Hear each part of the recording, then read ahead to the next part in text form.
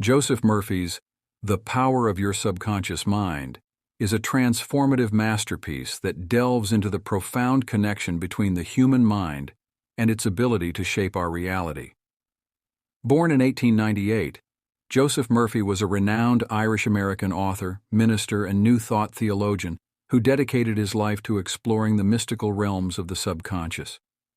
Educated in both the United States and Ireland, Murphy's diverse background in psychology, theology, and Eastern philosophy paved the way for a unique perspective on the untapped potential of the human mind.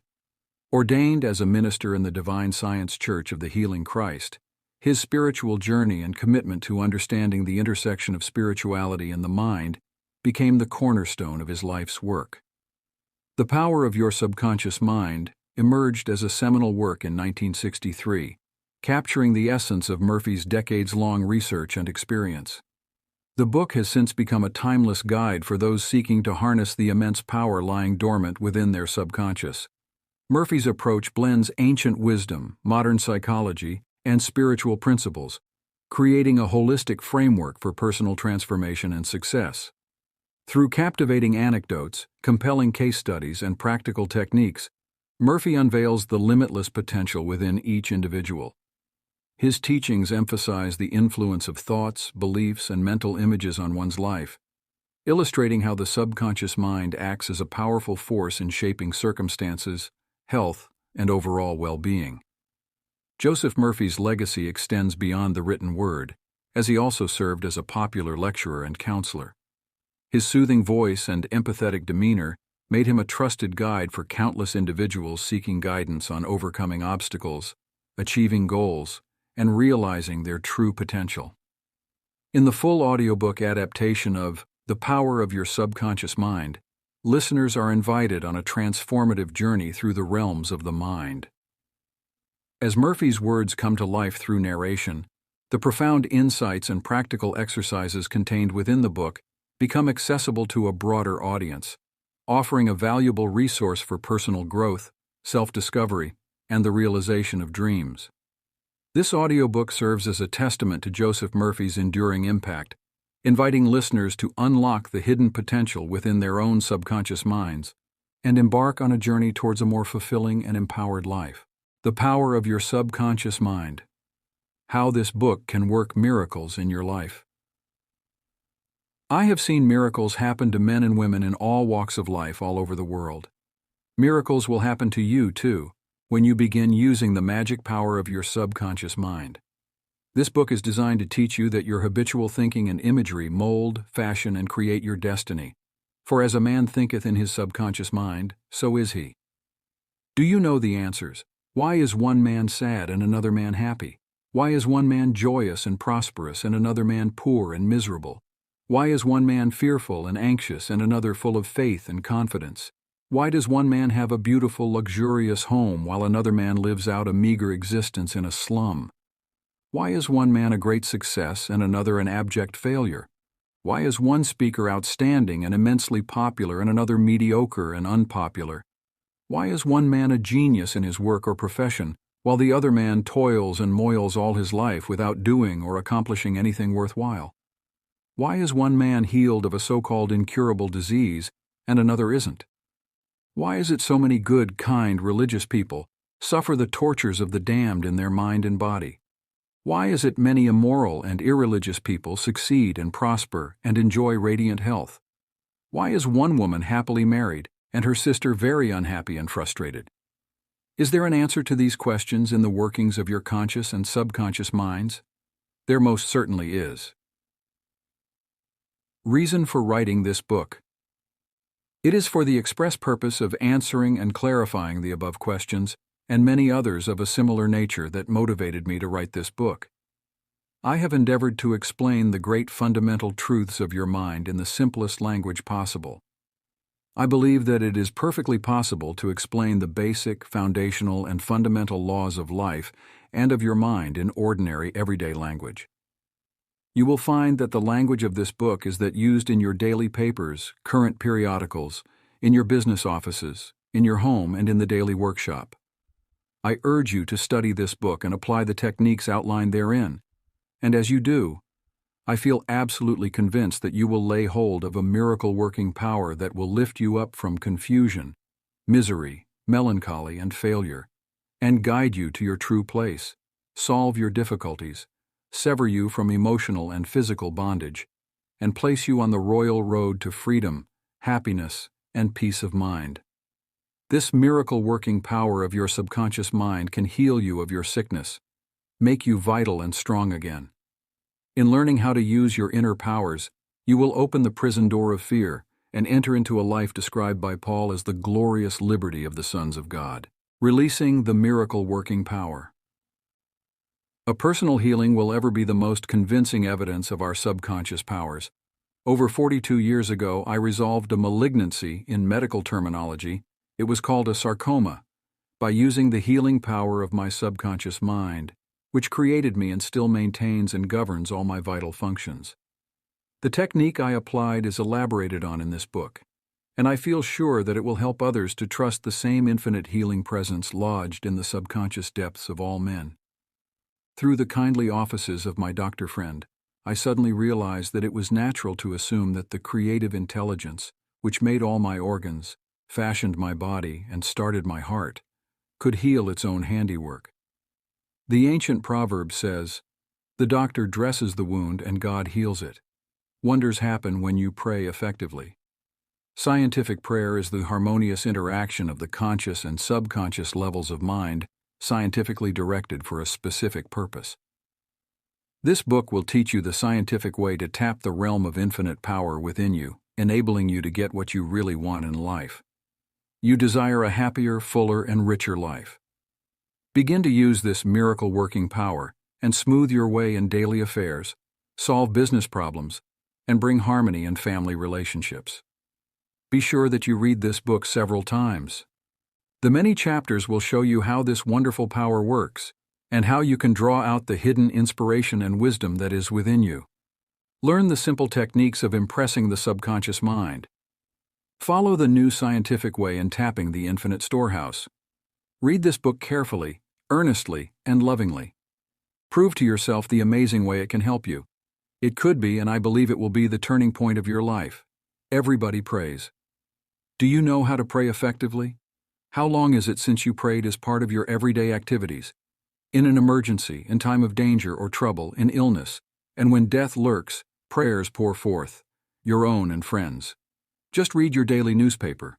It is reported that prayers are being offered up all over the nation for a child stricken with a so-called incurable ailment, for peace among nations, for a group of miners trapped in a flooded mine. Later it is reported that when rescued, the miners said that they prayed while waiting for rescue.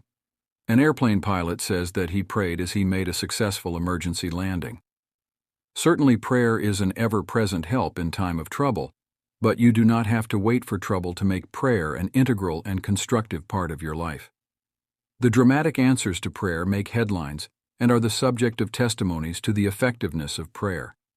What of the many humble prayers of children, the simple thanksgiving of grace at the table daily, the faithful devotions wherein the individual seeks only communion with God? My work with people has made it necessary for me to study the various approaches to prayer. I have experienced the power of prayer in my own life, and I have talked and worked with many people who also have enjoyed the help of prayer. The problem usually is how to tell others how to pray. People who are in trouble have difficulty in thinking and acting reasonably. They need an easy formula to follow, an obviously workable pattern that is simple and specific. Often they must be led to approach the emergency. Unique feature of this book. The unique feature of this book is its down-to-earth practicality. Here you are presented with simple, usable techniques and formulas, which you can easily apply in your workaday world. I have taught these simple processes to men and women all over the world.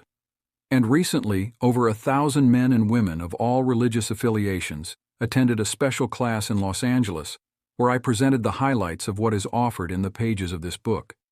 Many came from distances of 200 miles for each class lesson. The special features of this book will appeal to you because they show you why oftentimes you get the opposite of what you prayed for and reveal to you the reasons why. People have asked me in all parts of the world and thousands of times, why is it I have prayed and got no answer? In this book, you will find the reasons for this common complaint. The many ways of impressing the subconscious mind and getting the right answers make this an extraordinarily valuable book and an ever-present help in time of trouble. What do you believe? It is not the thing believed in that brings an answer to man's prayer. The answer to prayer results when the individual's subconscious mind responds to the mental picture or thought in his mind. This law of belief is operating in all religions of the world and is the reason why they are psychologically true.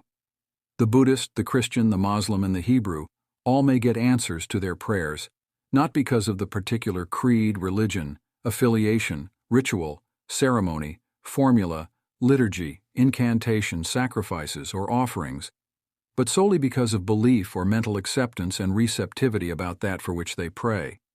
The law of life is the law of belief, and belief could be summed up briefly as a thought in your mind. As a man thinks, feels, and believes, so is the condition of his mind, body, and circumstances. A technique, a methodology based on an understanding of what you are doing and why you are doing it, will help you to bring about a subconscious embodiment of all the good things of life. Essentially, answered prayer is the realization of your heart's desire. Desire is prayer. Everyone desires health, happiness, security, peace of mind, true expression, but many fail to achieve clearly defined results. A university professor admitted to me recently, "I know that if I changed my mental pattern and redirected my emotional life, my ulcers would not recur, but I do not have any technique, process, or modus operandi. My mind wanders back and forth on my many problems, and I feel frustrated, defeated, and unhappy." This professor had a desire for perfect health. He needed knowledge of the way his mind worked, which would enable him to fulfill his desire. By practicing the healing methods outlined in this book, he became whole and perfect. There is one mind, common to all individual men. Emerson.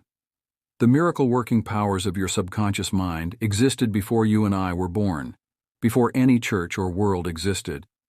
The great eternal truths and principles of life antedate all religions. It is with these thoughts in mind that I urge you in the following chapters to lay hold of this wonderful, magical, transforming power, which will bind up mental and physical wounds, proclaim liberty to the fear-ridden mind, and liberate you completely from the limitations of poverty, failure, misery, lack, and frustration. All you have to do is unite mentally and emotionally with the good you wish to embody, and the creative powers of your subconscious will respond accordingly. Begin now, today. Let wonders happen in your life. Keep on, keeping on until the day breaks and the shadows flee away. The treasure house within you. The master secret of the ages, the marvelous power of your subconscious, necessity of a working basis, the duality of mind, the conscious and subconscious minds, outstanding differences and modes of operation, how her subconscious responded, brief summary of ideas worth remembering, how your own mind works, conscious and subconscious terms differentiated, experiments by psychologists, the terms objective and subjective mind clarified. The subconscious cannot reason like your conscious mind. The tremendous power of suggestion. Different reactions to the same suggestion, how he lost his arm, how autosuggestion banishes fear, how she restored her memory, how he overcame a nasty temper. The constructive and destructive power of suggestion. Have you accepted any of these? You can counteract negative suggestions. How suggestion killed a man. The power of an assumed major premise. The subconscious does not argue controversially. Review of highlights. The miracle-working power of your subconscious. Your subconscious is your book of life. What is impressed in the subconscious is expressed. The subconscious heals a malignancy of the skin. How the subconscious controls all functions of the body. How to get the subconscious to work for you. Healing principle of the subconscious restores atrophied optic nerves. How to convey the idea of perfect health to your subconscious mind. Ideas worth remembering. Mental healings in ancient times. Bible accounts on the use of the subconscious powers. Miracles at various shrines throughout the world. One universal healing principle. Widely different theories. Views of Paracelsus, Bernheim's experiments, producing a blister by suggestion. The cause of bloody stigmata. Healing points in review. Mental healings in modern times. One process of healing, the law of belief. Prayer therapy is the combined function of the conscious and subconscious mind, scientifically directed. Faith healing, what it means, and how blind faith works. Subjective faith and what it means, the meaning of absent treatment. Releasing the kinetic action of the subconscious mind. Summary of your aids to health. Practical techniques in mental healings. The passing over technique for impregnating the subconscious. Your subconscious will accept your blueprint. The science and art of true prayer. The visualization technique. Mental movie method. The Baudouin technique. The sleeping technique. The thank you technique. The affirmative method. The argumentative method. The absolute method is like modern sound wave therapy. A cripple walks. The decree method. Serve yourself with scientific truth. The tendency of the subconscious is lifeward. How the body portrays the workings of the mind. There is an intelligence which takes care of the body. The subconscious mind works continually for the common good. How man interferes with the innate principle of harmony. Why it's normal to be healthy, vital, and strong. It's abnormal to be sick. Pott's disease cured. How faith in your subconscious powers makes you whole. Pointers to review. How to get the results you want easy does it. Infer. No opponent, use imagination and not willpower. How disciplined imagination works wonders. The 3 steps to success in prayer. The law of reversed EF, ORT, and why you get the opposite of what you pray for. The conflict of desire and imagination must be reconciled. Ideas worth recalling. How to use the power of your subconscious for wealth. Wealth is of the mind, your invisible means of support. The ideal method for building a wealth consciousness. Why your affirmations for wealth fail. How to avoid mental conflict. Don't sign blank checks. Your subconscious gives you compound interest. Why nothing happened. True source of wealth. Trying to make ends meet and the real cause. A common stumbling block to wealth. Rubbing out a great mental block to wealth. Sleep and grow rich. Serve yourself with the powers of your mind. Your right to be rich. Money is a symbol. How to walk the royal road to riches. Why you do not have more money. Money and a balanced life. Poverty is a mental disease. Why you must never criticize money. Getting the right attitude toward money. How the scientific thinker looks at money. How to attract the money you need. Why some men do not get a raise in pay. Obstacles and impediments on the pathway to riches. Protect your investments. You cannot get something for nothing. Your constant supply of money. Step up this way to riches. Your subconscious mind as a partner in success. The 3 steps to success, the measure of true success, how he made his dream come true. His dream pharmacy became a reality. Using the subconscious mind in business, boy of 16 years turns failure into success. How to become successful in buying and selling. How she succeeded in getting what she wanted. A success technique employed by many outstanding executives and businessmen. Profitable pointers. Scientists use the subconscious mind. How a distinguished scientist brought forth his inventions. How a famous naturalist solved his problem. An outstanding physician solved the problem of diabetes. How a famous scientist and physicist escaped from a Russian concentration camp. How archaeologists and paleontologists reconstruct ancient scenes. How to receive guidance from your subconscious. His subconscious revealed the location of his father's will. The secret of guidance. Highlights to recall. Your subconscious and the wonders of sleep. Why we sleep. Prayer, a form of sleep. Startling ECTs of sleep deprivation. You need more sleep. Sleep brings counsel. Saved from certain disaster. Your future is in your subconscious mind. A catnap nets him $15,000. How a famous professor solved his problem in sleep. How the subconscious worked for a famous writer while he slept. Sleep in peace and wake in joy. Summary of your aids to the wonders of sleep. Your subconscious mind and marital problems. The meaning of marriage. How to attract the ideal husband. How to attract the ideal wife. No need for third mistake. How she broke the negative pattern. The answer to her prayer. Should I get a divorce? Drifting into divorce. Divorce begins in the mind. The nagging wife. The brooding husband. The great mistake. Don't try to make your wife over. Pray together and stay together through steps in prayer. Review your actions, your subconscious mind and your happiness. You must choose happiness. How to choose happiness. He made it a habit to be happy. You must desire to be happy. Why choose unhappiness? If I had $1 million, I would be happy.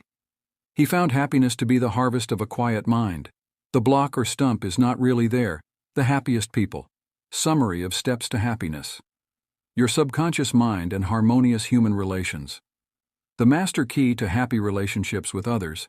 And with what measure ye meet, it shall be measured to you again. The daily headlines made him sick. I hate women, but I like men. His inner speech held back his promotion. Becoming emotionally mature. The meaning of love in harmonious human relations. He hated audiences. Handling difficult people. Misery loves company. The practice of empathy in human relations. Appeasement never wins. Profitable pointers in human relations. How to use your subconscious mind for forgiveness. Life always forgives you. How he banished that feeling of guilt. A murderer learned to forgive himself. Criticism cannot hurt you without your consent. How to be compassionate. Left at the altar. It is wrong to marry. Sex is evil and I am evil. Forgiveness is necessary for healing. Forgiveness is love in action. Technique of forgiveness. The acid test of forgiveness. To understand all is to forgive all. Summary of your aids to forgiveness. How your subconscious removes mental blocks. How to break or build a habit. How he broke a bad habit. The power of his mental picture. Focused attention. He said a jinx was following him. How much do you want what you want? Why he could not be healed. The explanation and the cure. Refusing to admit it. Building in the idea of freedom. 51% healed. The law of substitution. Cause of alcoholism. 3 magic steps. Keep on keeping on. Review your thought power. How to use your subconscious mind to remove fear. Man's greatest enemy. Do the tiling you fear. Banishing stage fright. Fear of failure. How he overcame the fear. Fear of water, mountains, closed places. Master technique for overcoming any particular fear. He blessed the elevator. Normal and abnormal fear. Abnormal fear. The answer to abnormal fear. Examine your fears. He landed in the jungle. He dismissed himself. They plotted against him. Deliver yourself from all your fears. Step this way to freedom from fear. How to stay young in spirit forever. He had grown old in his thought life. Age is the dawn of wisdom. Welcome the change. Evidence for survival. Life is. Mind and spirit do not grow old. You are as young as you think you are. Your gray hairs are an asset. Age is an asset. Be your age. I can keep up with the best of them. Fear of old age. You have much to give. 110 years old. Retirement. A new venture. He graduated to a better job. You must be a producer and not a prisoner of society. Secret of youth. Get a vision. Your mind does not grow old. His mind active at 99. We need our senior citizens. The fruits of old age. Profitable pointers. The treasure house within you. Infinite riches are all around you if you will open your mental eyes and behold the treasure house of infinity within you. There is a gold mine within you from which you can extract everything you need to live life gloriously, joyously, and abundantly. Many are sound asleep because they do not know about this gold mine of infinite intelligence and boundless love within themselves. Whatever you want, you can draw forth. A magnetized piece of steel will lift about 12 times its own weight, and if you demagnetize this same piece of steel, it will not even lift a feather. Similarly, there are 2 types of men. There is the magnetized man who is full of confidence and faith. He knows that he is born to win and to succeed. Then there is the type of man who is demagnetized. He is full of fears and doubts. Opportunities come and he says, I might fail. I might lose my money. People will laugh at me. This type of man will not get very far in life because, if he is afraid to go forward, he will simply stay where he is. Become a magnetized man and discover the master secret of the ages. The master secret of the ages. What, in your opinion, is the master secret of the ages?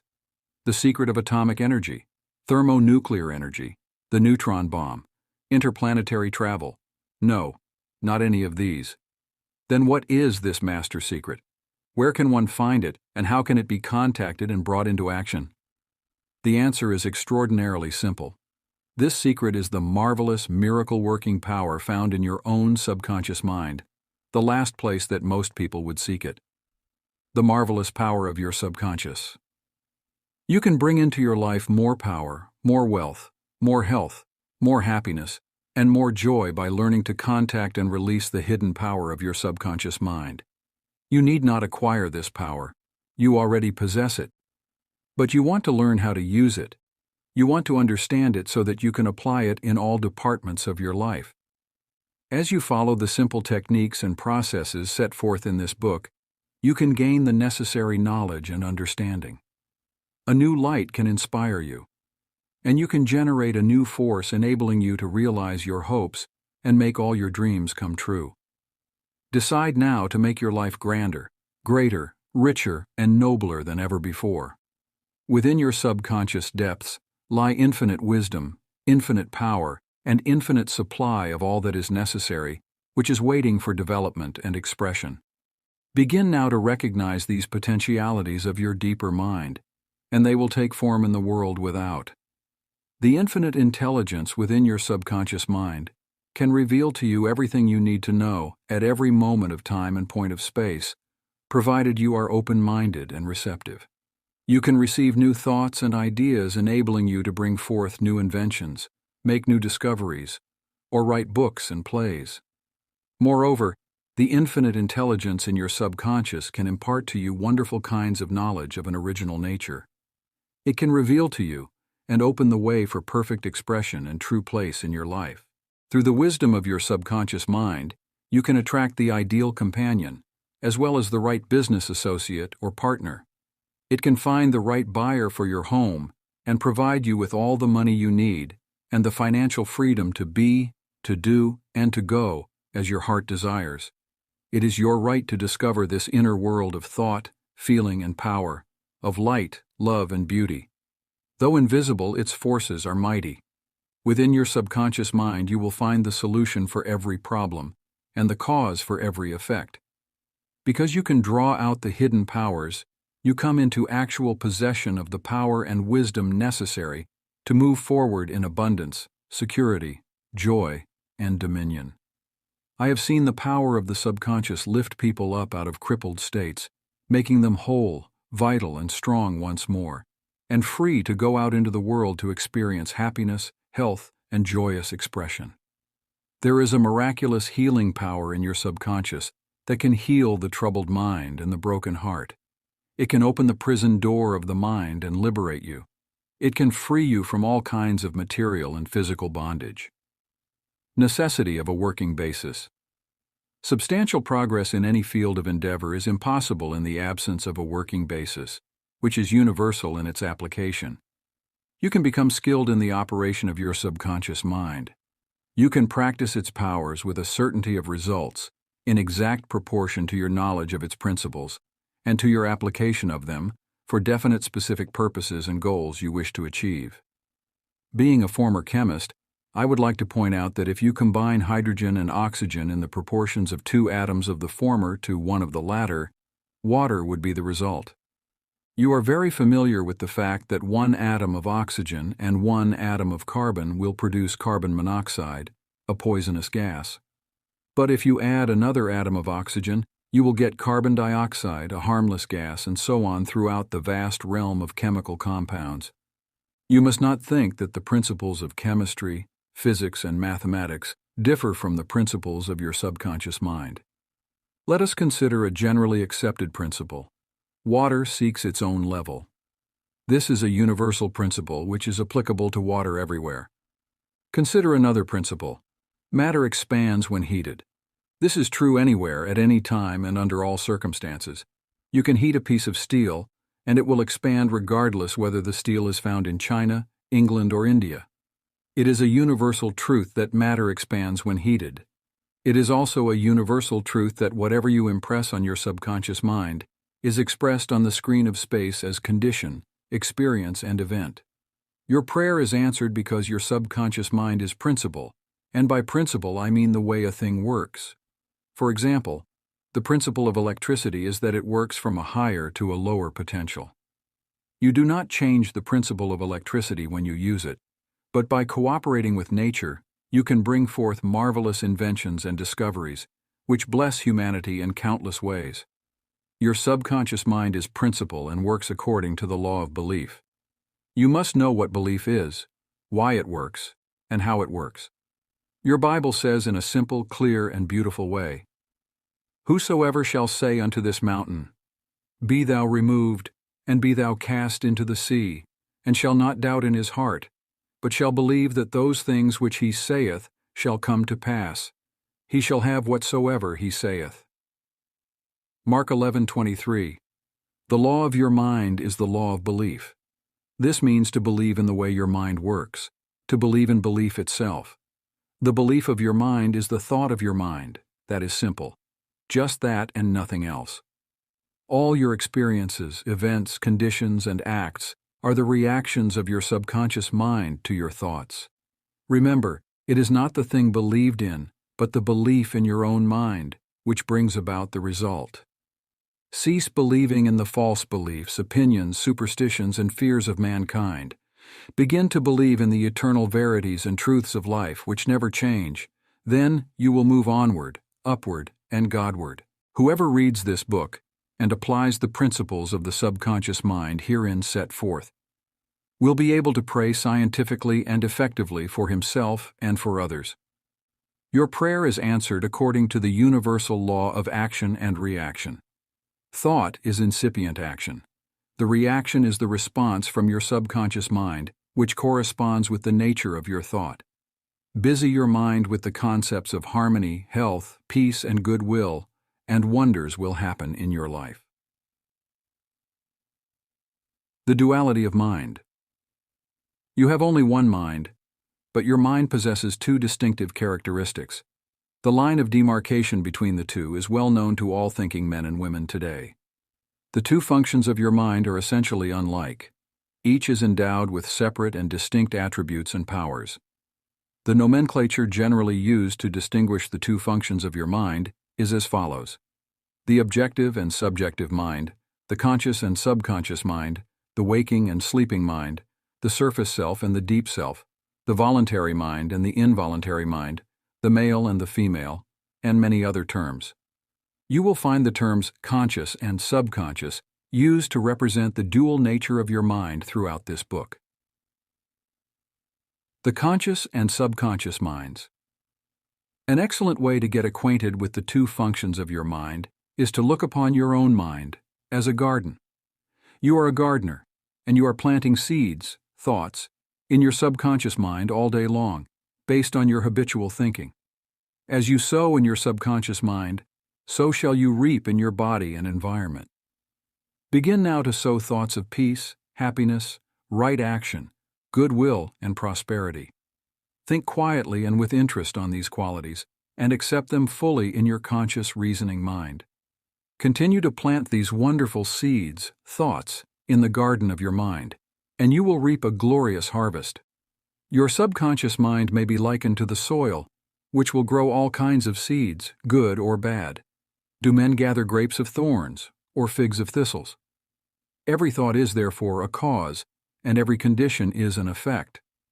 For this reason, it is essential that you take charge of your thoughts so as to bring forth only desirable conditions. When your mind thinks correctly, when you understand the truth, when the thoughts deposited in your subconscious mind are constructive, harmonious, and peaceful, the magic working power of your subconscious will respond and bring about harmonious conditions, agreeable surroundings, and the best of everything. When you begin to control your thought processes, you can apply the powers of your subconscious to any problem or difficulty. In other words, you will actually be consciously cooperating with the infinite power and omnipotent law, which governs all things. Look around you wherever you live, and you will notice that the vast majority of mankind lives in the world without. The more enlightened men are intensely interested in the world within. Remember, it is the world within, namely your thoughts, feelings, and imagery, that makes your world without. It is therefore the only creative power, and everything, which you find in your world of expression, has been created by you in the inner world of your mind, consciously or unconsciously. Knowledge of the interaction of your conscious and subconscious minds will enable you to transform your whole life. In order to change external conditions, you must change the cause. Most men try to change conditions and circumstances by working with conditions and circumstances. To remove discord, confusion, lack, and limitation, you must remove the cause, and the cause is the way you are using your conscious mind.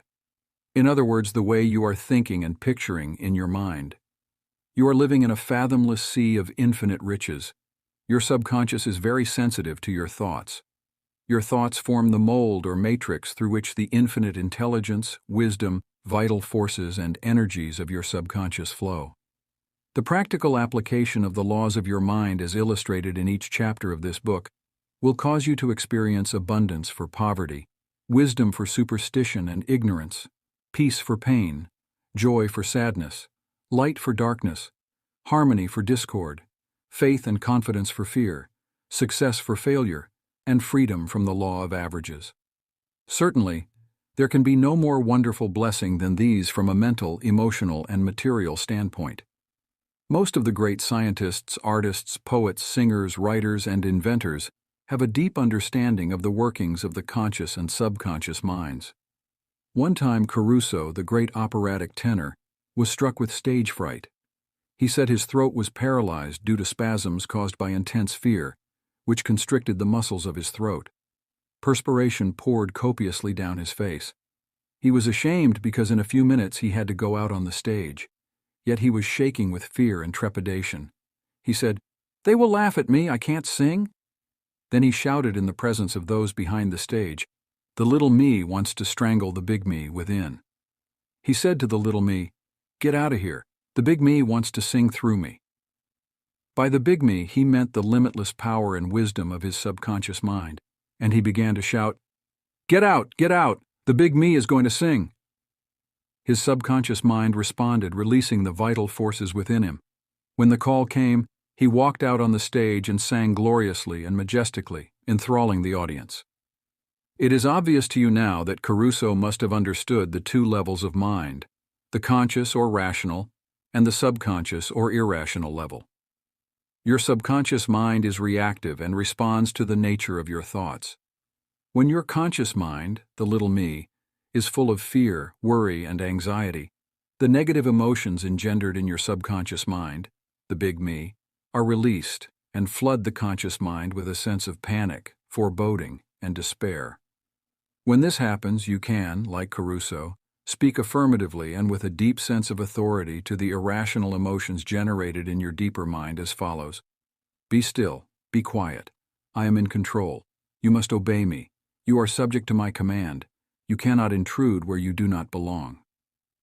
It is fascinating and intensely interesting to observe how you can speak authoritatively and with conviction to the irrational movement of your deeper self, bringing silence, harmony, and peace to your mind. The subconscious is subject to the conscious mind, and that is why it is called subconscious or subjective. Outstanding differences and modes of operation. You will perceive the main differences by the following illustrations. The conscious mind is like the navigator or captain at the bridge of a ship. He directs the ship and signals orders to men in the engine room, who in turn control all the boilers, instruments, gauges, etc. The men in the engine room do not know where they are going. They follow orders. They would go on the rocks if the man on the bridge issued faulty or wrong instructions based on his findings with the compass, sextant, or other instruments. The men in the engine room obey him because he is in charge and issues orders, which are automatically obeyed. Members of the crew do not talk back to the captain. They simply carry out orders. The captain is the master of his ship, and his decrees are carried out. Likewise, your conscious mind is the captain and the master of your ship, which represents your body, environment, and all your affairs. Your subconscious mind takes the orders you give it, based upon what your conscious mind believes and accepts as true. When you repeatedly say to people, "I can't afford it," then your subconscious mind takes you at your word and sees to it that you will not be in a position to purchase what you want. As long as you persist in saying, I can't afford that car, that trip to Europe, that home, that fur coat or ermine wrap, you can rest assured that your subconscious mind will follow your orders, and you will go through life experiencing the lack of all these things. Last Christmas Eve, a beautiful young university student looked at an attractive and rather expensive traveling bag in a store window. She was going home to Buffalo, New York for the holidays. She was about to say, "I can't afford that bag," when she recalled something she had heard at one of my lectures, which was, "Never finish a negative statement. Reverse it immediately, and wonders will happen in your life." She said, "That bag is mine. It is for sale. I accept it mentally, and my subconscious sees to it that I receive it." At 8 o'clock Christmas Eve, her fiancé presented her with a bag exactly the same as the one she had looked at and mentally identified herself with at 10 o'clock the same morning. She had filled her mind with the thought of expectancy and released the whole thing to her deeper mind, which has the know-how of accomplishment. This young girl, a student at the University of Southern California, said to me, "I didn't have the money to buy that bag, but now I know where to find money and all the things I need, and that is in the treasure house of eternity within me." Another simple illustration is this. When you say, "I do not like mushrooms," and the occasion subsequently comes that you are served mushrooms in sauces or salads, you will get indigestion because your subconscious mind says to you, "The boss, your conscious mind, does not like mushrooms." This is an amusing example of the outstanding differences and modes of operation of your conscious and subconscious minds. A woman may say, "I wake up at 3 o'clock if I drink coffee at night." Whenever she drinks coffee, her subconscious mind nudges her, as if to say, "The boss wants you to stay awake tonight." Your subconscious mind works 24 hours a day and makes provisions for your benefit, pouring all the fruit of your habitual thinking into your lap. How her subconscious responded. A woman wrote me a few months ago as follows: "I am 75 years old, a widow with a grown family. I was living alone and on a pension. I heard your lectures on the powers of the subconscious mind, wherein you said that ideas could be conveyed to the subconscious mind by repetition, faith, and expectancy. I began to repeat frequently with feeling, 'I am wanted. I am happily married to a kind, loving, and spiritual-minded man. I am secure.' I kept on doing this many times a day for about 2 weeks, and one day at the corner drugstore, I was introduced to a retired pharmacist. I found him to be kind, understanding, and very religious. He was a perfect answer to my prayer. Within a week he proposed to me, and now we are on our honeymoon in Europe. I know that the intelligence within my subconscious mind brought both of us together in divine order." This woman discovered that the treasure house was within her. Her prayer was felt as true in her heart, and her affirmation sank down by osmosis into her subconscious mind, which is the creative medium. The moment she succeeded in bringing about a subjective embodiment, her subconscious mind brought about the answer through the law of attraction. Her deeper mind, full of wisdom and intelligence, brought both of them together in divine order. Be sure that you think on whatsoever things are true, whatsoever things are honest, whatsoever things are just, whatsoever things are pure, whatsoever things are lovely, whatsoever things are of good report. If there be any virtue, and if there be any praise, think on these things. Phil. 4.8. Brief summary of ideas worth remembering. 1. The treasure house is within you. Look within for the answer to your heart's desire. 2. The great secret possessed by the great men of all ages was their ability to contact and release the powers of their subconscious mind. You can do the same. 3. Your subconscious has the answer to all problems. If you suggest to your subconscious prior to sleep, "I want to get up at 6 a.m., it will awaken you at that exact time. 4. Your subconscious mind is the builder of your body and can heal you. Lull yourself to sleep every night with the idea of perfect health, and your subconscious, being your faithful servant, will obey you. 5. Every thought is a cause, and every condition is an effect. 6. If you want to write a book, write a wonderful play, give a better talk to your audience, convey the idea lovingly and feelingly to your subconscious mind, and it will respond accordingly. 7. You are like a captain navigating a ship. He must give the right orders, and likewise, you must give the right orders, thoughts, and images to your subconscious mind, which controls and governs all your experiences. 8. Never use the terms, "I can't afford it" or "I can't do this." Your subconscious mind takes you at your word and sees to it that you do not have the money or the ability to do what you want to do.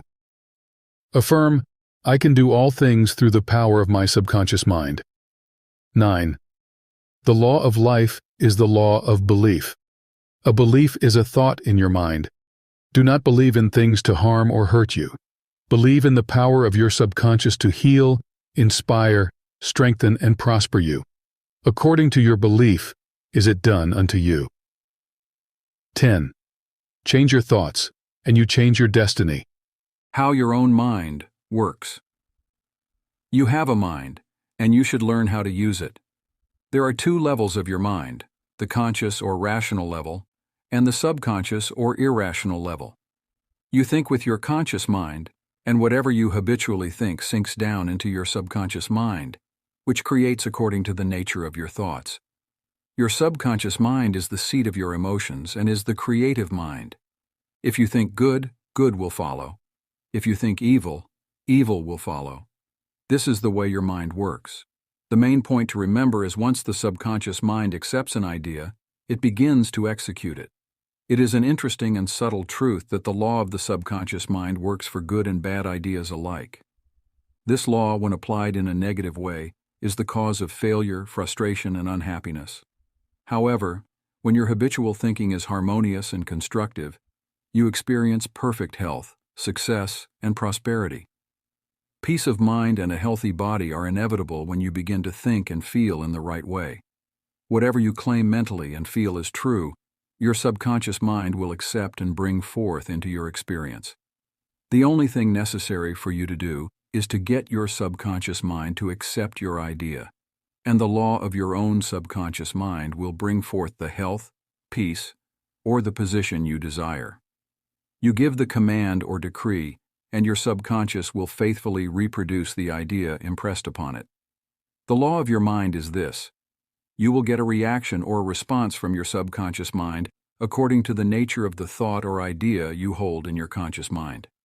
Psychologists and psychiatrists point out that when thoughts are conveyed to your subconscious mind, impressions are made in the brain cells. As soon as your subconscious accepts any idea, it proceeds to put it into effect immediately.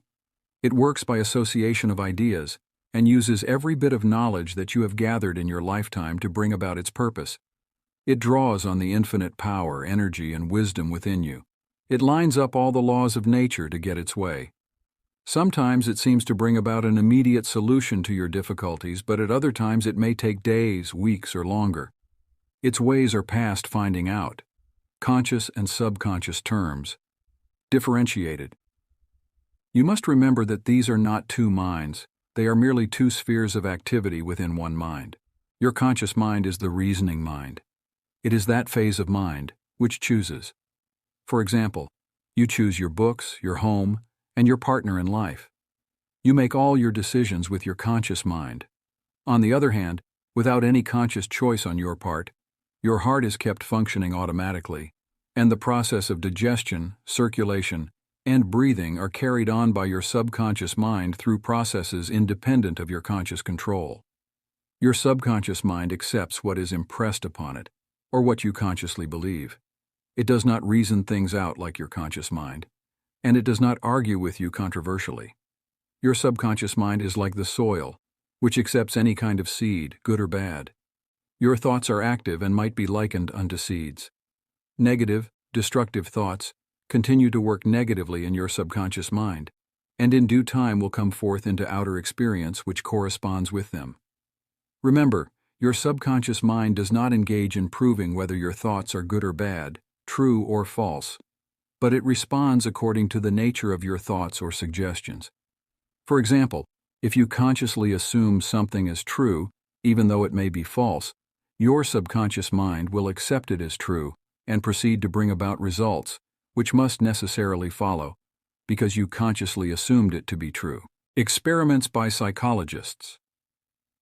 Innumerable experiments by psychologists and others on persons in the hypnotic state have shown that the subconscious mind is incapable of making selections and comparisons, which are necessary for a reasoning process. They have shown repeatedly that your subconscious mind will accept any suggestions, however false. Having once accepted any suggestion, it responds according to the nature of the suggestion given. To illustrate the amenability of your subconscious mind to suggestion, if a practiced hypnotist suggests to one of his subjects that he is Napoleon Bonaparte, or even a cat or a dog, he will act out the part with inimitable accuracy. His personality becomes changed for the time being. He believes himself to be whatever the operator tells him he is.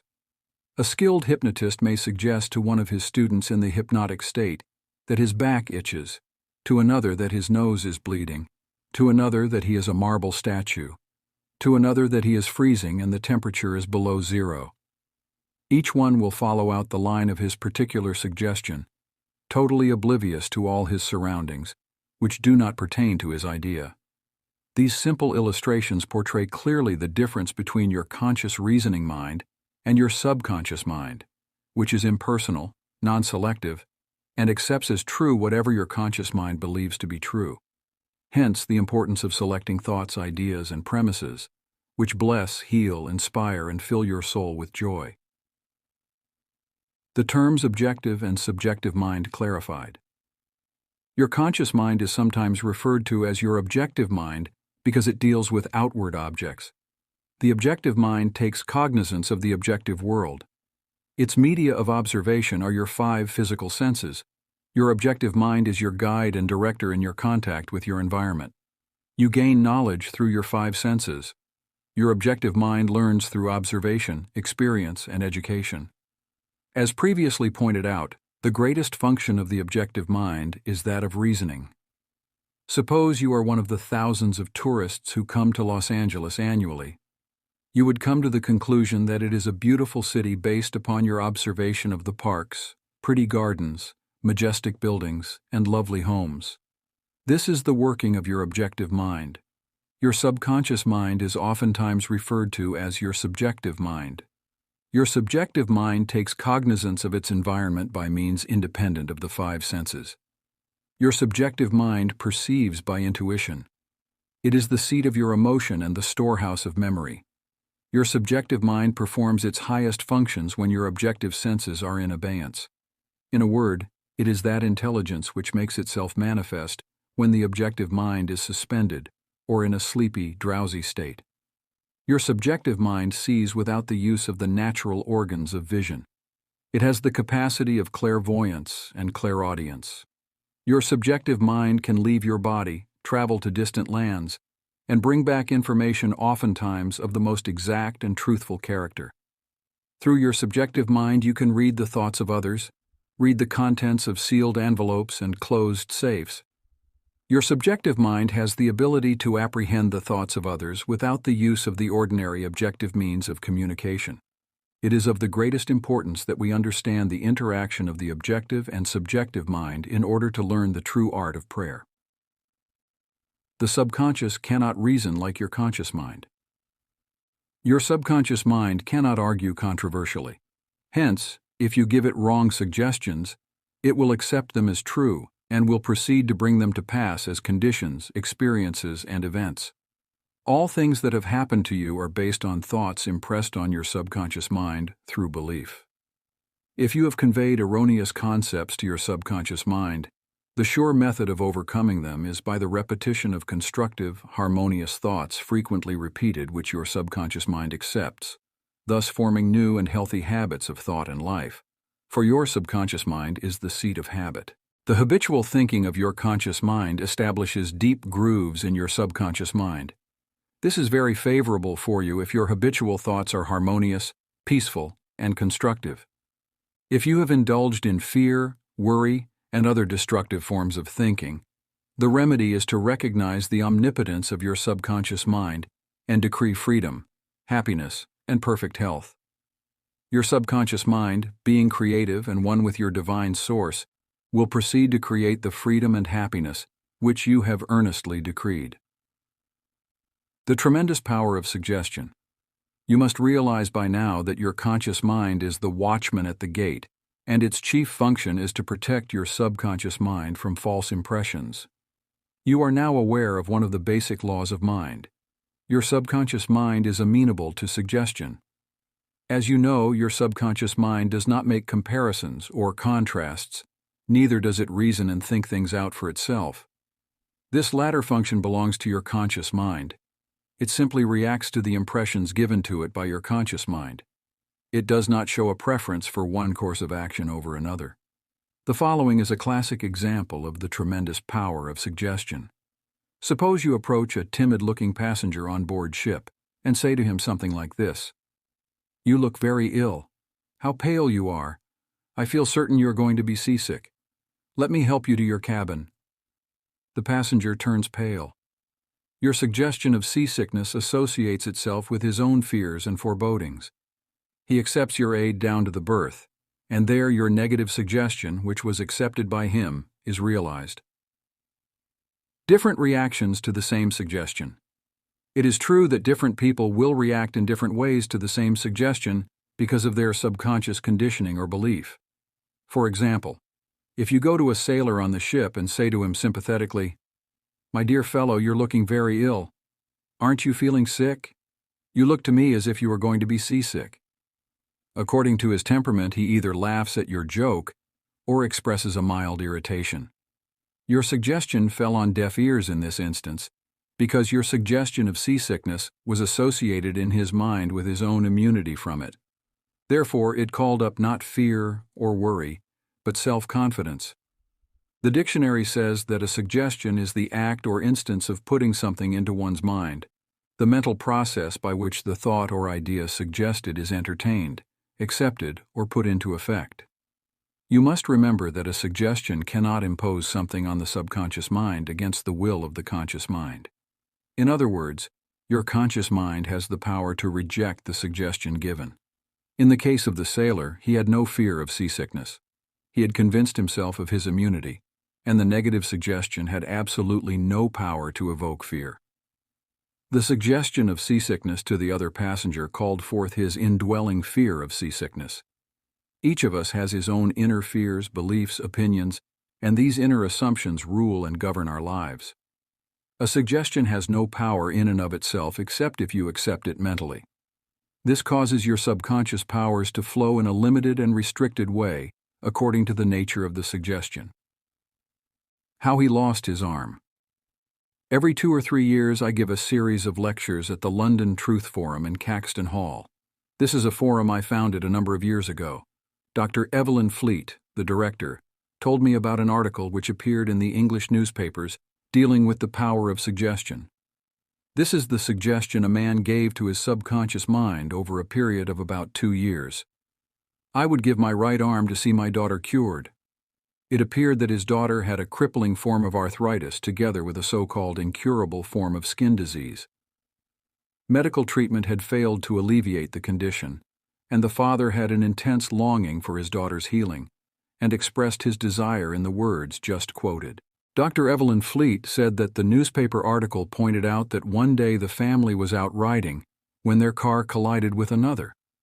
The father's right arm was torn off at the shoulder, and immediately the daughter's arthritis and skin condition vanished. You must make certain to give your subconscious only suggestions which heal, bless, elevate, and inspire you in all your ways. Remember that your subconscious mind cannot take a joke. It takes you at your word. How autosuggestion banishes fear. Illustrations of autosuggestion. Autosuggestion means suggesting something definite and specific to oneself. Herbert Parkin, in his excellent Manual of Autosuggestion, records the following incident. It has its amusing side, so that one remembers it. A New York visitor in Chicago looks at his watch, which is set an hour ahead of Chicago time, and tells a Chicago friend that it is 12 o'clock. The Chicago friend, not considering the difference in time between Chicago and New York, tells the New Yorker that he is hungry and that he must go to lunch. Autosuggestion may be used to banish various fears and other negative conditions. A young singer was invited to give an audition. She had been looking forward to the interview, but on 3 previous occasions she had failed miserably due to fear of failure. This young lady had a very good voice, but she had been saying to herself, When the time comes for me to sing, maybe they won't like me. I will try, but I'm full of fear and anxiety.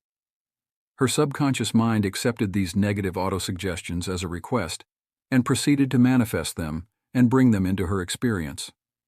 The cause was an involuntary autosuggestion, that is, silent fear thoughts emotionalized and subjectified. She overcame it by the following technique. 3 times a day, she isolated herself in a room. She sat down comfortably in an armchair, relaxed her body, and closed her eyes. She stilled her mind and body as best she could. Physical inertia favors mental passivity and renders the mind more receptive to suggestion. She counteracted the fear suggestion by saying to herself, "I sing beautifully. I am poised, serene, confident, and calm." She repeated this statement slowly, quietly, and with feeling from 5 to 10 times at each sitting. She had 3 such sittings every day, and 1 immediately prior to sleep. At the end of a week, she was completely poised and confident. When the invitation to audition came, she gave a remarkable, wonderful audition. How she restored her memory. A woman aged 75 was in the habit of saying to herself, "I am losing my memory." She reversed the procedure and practiced induced autosuggestion several times a day as follows. "My memory from today on is improving in every department. I shall always remember whatever I need to know at every moment of time and point of space. The impressions received will be clearer and more definite. I shall retain them automatically and with ease. Whatever I wish to recall will immediately present itself in the correct form in my mind. I am improving rapidly every day, and very soon my memory will be better than it has ever been before." At the end of 3 weeks, her memory was back to normal, and she was delighted. How he overcame a nasty temper. Many men who complained of irritability and bad temper proved to be very susceptible to autosuggestion and obtained marvelous results by using the following statements 3 or 4 times a day, morning, noon, and at night prior to sleep for about a month. "Henceforth, I shall grow more good-humored. Joy, happiness, and cheerfulness are now becoming my normal states of mind. Every day I am becoming more and more lovable and understanding. I'm now becoming the center of cheer and goodwill to all those about me, infecting them with good humor. This happy, joyous, and cheerful mood is now becoming my normal, natural state of mind. I am grateful." The constructive and destructive power of suggestion. Some illustrations and comments on heterosuggestion. Heterosuggestion means suggestions from another person. In all ages, the power of suggestion has played a part in the life and thought of man in every period of time, and in each country of the earth. In many parts of the world, it is the controlling power in religion. Suggestion may be used to discipline and control ourselves, but it can also be used to take control and command over others who do not know the laws of mind. In its constructive form, it is wonderful and magnificent. In its negative aspects, it is one of the most destructive of all the response patterns of the mind, resulting in patterns of misery, failure, suffering, sickness, and disaster. Have you accepted any of these? From infancy on, the majority of us have been given many negative suggestions. Not knowing how to thwart them, we unconsciously accepted them. Here are some of the negative suggestions. "You can't." "You'll never amount to anything." "You mustn't." "You'll fail." "You haven't got a chance." "You're all wrong."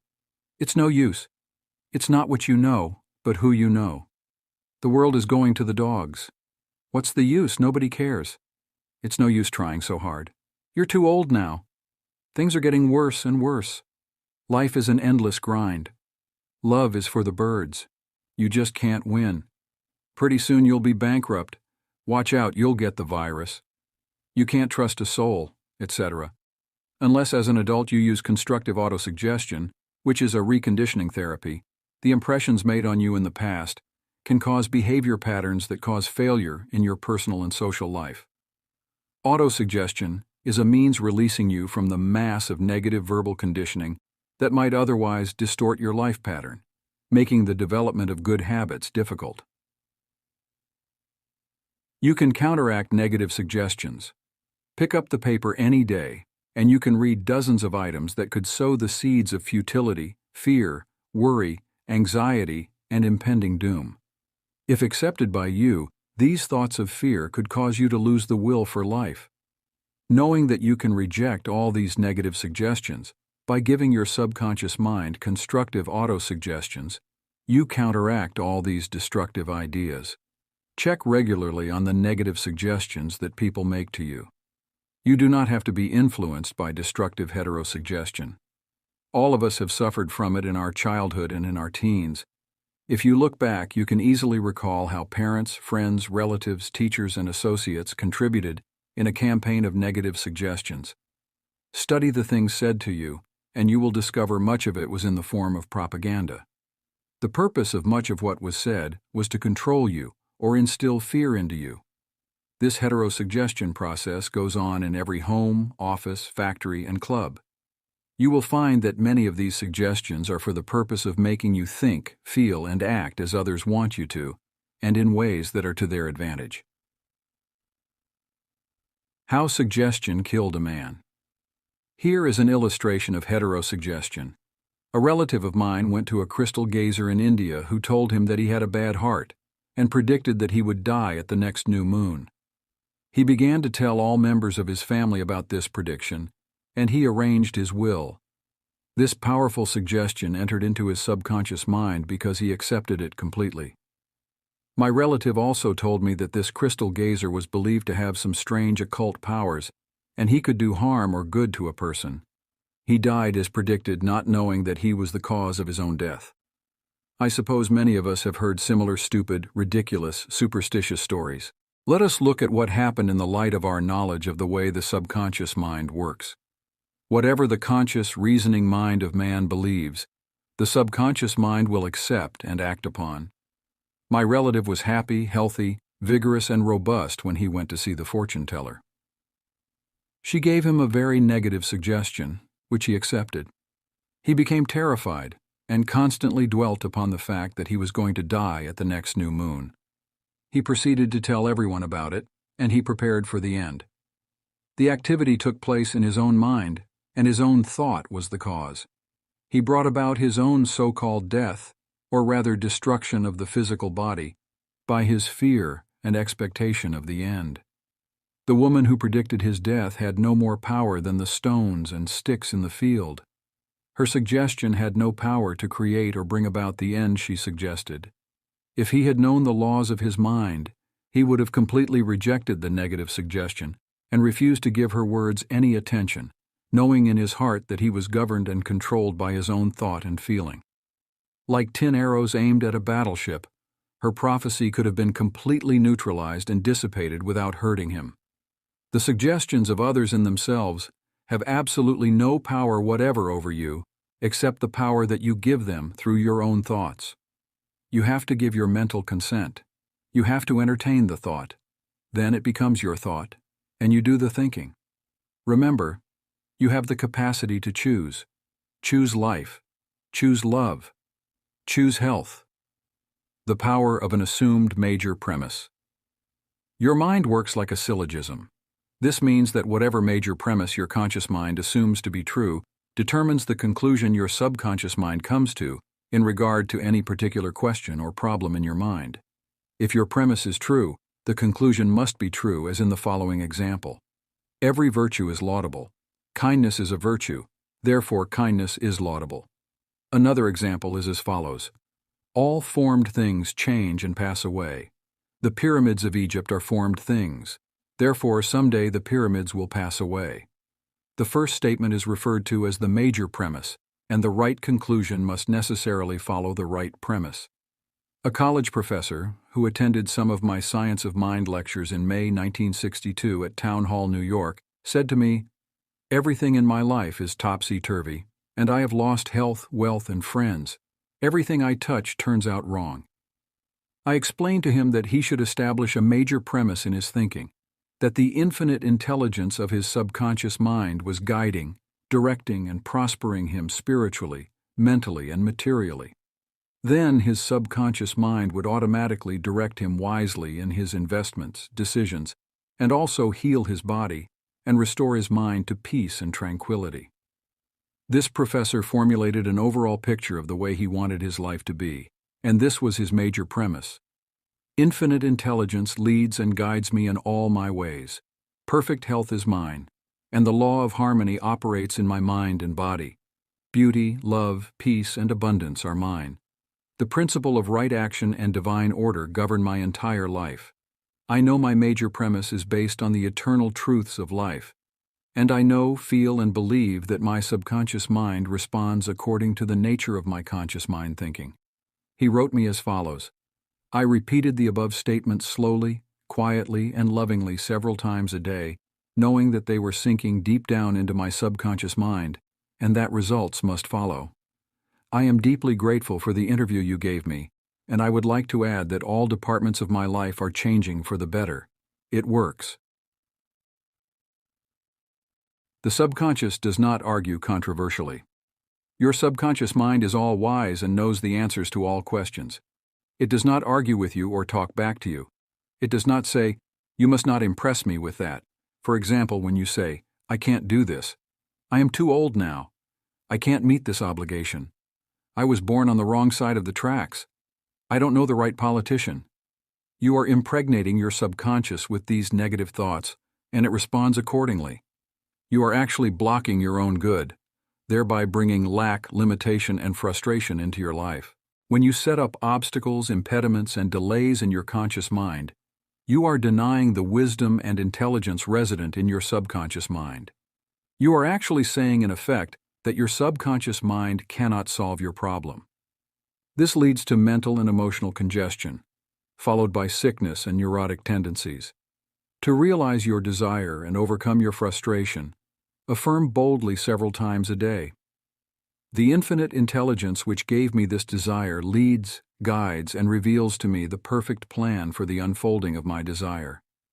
I know the deeper wisdom of my subconscious is now responding, and what I feel and claim within is expressed in the without. There is a balance, equilibrium, and equanimity. If you say, "There is no way out. I am lost. There is no way out of this dilemma. I am stymied and blocked," you will get no answer or response from your subconscious mind.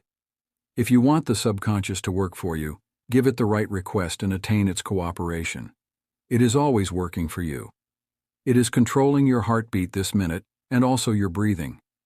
It heals a cut on your finger, and its tendency is lifeward, forever seeking to take care of you and preserve you. Your subconscious has a mind of its own, but it accepts your patterns of thought and imagery. When you are seeking an answer to a problem, your subconscious will respond, but it expects you to come to a decision and to a true judgment in your conscious mind. You must acknowledge the answer is in your subconscious mind. However, if you say, "I don't think there is any way out. I am all mixed up and confused. Why don't I get an answer?" You are neutralizing your prayer. Like the soldier marking time, you do not get anywhere. Still the wheels of your mind, relax, let go, and quietly affirm, "My subconscious knows the answer. It is responding to me now. I give thanks because I know the infinite intelligence of my subconscious knows all things and is revealing the perfect answer to me now. My real conviction is now setting free the majesty and glory of my subconscious mind. I rejoice that it is so." Review of Highlights 1. Think good and good follows. Think evil and evil follows. You are what you think all day long. 2. Your subconscious mind does not argue with you. It accepts what your conscious mind decrees. If you say, "I can't afford it," it may be true, but do not say it. Select a better thought, decree, "I'll buy it. I accept it in my mind." 3. You have the power to choose. Choose health and happiness. You can choose to be friendly, or you can choose to be unfriendly. Choose to be cooperative, joyous, friendly, lovable, and the whole world will respond. This is the best way to develop a wonderful personality. 4. Your conscious mind is the watchman at the gate. Its chief function is to protect your subconscious mind from false impressions. Choose to believe that something good can happen and is happening now. Your greatest power is your capacity to choose. Choose happiness and abundance. 5. The suggestions and statements of others have no power to hurt you. The only power is the movement of your own thought. You can choose to reject the thoughts or statements of others and affirm the good. You have the power to choose how you will react. 6. Watch what you say. You have to account for every idle word. Never say, "I will fail, I will lose my job, I can't pay the rent." Your subconscious cannot take a joke. It brings all these things to pass. 7. Your mind is not evil. No force of nature is evil. It depends how you use the powers of nature. Use your mind to bless, heal, and inspire all people everywhere. 8. Never say, "I can't." Overcome that fear by substituting the following: I can do all things through the power of my own subconscious mind. 9. Begin to think from the standpoint of the eternal truths and principles of life, and not from the standpoint of fear, ignorance, and superstition. Do not let others do your thinking for you. Choose your own thoughts and make your own decisions. 10. You are the captain of your soul, subconscious mind, and the master of your fate. Remember, you have the capacity to choose. Choose life. Choose love. Choose health. Choose happiness. 11. Whatever your conscious mind assumes and believes to be true, your subconscious mind will accept and bring to pass. Believe in good fortune, divine guidance, right action, and all the blessings of life. The miracle-working power of your subconscious. The power of your subconscious is enormous. It inspires you, it guides you, and it reveals to you names, facts, and scenes from the storehouse of memory. Your subconscious started your heartbeat, controls the circulation of your blood, and regulates your digestion, assimilation, and elimination. When you eat a piece of bread, your subconscious mind transmutes it into tissue, muscle, bone, and blood. This process is beyond the ken of the wisest man who walks the earth. Your subconscious mind controls all the vital processes and functions of your body and knows the answer to all problems. Your subconscious mind never sleeps, never rests. It is always on the job. You can discover the miracle-working power of your subconscious by plainly stating to your subconscious prior to sleep that you wish a certain specific thing accomplished. You will be delighted to discover that forces within you will be released, leading to the desired result. Here then is a source of power and wisdom which places you in touch with omnipotence, or the power that moves the world, guides the planets in their course, and causes the sun to shine. Your subconscious mind is the source of your ideals, aspirations, and altruistic urges. It was through the subconscious mind that Shakespeare perceived great truths hidden from the average man of his day. Undoubtedly, it was the response of his subconscious mind that caused the Greek sculptor Phidias to portray beauty, order, symmetry, and proportion in marble and bronze. It enabled the Italian artist Raphael to paint Madonnas and Ludwig van Beethoven to compose symphonies. In 1955, I lectured at the Yoga Forest University, Rishikesh, India, and there I chatted with a visiting surgeon from Bombay. He told me about Dr. James Esdale, a Scotch surgeon, who worked in Bengal before ether or other modern methods of anesthesia were discovered. Between 1843 and 1846, Dr. Esdale performed about 400 major operations of all kinds, such as amputations, removal of tumors and cancerous growths, as well as operations on the eye, ear, and throat. All operations were conducted under mental anesthesia only. This Indian doctor at Rishikesh informed me that the post-operative mortality rate of patients operated on by Dr. Esdale was extremely low, probably 2 or 3%. Patients felt no pain, and there were no deaths during the operations. Dr. Esdale suggested to the subconscious minds of all his patients, who were in a hypnotic state, that no infection or septic condition would develop. You must remember that this was before Louis Pasteur, Joseph Lister, and others who pointed out the bacterial origin of disease and causes of infection due to unsterilized instruments and virulent organisms. This Indian surgeon said that the reason for the low mortality rate and the general absence of infection, which was reduced to a minimum, was undoubtedly due to the suggestions of Dr. Esdale to the subconscious minds of his patients. They responded according to the nature of his suggestion. It is simply wonderful when you conceive how a surgeon, over 120 years ago, discovered the miraculous wonder-working powers of the subconscious mind. Doesn't it cause you to be seized with a sort of mystic awe when you stop and think of the transcendental powers of your subconscious mind?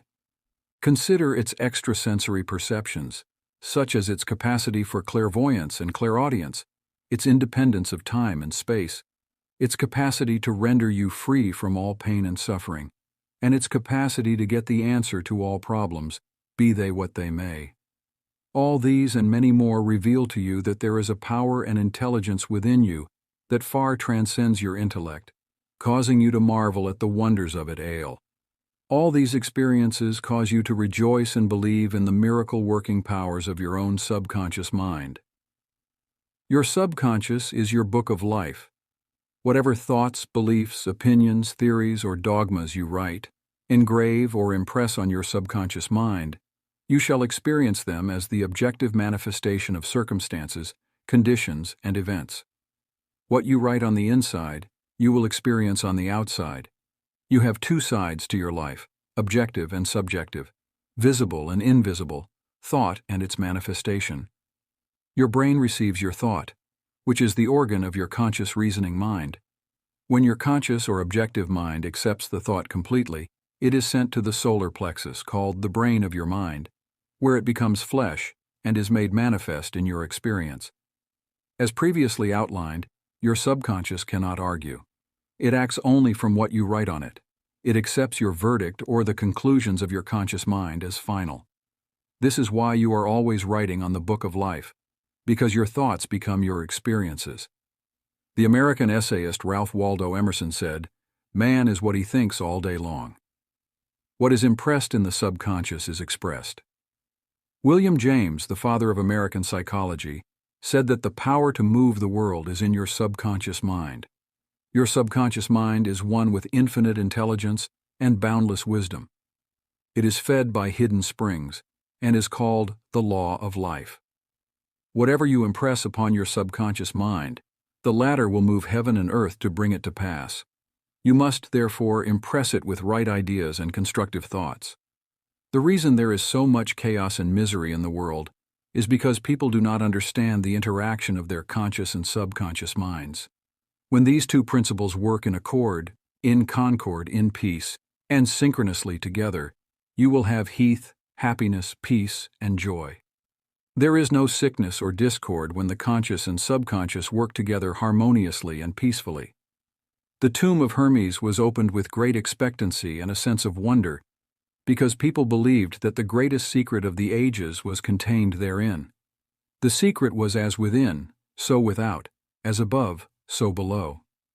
In other words, whatever is impressed high your subconscious mind is expressed on the screen of space.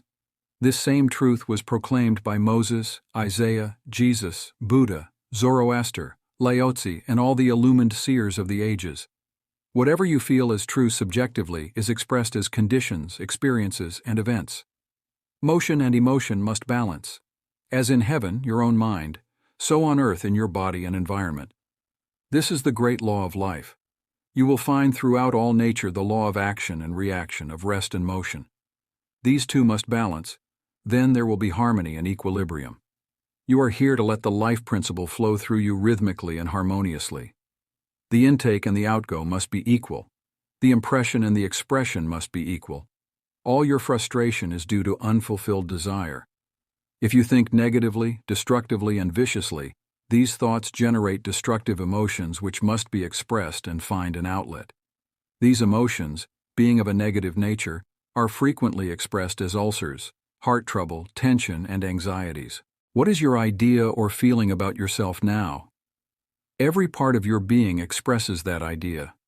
Your vitality, body, financial status, friends, and social status represent a perfect reflection of the idea you have of yourself. This is the real meaning of what is impressed in your subconscious mind, and which is expressed in all phases of your life. We injure ourselves by the negative ideas which we entertain. How often have you wounded yourself by getting angry, fearful, jealous, or vengeful? These are the poisons that enter your subconscious mind. You were not born with these negative attitudes. Feed your subconscious mind life-giving thoughts, and you will wipe out all the negative patterns lodged therein. As you continue to do this, all the past will be wiped out and remembered no more. The subconscious heals a malignancy of the skin. A personal healing will ever be the most convincing evidence of the healing power of the subconscious mind. Over 40 years ago, I resolved a malignancy of the skin through prayer. Medical therapy had failed to check the growth, and it was getting progressively worse. A clergyman with a deep psychological knowledge explained to me the inner meaning of the 139th Psalm, wherein it says, "In thy book all my members were written, which in continuance were fashioned, when as yet there was none of them." He explained that the term book meant my subconscious mind, which fashioned and molded all my organs from an invisible cell. He also pointed out that inasmuch as my subconscious mind made my body, it could also recreate it and heal it according to the perfect pattern within it. This clergyman showed me his watch and said, "This had a maker, and the watchmaker had to have the idea first in mind before the watch became an objective reality. And if the watch was out of order, the watchmaker could fix it." My friend reminded me that the subconscious intelligence which created my body was like a watchmaker, and it also knew exactly how to heal, restore, and direct all the vital functions and processes of my body, but that I had to give it the perfect idea of health. This would act as cause, and the effect would be a healing. I prayed in a very simple way as follows.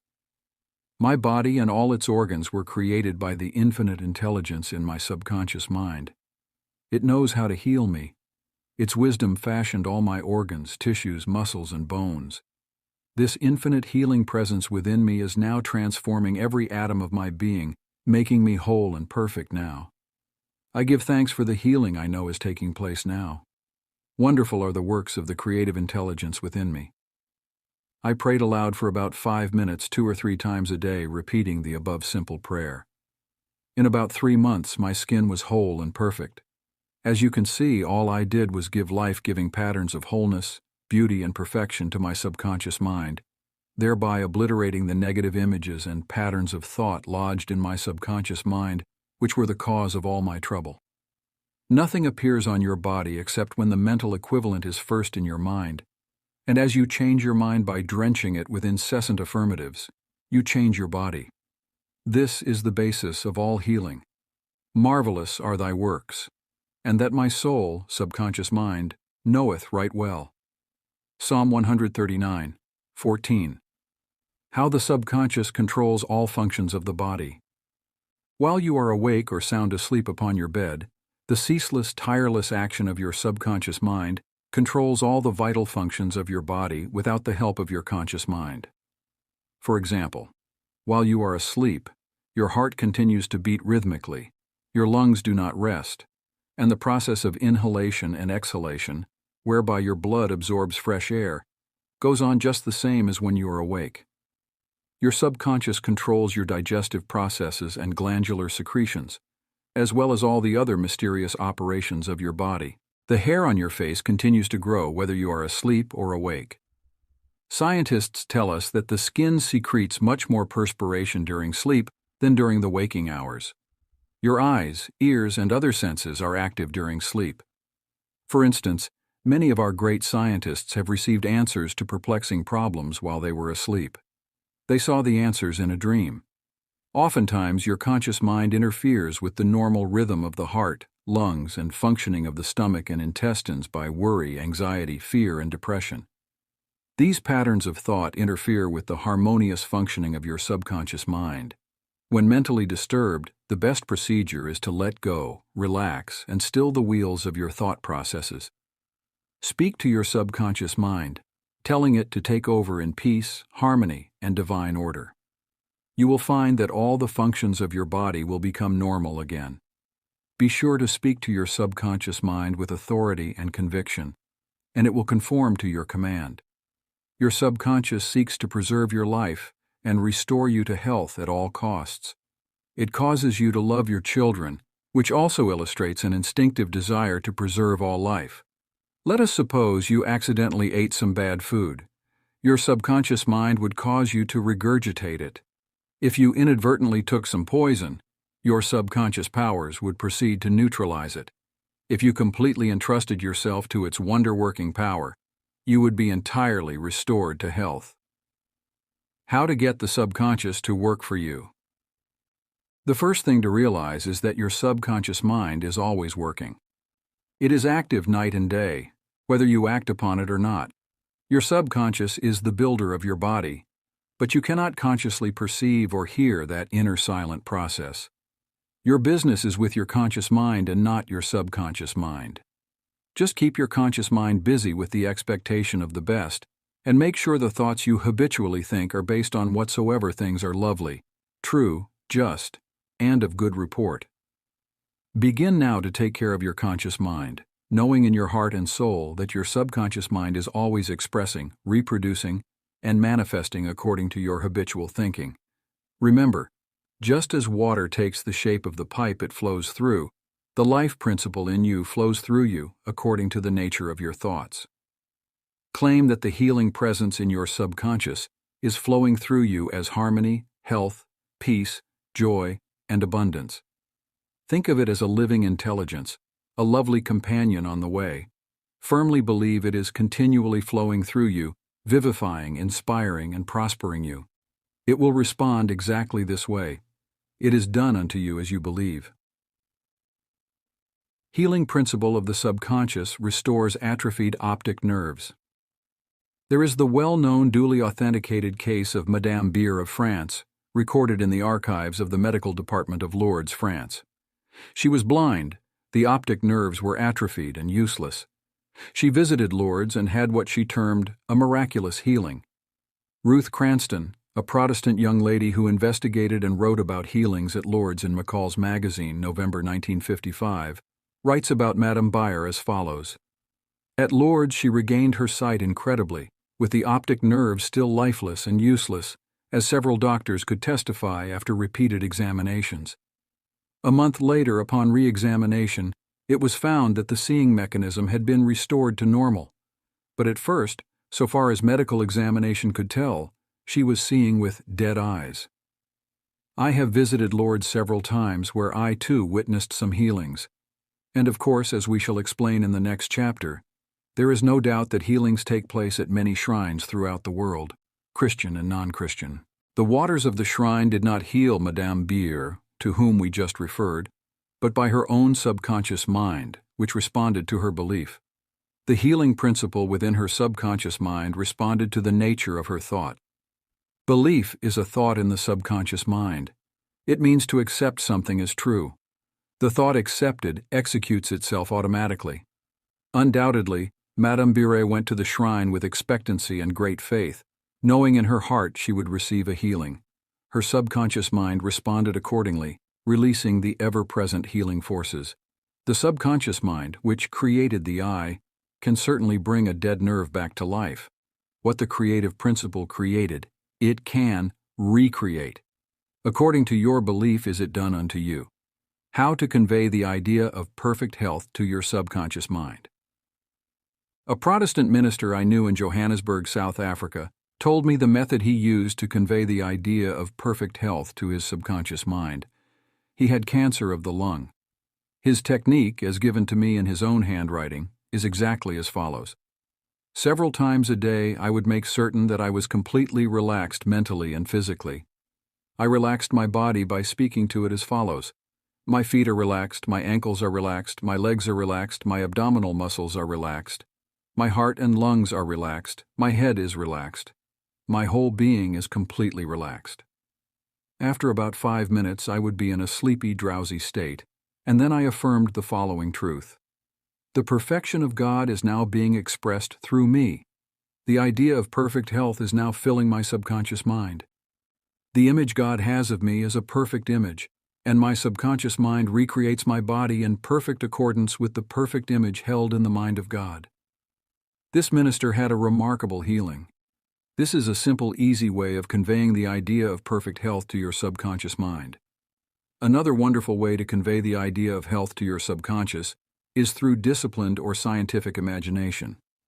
I told a man who was suffering from functional paralysis to make a vivid picture of himself walking around in his office, touching the desk, answering the telephone, and doing all the things he ordinarily would do if he were healed. I explained to him that this idea and mental picture of perfect health would be accepted by his subconscious mind. He lived the role and actually felt himself back in the office. He knew that he was giving his subconscious mind something definite to work upon. His subconscious mind was the film upon which the picture was impressed. One day, after several weeks of frequent conditioning of the mind with this mental picture, the telephone rang by prearrangement and kept ringing while his wife and nurse were out. The telephone was about 12 feet away, but nevertheless he managed to answer it. He was healed at that hour. The healing power of his subconscious mind responded to his mental imagery, and a healing followed. This man had a mental block, which prevented impulses from the brain reaching his legs. Therefore, he said he could not walk. When he shifted his attention to the healing power within him, the power flowed through his focused attention, enabling him to walk. Whatsoever ye shall ask in prayer, believing ye shall receive. Matt 21:22. Ideas worth remembering. 1. Your subconscious mind controls all the vital processes of your body and knows the answer to all problems. 2. Prior to sleep, turn over a specific request to your subconscious mind and prove its miracle-working power to yourself. 3. Whatever you impress on your subconscious mind is expressed on the screen of space as conditions, experiences, and events. Therefore, you should carefully watch all ideas and thoughts entertained in your conscious mind. 4. The law of action and reaction is universal. Your thought is action, and the reaction is the automatic response of your subconscious mind to your thought. Watch your thoughts. 5. All frustration is due to unfulfilled desires. If you dwell on obstacles, delays, and difficulties, your subconscious mind responds accordingly, and you are blocking your own good. 6. The life principle will flow through you rhythmically and harmoniously if you consciously affirm, I believe that the subconscious power which gave me this desire is now fulfilling it through me. This dissolves all conflicts. 7. You can interfere with the normal rhythm of your heart, lungs, and other organs by worry, anxiety, and fear. Feed your subconscious with thoughts of harmony, health, and peace, and all the functions of your body will become normal again. 8. Keep your conscious mind busy with the expectation of the best, and your subconscious will faithfully reproduce your habitual thinking. 9. Imagine the happy ending or solution to your problem, feel the thrill of accomplishment, and what you imagine and feel will be accepted by your subconscious mind and bring it to pass. Mental healings in ancient times. Down through the ages, men of all nations have somehow instinctively believed that somewhere there resided a healing power which could restore to normal the functions and sensations of man's body. They believed that this strange power could be invoked under certain conditions, and that the alleviation of human suffering would follow. The history of all nations presents testimony in support of this belief. In the early history of the world, the power of secretly influencing men for good or evil, including the healing of the sick, was said to be possessed by the priests and holy men of all nations. Healing of the sick was supposed to be a power derived directly by them from God, and the procedures and processes of healing varied throughout the world. The healing processes took the form of supplications to God attended by various ceremonies, such as the laying on of hands, incantations, the application of amulets, talismans, rings, relics, and images. For example, in the religions of antiquity, priests in the ancient temples gave drugs to the patient and practiced hypnotic suggestions prior to the patient's sleep, telling him that the gods would visit him in his sleep and heal him. Many healings followed.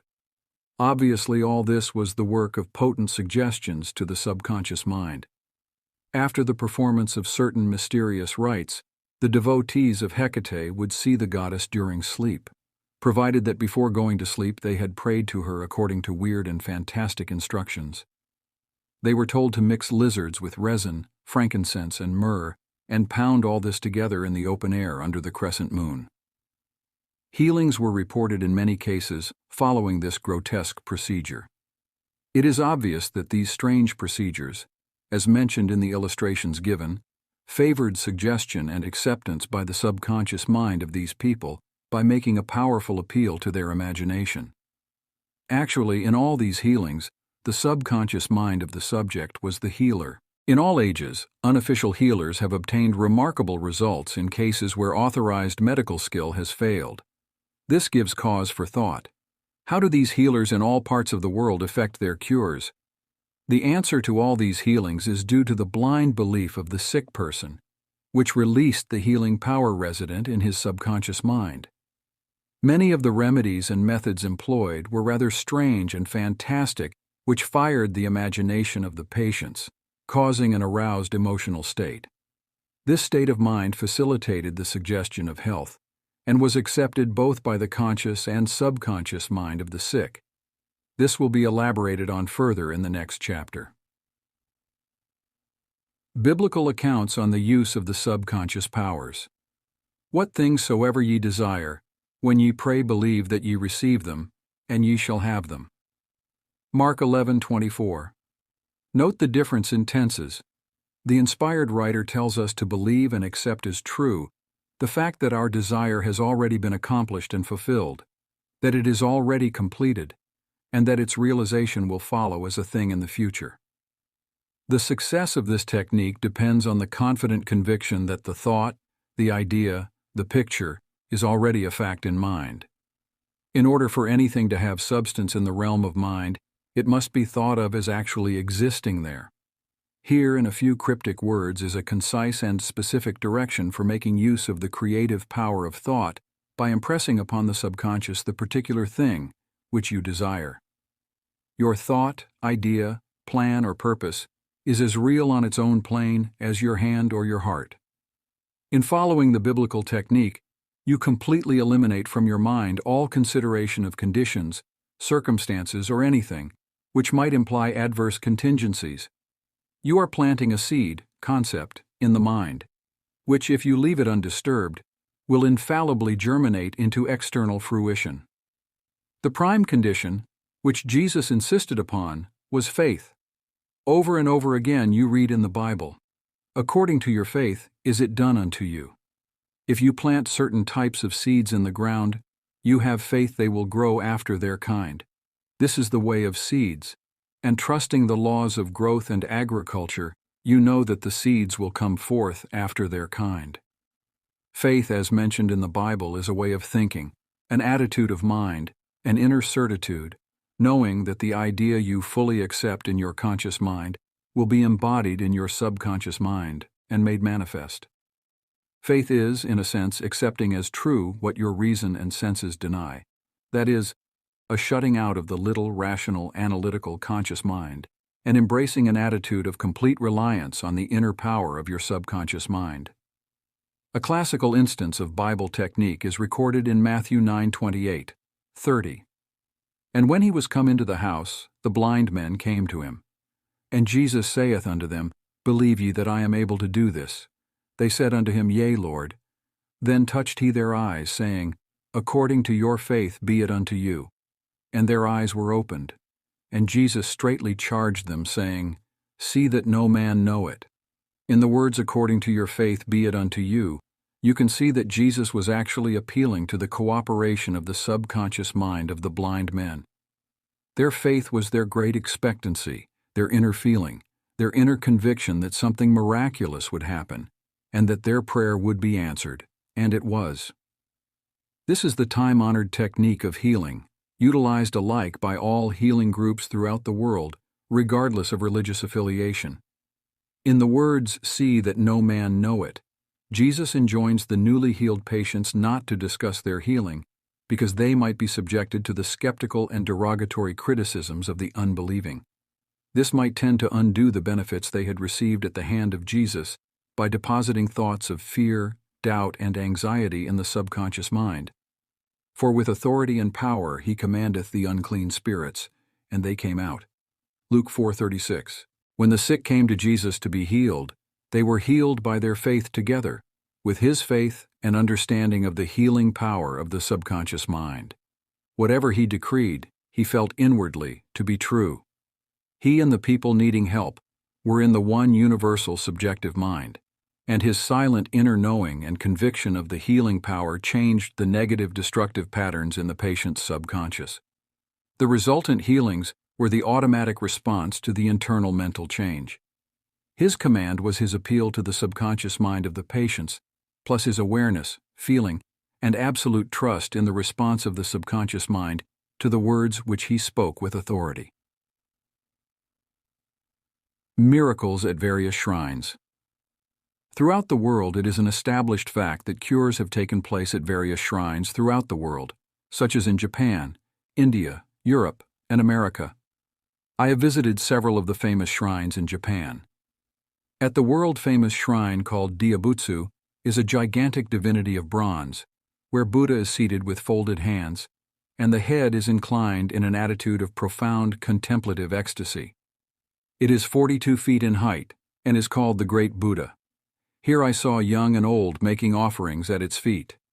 Money, fruit, rice, and oranges were offered. Candles were lit, incense was burned, and prayers of petition recited.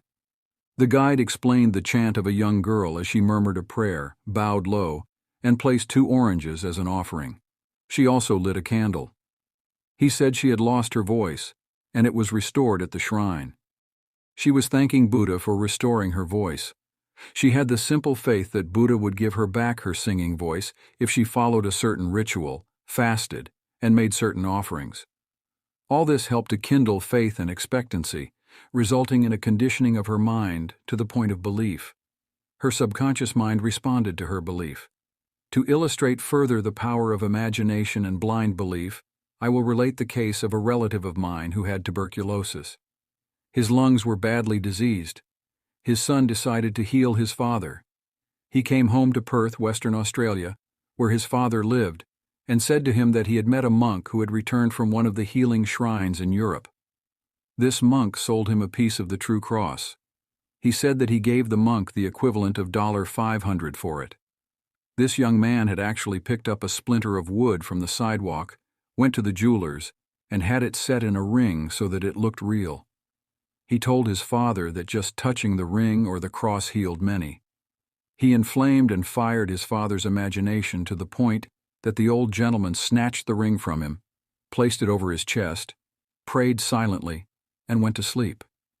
In the morning he was healed. All the clinic's tests proved negative. You know, of course, it was not the splinter of wood from the sidewalk that healed him. It was his imagination aroused to an intense degree, plus the confident expectancy of a perfect healing. Imagination was joined to faith or subjective feeling, and the union of the two brought about a healing. The father never learned of the trick that had been played upon him. If he had, he probably would have had a relapse. He remained completely cured and passed away 15 years later at the age of 89. 1. Universal Healing Principle. It is a well-known fact that all of the various schools of healing effect cures of the most wonderful character. The most obvious conclusion, which strikes your mind, is that there must be some underlying principle, which is common to them all, namely the subconscious mind. And the one process of healing is faith. It will now be in order to recall to your mind once more the following fundamental truths. First, that you possess mental functions, which have been distinguished by designating one, the conscious mind, and the other, the subconscious mind. Secondly, your subconscious mind is constantly amenable to the power of suggestion. Furthermore, your subconscious mind has complete control of the functions, conditions, and sensations of your body. I venture to believe that all the readers of this book are familiar with the fact that symptoms of almost any disease can be induced in hypnotic subjects by suggestion. For example, a subject in the hypnotic state can develop a high temperature, flushed face, or chills according to the nature of the suggestion given. By experiment, you can suggest to the person that he is paralyzed and cannot walk. It will be so. By illustration, you can hold a cup of cold water under the nose of the hypnotic subject and tell him, "This is full of pepper. Smell it." He will proceed to sneeze. What do you think caused him to sneeze? The water or the suggestion? If a man says he is allergic to Timothy grass, you can place a synthetic flower or an empty glass in front of his nose when he is in a hypnotic state and tell him it is Timothy grass. He will portray the usual allergic symptoms. This indicates that the cause of the disease is in the mind. The healing of the disease can also take place mentally. You realize that remarkable healings take place through osteopathy, chiropractic medicine, and naturopathy, as well as through all the various religious bodies throughout the world. But it is obvious that all of these healings are brought about through the subconscious mind, the only healer there is. Notice how it heals a cut on your face caused by shaving. It knows exactly how to do it. The doctor dresses the wound and says, "Nature heals it." Nature refers to natural law, the law of the subconscious mind, or self-preservation, which is the function of the subconscious mind. The instinct of self-preservation is the first law of nature. Your strongest instinct is the most potent of all autosuggestions. Widely different theories. It would be tedious and unprofitable to discuss to any great extent the numerous theories advanced by different religious sects and prayer therapy groups. There are a great number who claim that because their theory produces results, it is therefore the correct one. This, as explained in this chapter, cannot be true. You are aware that there are all types of healing. Franz Anton Mesmer, an Austrian physician, 1734 to 1815, who practiced in Paris, discovered that by applying magnets to the diseased body, he could cure that disease miraculously. He also performed cures with various other pieces of glass and metals. He discontinued this form of healing and claimed that his cures were due to animal magnetism, theorizing that this substance was projected from the healer to the patient. His method of treating disease from then on was by hypnotism, which was called mesmerism in his day. Other physicians said that all his healings were due to suggestion and nothing else. All of these groups, such as psychiatrists, psychologists, osteopaths, chiropractors, physicians, and all the churches, are using the one universal power resident in the subconscious mind. Each may proclaim the healings are due to their theory. The process of all healing is a definite, positive mental attitude, an inner attitude or a way of thinking, called faith. Healing is due to a confident expectancy, which acts as a powerful suggestion to the subconscious mind, releasing its healing potency. One man does not heal by a different power than another. It is true he may have his own theory or method. There is only one process of healing, and that is faith. There is only one healing power, namely your subconscious mind. Select the theory and method you prefer. You can rest assured, if you have faith, you shall get results. Views of Paracelsus Philippus. Paracelsus, a famous Swiss alchemist and physician, who lived from 1493 to 1541, was a great healer in his day. He stated what is now an obvious scientific fact when he uttered these words: "Whether the object of your faith be real or false, you will nevertheless obtain the same effects. Thus, if I believed in St. Peter's statue as I should have believed in St. Peter himself, I shall obtain the same effects that I should have obtained from St. Peter. But that is superstition. Faith, however, produces miracles, and whether it is true or false faith, it will always produce the same wonders." The views of Paracelsus were also entertained in the 16th century by Pietro Pomponazzi, an Italian philosopher and contemporary of Paracelsus, who said, "We can easily conceive the marvelous effects which confidence and imagination can produce, particularly when both qualities are reciprocated between the subjects and the person who influences them. The cures attributed to the influence of certain relics are the effect of their imagination and confidence. Quacks and philosophers know that if the bones of any skeleton were put in place of the saint's bones, the sick would nonetheless experience beneficial effects, if they believed that they were veritable relics. Then, if you believe in the bones of saints to heal, or if you believe in the healing power of certain waters, you will gel results because of the powerful suggestion given to your subconscious mind. It is the latter that does the healing." Bernheiten's experiments. Hippolyte Bernheim, professor of medicine at Nancy, France, 1910 to 1919, was the expounder of the fact that the suggestion of the physician to the patient was exerted through the subconscious mind. Bernheim, in his Suggestive Therapeutics, page 197, tells a story of a man with paralysis of the tongue which had yielded to no form of treatment. His doctor told the patient that he had a new instrument with which he promised to heal him. He introduced a pocket thermometer into the patient's mouth. The patient imagined it to be the instrument, which was to save him. In a few moments, He cried out joyfully that he could once more move his tongue freely. Among our cases, continues Bernheim, facts of the same sort will be found. A young girl came into my office, having suffered from complete loss of speech for nearly 4 weeks. After making sure of the diagnosis, I told my students that loss of speech sometimes yielded instantly to electricity, which might act simply by its suggestive influence. I sent for the induction apparatus. I applied my hand over the larynx and moved a little and said, "Now you can speak aloud." In an instant I made her saw A, then B, then Maria. She continued to speak distinctly. The loss of voice had disappeared. Here Bernheim is showing the power of faith and expectancy on the part of the patient, which acts as a powerful suggestion to the subconscious mind. Producing a blister by suggestion. Bernheim states that he produced a blister on the back of a patient's neck by applying a postage stamp and suggesting to the patient that it was a fly plaster. This has been confirmed by the experiments and experiences of many doctors in many parts of the world, which leave no doubt that structural change are a possible result of oral suggestion to patients. The cause of bloody stigmata. In Hudson's Law of Psychic Phenomena, page 153, he states, hemorrhages and bloody stigmata may be induced in certain subjects by means of suggestion. Dr. M. Bourru put a subject into the somnambulistic condition and gave him the following suggestion. At 4 o'clock this afternoon, after the hypnosis, you will come into my office, sit down in the armchair, cross your arms upon your breast, and your nose will begin to bleed. At the hour appointed, the young man did as directed. Several drops of blood came from the left nostril. On another occasion, the same investigator traced the patient's name on both his forearms with the dull point of an instrument. Then, when the patient was in the somnambulistic condition, he said, "At 4 o'clock this afternoon you will go to sleep, and your arms will bleed along the lines which I have traced, and your name will appear written on your arms in letters of blood." He was watched at 4 o'clock and seen to fall asleep. On the left arm the letters stood out in bright relief, and in several places there were drops of blood. The letters were still visible 3 months afterward, although they had gradually grown faint.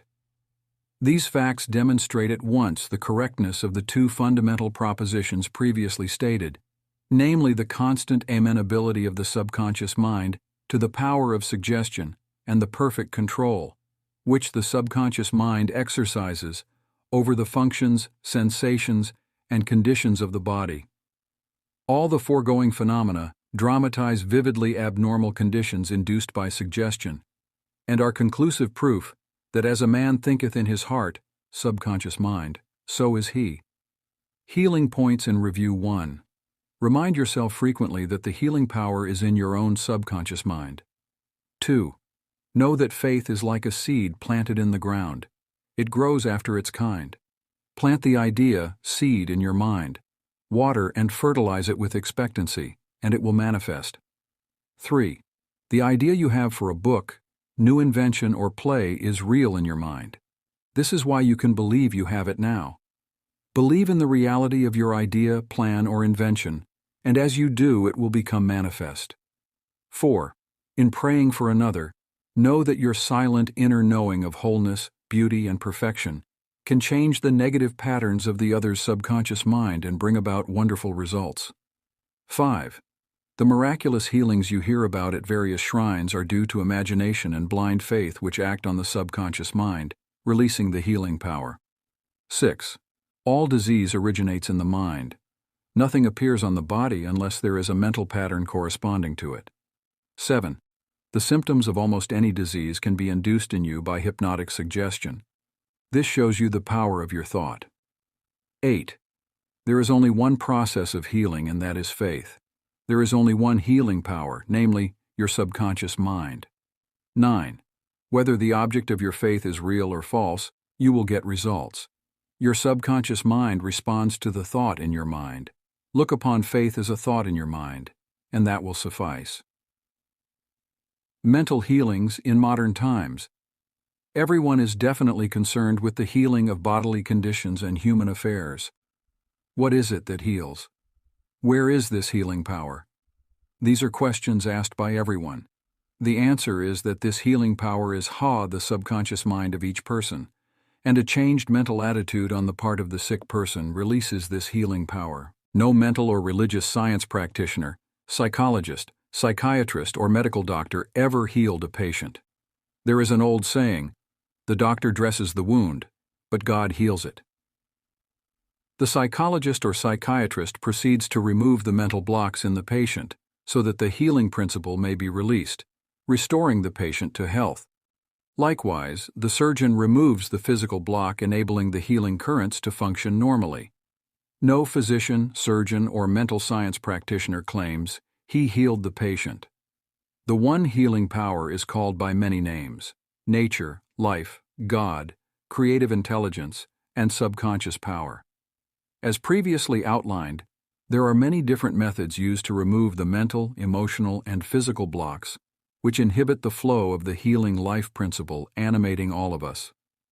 The healing principle resident in your subconscious mind can and will, if properly directed by you or some other person, heal your mind and body of all disease. This healing principle is operative in all men regardless of creed, color, or race. You do not have to belong to some particular church in order to use and participate in this healing process. Your subconscious will heal the burn or cut on your hand even though you profess to be an atheist or agnostic. The modern mental therapeutic procedure is based on the truth that the infinite intelligence and power of your subconscious mind responds according to your faith. The mental science practitioner or minister follows the injunction of the Bible. That is, he goes into his closet and shuts the door, which means he stills his mind, relaxes, lets go, and thinks of the infinite healing presence within him. He closes the door of his mind to all outside distractions as well as appearances, and then he quietly and knowingly turns over his request or desire to his subconscious mind, realizing that the intelligence of his mind will answer him according to his specific needs. The most wonderful thing to know is this: imagine the end desired and feel its reality. Then the infinite life principle will respond to your conscious choice and your conscious request. This is the meaning of believe you have received, and you shall receive. This is what the modern mental scientist does when he practices prayer therapy. One process of healing. There is only one universal healing principle operating through everything: the cat, the dog, the tree, the grass, the wind, the earth, for everything is alive. This life principle operates through the animal, vegetable, and mineral kingdoms as instinct and the law of growth. Man is consciously aware of this life principle, and he can consciously direct it to bless himself in countless ways. There are many different approaches, techniques, and methods in using the universal power, but there is only one process of healing, which is faith, for according to your faith is it done unto you. The law of belief. All religions of the world represent forms of belief, and these beliefs are explained in many ways. The law of life is belief. What do you believe about yourself, life, and the universe? It is done unto you as you believe. Belief is a thought in your mind, which causes the power of your subconscious to be distributed into all phases of your life, according to your thinking habits. You must realize the Bible is not talking about your belief in some ritual, ceremony, form, institution, man, or formula. It is talking about belief itself. The belief of your mind is simply the thought of your mind. If thou canst believe, all things are possible to him that believeth. Mark 9:23. It is foolish to believe in something to hurt or harm you. Remember, it is not the thing believed in that hurts or harms you, but the belief or thought in your mind, which creates the result. All your experiences, all your actions, and all the events and circumstances of your life are but the reflections and reactions to your own thought. Prayer therapy is the combined function of the conscious and subconscious mind. Scientifically directed prayer therapy is the synchronized, harmonious, and intelligent function of the conscious and subconscious levels of mind, specifically directed for a definite purpose. In scientific prayer or prayer therapy, you must know what you are doing and why you are doing it. You trust the law of healing. Prayer therapy is sometimes referred to as mental treatment, and another term is scientific prayer.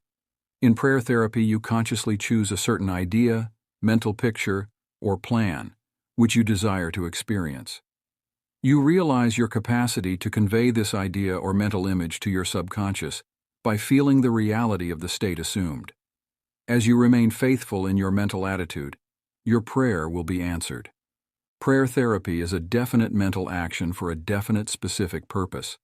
Let us suppose that you decide to heal a certain difficulty by prayer therapy. You are aware that your problem or sickness, whatever it may be, must be caused by negative thoughts charged with fear and lodged in your subconscious mind, and that if you can succeed in cleansing your mind of these thoughts, you will get a healing. You therefore turn to the healing power within your own subconscious mind and remind yourself of its infinite power and intelligence and its capacity to heal all conditions. As you dwell on these truths, your fear will begin to dissolve, and the recollection of these truths also corrects the erroneous beliefs. You give thanks for the healing that you know will come, and then you keep your mind off the difficulty until you feel guided, after an interval, to pray again. While you are praying, you absolutely refuse to give any power to the negative conditions or to admit for a second that the healing will not come. This attitude of mind brings about the harmonious union of the conscious and subconscious mind, which releases the healing power. Faith healing, what it means and how blind faith works. What is popularly termed faith healing is not the faith mentioned in the Bible, which means knowledge of the interaction of the conscious and subconscious mind. A faith healer is one who heals without any real scientific understanding of the powers and forces involved. He may claim that he has a special gift of healing, and the sick person's blind belief in him or his powers may bring results. The voodoo doctor in South Africa and other parts of the world may heal by incantations, or touching the so-called bones of saints, or anything else may heal a person, which cause the patients to honestly believe in the method or process. Any method, which causes you to move from fear and worry to faith and expectancy, will heal. There are many persons, each of whom claims that because his personal theory produces results, it is therefore the correct one. This, as already explained in this chapter, cannot be true.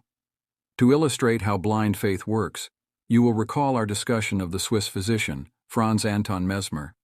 In 1776, he claimed many cures when he stroked diseased bodies with artificial magnets. Later on, he threw away his magnets and evolved the theory of animal magnetism. This he held to be a fluid which pervades the universe, but is most active in the human organism. He claimed that this magnetic fluid, which was going forth from him to his patients, healed them. People flocked to him, and many wonderful cures were effected.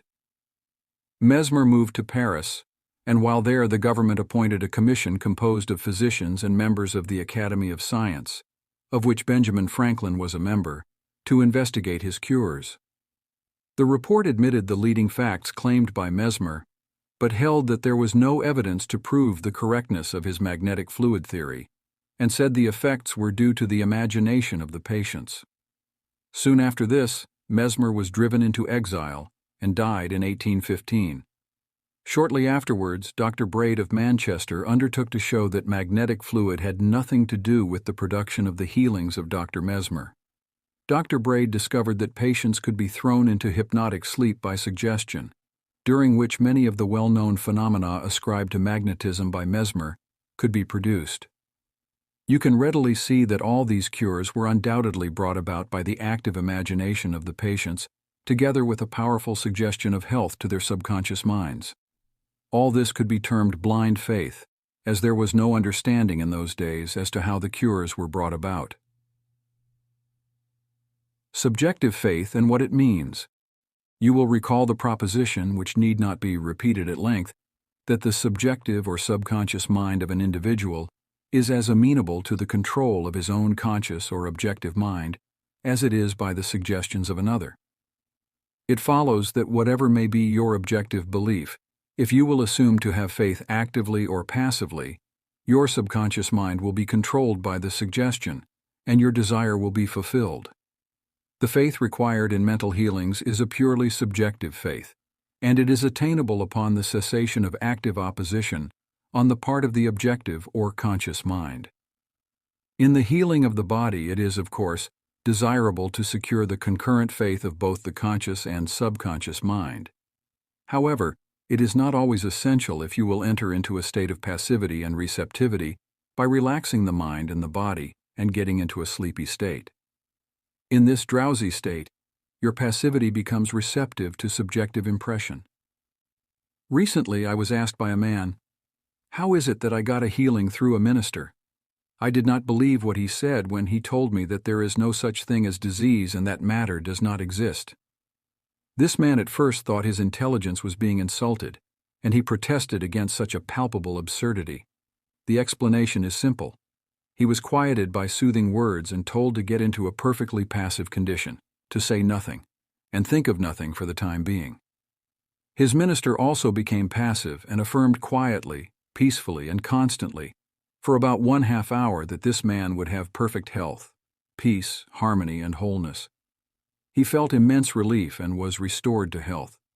It is easy to see that his subjective faith had been made manifest by his passivity under treatment, and the suggestions of perfect healthfulness by the minister were conveyed to his subconscious mind. The two subjective minds were then en rapport. The minister was not handicapped by antagonistic autosuggestions of the patient arising from objective doubt of the power of the healer or the correctness of the theory. In this sleepy, drowsy state, the conscious mind resistance is reduced to a minimum, and results followed. The subconscious mind of the patient, being necessarily controlled by such suggestion, exercised its functions in accordance therewith, and a healing followed. The meaning of absent treatment. Suppose you learned that your mother was sick in New York City and you lived in Los Angeles. Your mother would not be physically present where you are, but you could pray for her. It is the Father within which doeth the work. The creative law of mind, subconscious mind, serves you and will do the work. Its response to you is automatic. Your treatment is for the purpose of inducing an inner realization of health and harmony in your mentality. This inner realization, acting through the subconscious mind, operates through your mother's subconscious mind, as there is but one creative mind. Your thoughts of health, vitality, and perfection operate through the one universal subjective mind, and set a law in motion on the subjective side of life, which manifests through her body as a healing. In the mind principle, there is no time or space. It is the same mind that operates through your mother no matter where she may be. In reality, there is no absent treatment as opposed to present treatment, for the universal mind is omnipresent. You do not try to send out thoughts or hold a thought. Your treatment is a conscious movement of thought, and as you become conscious of the qualities of health, well-being, and relaxation, these qualities will be resurrected in the experience of your mother, and results will follow. The following is a perfect example of what is called absent treatment. Recently, a listener of our radio program in Los Angeles prayed as follows for her mother in New York, who had a coronary thrombosis. The healing presence is right where my mother is. Her bodily condition is but a reflection of her thought life, like shadows cast on the screen. I know that in order to change the images on the screen, I must change the projection reel. My mind is the projection reel, and I now project in my own mind the image of wholeness, harmony, and perfect health for my mother. The infinite healing presence, which created my mother's body and all her organs, is now saturating every atom of her being, and a river of peace flows through every cell of her body. The doctors are divinely guided and directed, and whoever touches my mother is guided to do the right thing. I know that disease has no ultimate reality. If it had, no one could be healed. I now align myself with the infinite principle of love and life, and I know and decree that harmony, health, and peace are now being expressed in my mother's body. She prayed in the above manner several times daily, and her mother had a most remarkable recovery after a few days, much to the amazement of her specialist. He complimented her on her great faith in the power of God. The conclusion arrived at in the daughter's mind set the creative law of mind in motion on the subjective side of life, which manifested itself through her mother's body as perfect health and harmony. What the daughter felt as true about her mother was simultaneously resurrected in the experience of her mother, releasing the kinetic action of the subconscious mind. A psychologist friend of mine told me that one of his lungs was infected. X-rays and analysis showed the presence of tuberculosis. At night before going to sleep, he would quietly affirm, "Every cell, nerve, tissue, and muscle of my lungs are now being made whole, pure, and perfect. My whole body is being restored to health and harmony." These are not his exact words, but they represent the essence of what he affirmed. A complete healing followed in about a month's time. Subsequent X-rays showed a perfect healing. I wanted to know his method, so I asked him why he repeated the words prior to sleep. Here is his reply. The kinetic action of the subconscious mind continues throughout your sleep time period. Hence, give the subconscious mind something good to work on as you drop off into slumber. This was a very wise answer. In thinking of harmony and perfect health, he never mentioned his trouble by name. I strongly suggest that you cease talking about your ailments or giving them a name. The only sap from which they draw life is your attention and fear of them. Like the above-mentioned psychologist, become a mental surgeon. Then your troubles will be cut off like dead branches are pruned from a tree. If you are constantly naming your aches and symptoms, you inhibit the kinetic action, which means the release of the healing power and energy of your subconscious mind. Furthermore, by the law of your own mind, these imaginings tend to take shape as the thing I greatly feared. Fill your mind with the great truths of life and walk forward in the light of love. Summary of your aids to health. 1. Find out what it is that heals you. Realize that correct directions given to your subconscious mind will heal your mind and body. 2. Develop a definite plan for turning over your requests or desires to your subconscious mind. 3. Imagine the end desired and feel its reality. Follow it through and you will get definite results. 4. Decide what belief is. Know that belief is a thought in your mind and what you think you create. 5. It is foolish to believe in sickness and something to hurt or to harm you. Believe in perfect health, prosperity, peace, wealth, and divine guidance. 6. Great and noble thoughts upon which you habitually dwell become great acts. 7. Apply the power of prayer therapy in your life. Choose a certain plan, idea, or mental picture. Mentally and emotionally unite with that idea, and as you remain faithful to your mental attitude, your prayer will be answered. 8. Always remember, if you really want the power to heal, you can have it through faith, which means knowledge of the working of your conscious and subconscious mind. Faith comes with understanding. 9. Blind faith means that a person may get results in healing without any scientific understanding of the powers and forces involved. 10.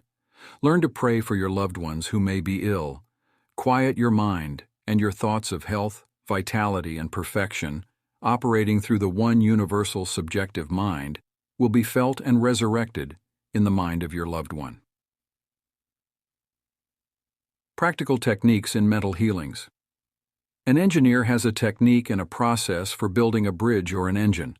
Like the engineer, your mind also has a technique for governing, controlling, and directing your life. You must realize that methods and techniques are primary. In building the Golden Gate Bridge, the chief engineer understood mathematical principles, stresses, and strains. Secondly, he had a picture of the ideal bridge across the bay.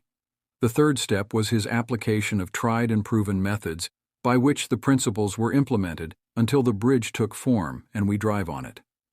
There also are techniques and methods by which your prayers are answered. If your prayer is answered, there is a way in which it is answered, and this is a scientific way. Nothing happens by chance. This is a world of law and order. In this chapter, you will find practical techniques for the unfolding and nurture of your spiritual life. Your prayers must not remain up in the air like a balloon. They must go somewhere and accomplish something in your life. When we come to analyze prayer, we discover there are many different approaches and methods. We will not consider in this book the formal ritual prayers used in religious services. These have important place in group worship. We are immediately concerned with the methods of personal prayer as it is applied in your daily life and as it is used to help others. Prayer is the formulation of an idea concerning something we wish to accomplish. Prayer is the soul's sincere desire. Your desire is your prayer. It comes out of your deepest needs, and it reveals the things you want in life. Blessed are they that hunger and thirst after righteousness, for they shall be filled. That is really prayer, life's hunger and thirst for peace, harmony, health, joy, and all the other blessings of life. The passing over technique for impregnating the subconscious. This consists essentially in inducing the subconscious mind to take over your request as handed it by the conscious mind. This passing over is best accomplished in the reverie-like state. Know that in your deeper mind are infinite intelligence and infinite power. Just calmly think over what you want. See it coming into fuller fruition from this moment forward. Be like the little girl who had a very bad cough and a sore throat.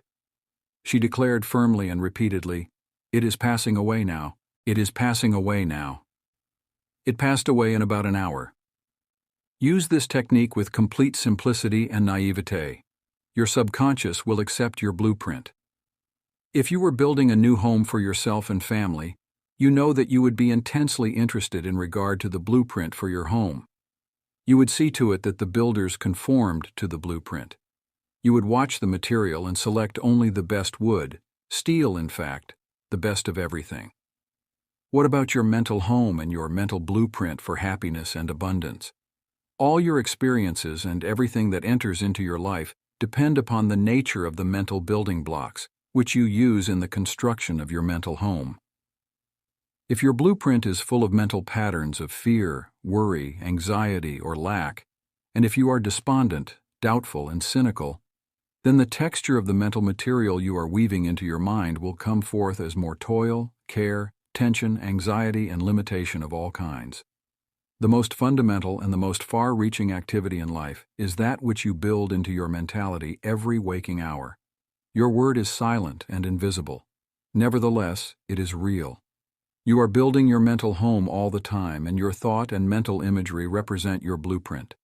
Hour by hour, moment by moment, you can build radiant health, success, and happiness by the thoughts you think, the ideas which you harbor, the beliefs that you accept, and the scenes that you rehearse in the hidden studio of your mind. This stately mansion, upon the construction of which you are perpetually engaged, is your personality, your identity in this plane, your whole life story on this earth. Get a new blueprint.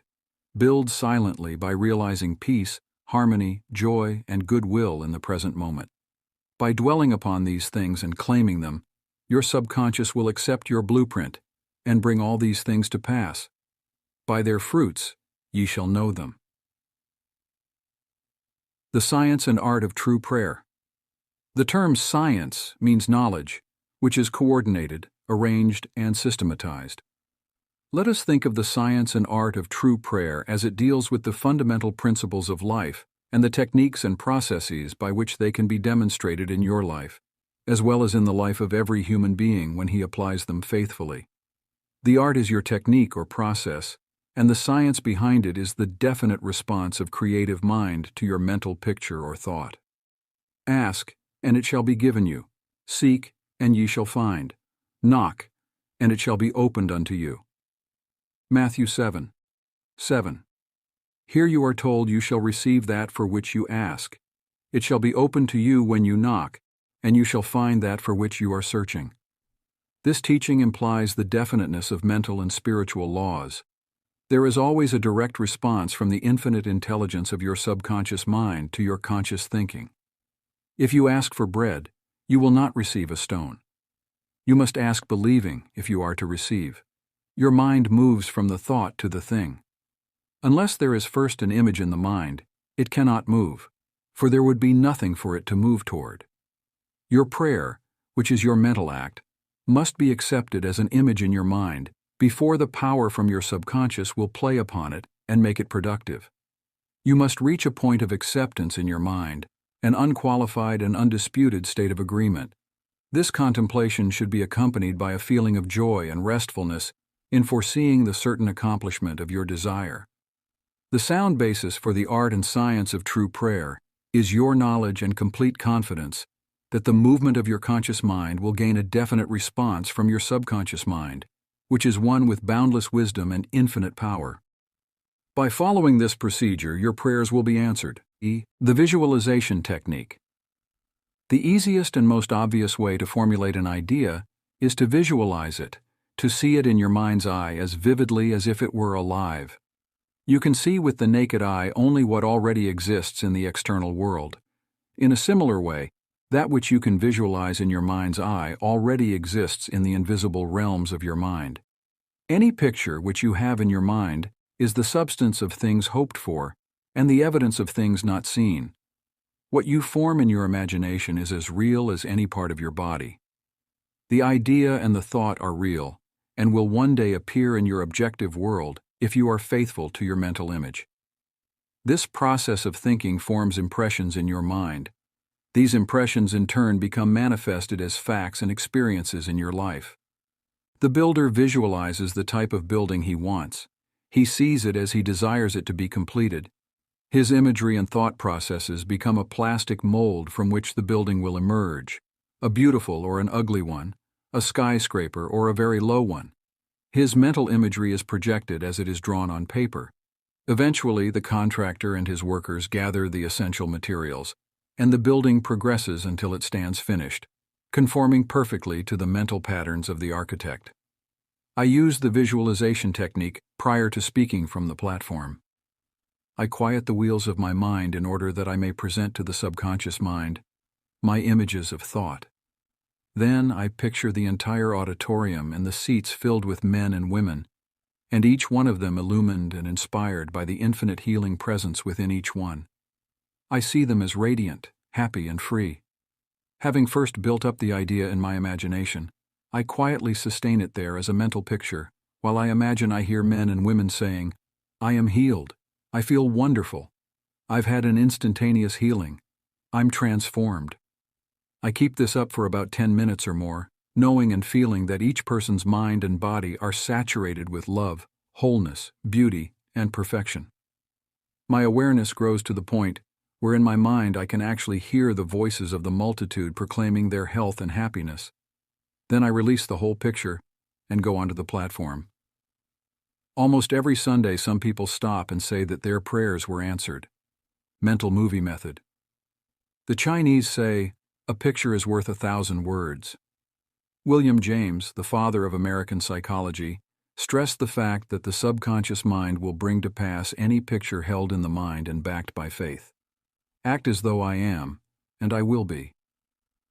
A number of years ago, I was in the Middle West lecturing in several states, and I desired to have a permanent location in the general area from which I could serve those who desired help. I traveled far, but the desire did not leave my mind.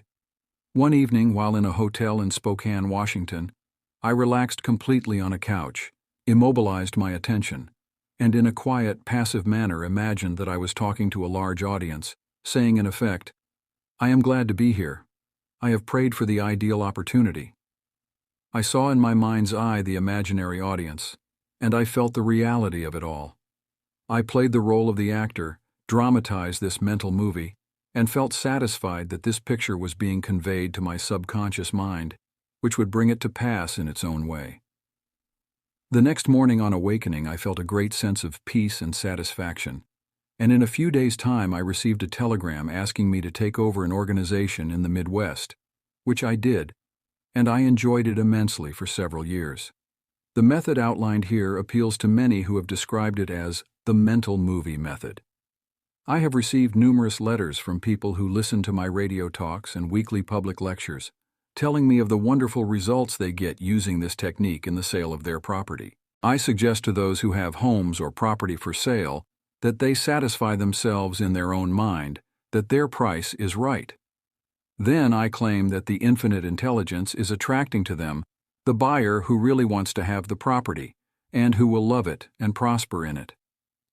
After having done this, I suggest that they quiet their mind, relax, let go, and get into a drowsy, sleepy state, which reduces all mental effort to a minimum.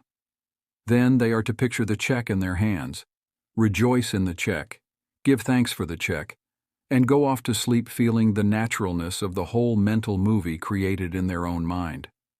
They must act as though it were an objective reality, and the subconscious mind will take it as an impression. And through the deeper currents of the mind, the buyer and the seller are brought together. A mental picture held in the mind, backed by faith, will come to pass. The Baudouin Technique. Charles Baudouin was a professor at the Rousseau Institute in France. He was a brilliant psychotherapist and a research director of the New Nancy School of Healing, who in 1910 taught that the best way to impress the subconscious mind was to enter into a drowsy, sleepy state, or a state akin to sleep in which all effort was reduced to a minimum. Then, in a quiet, passive, receptive way, by reflection, he would convey the idea to the subconscious. The following is his formula. A very simple way of securing this impregnation of the subconscious mind is to condense the idea which is to be the object of suggestion, to sum it up in a brief phrase which can be readily graven on the memory, and to repeat it over and over again as a lullaby. Some years ago, a young lady in Los Angeles was engaged in a prolonged, bitter family lawsuit over a will. Her husband had bequeathed his entire estate to her, and his sons and daughters by a previous marriage were bitterly fighting to break the will. The Baudouin technique was outlined to her, and this is what she did. She relaxed her body in an armchair, entered into the sleepy state, and, as suggested, condensed the idea of her need into a phrase consisting of 6 words easily graven on the memory. It is finished in divine order. The significance to her of these words meant that infinite intelligence operating through the laws of her subconscious mind would bring about a harmonious adjustment through the principle of harmony. She continued this procedure every night for about 10 nights. After she got into a sleepy state, she would affirm slowly, quietly, and feelingly the statement, "It is finished in divine order," over and over again, feeling a sense of inner peace and an all-pervading tranquility. Then she went off into her deep normal sleep. On the morning of the 11th day, following the use of the above technique, she awakened with a sense of well-being, a conviction that it was finished. Her attorney called her the same day, saying that the opposing attorney and his clients were willing to settle. A harmonious agreement was reached, and litigation was discontinued. The sleeping technique. By entering into a sleepy, drowsy state, effort is reduced to a minimum. The conscious mind is submerged to a great extent when in a sleepy state. The reason for this is that the highest degree of outcropping of the subconscious occurs prior to sleep and just after we awaken. In this state, the negative thoughts, which tend to neutralize your desire and so prevent acceptance by your subconscious mind, are no longer present. Suppose you want to get rid of a destructive habit. Assume a comfortable posture, relax your body, and be still. Get into a sleepy state, and in that sleepy state, say quietly, over and over again as a lullaby, "I am completely free from this habit. Harmony and peace of mind reign supreme." Repeat the above slowly, quietly, and lovingly for 5 or 10 minutes night and morning. Each time you repeat the words, the emotional value becomes greater. When the urge comes to repeat the negative habit, repeat the above formula out loud by yourself. By this means you induce the subconscious to accept the idea, and a healing follows. The thank you technique. In the Bible, Paul recommends that we make known our requests with praise and thanksgiving.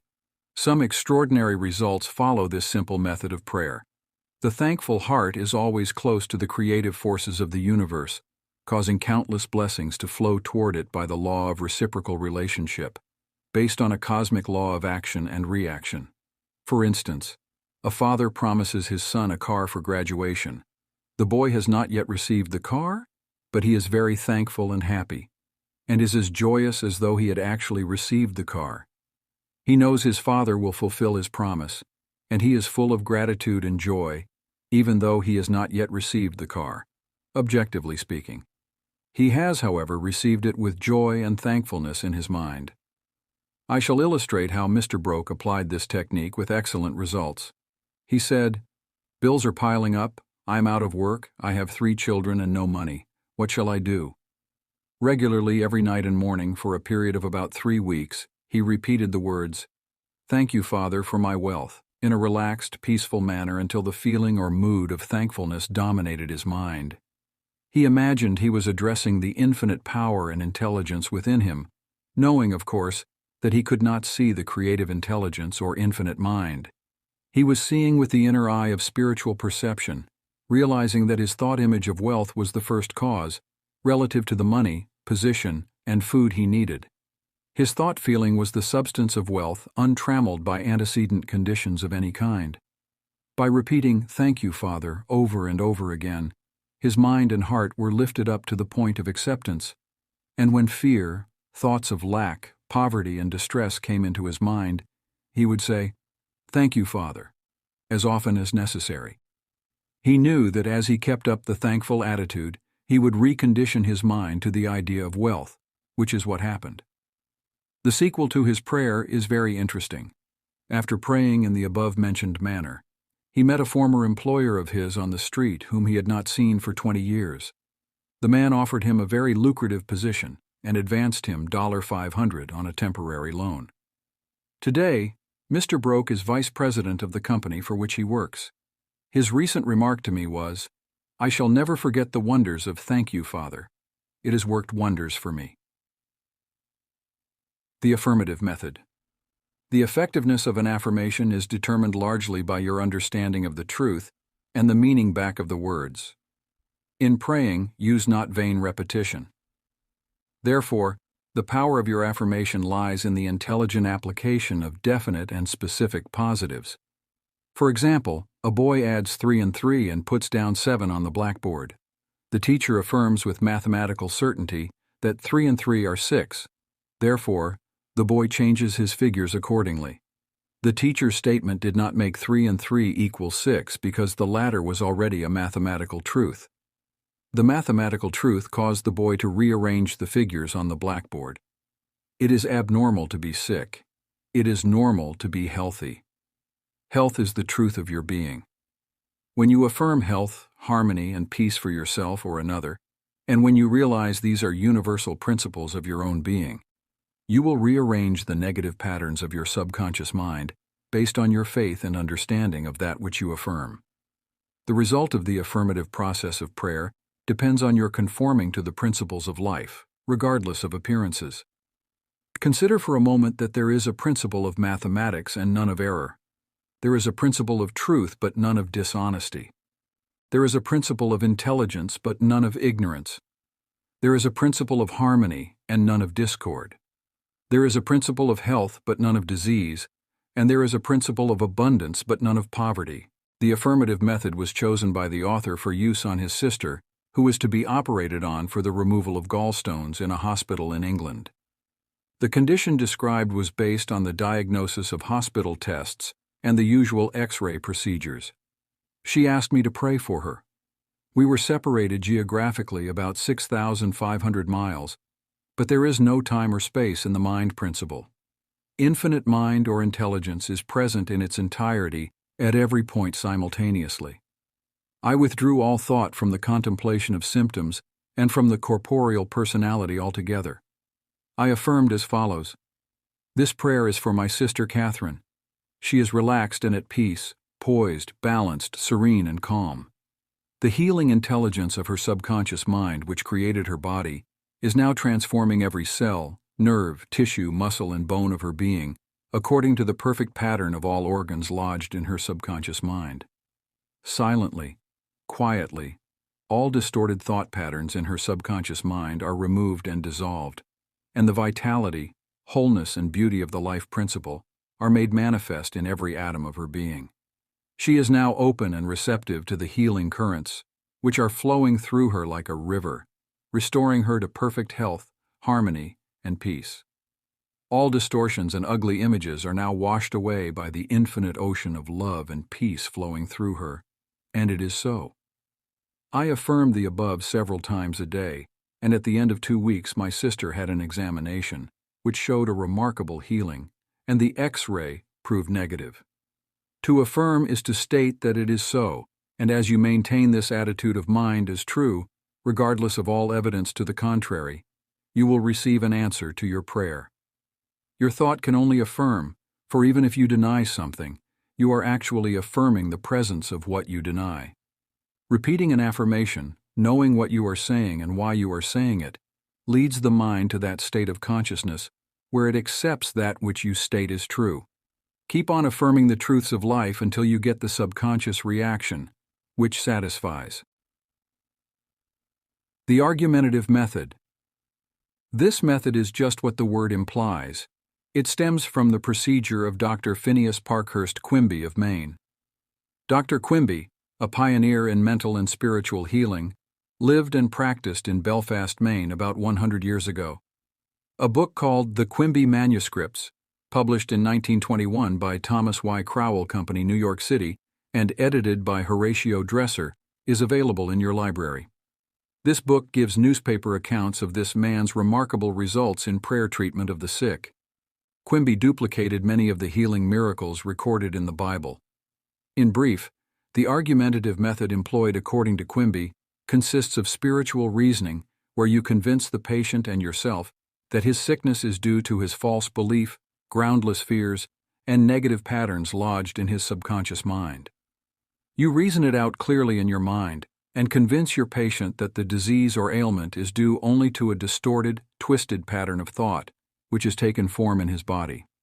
This wrong belief in some external power and external causes has now externalized itself as sickness and can be changed by changing the thought patterns.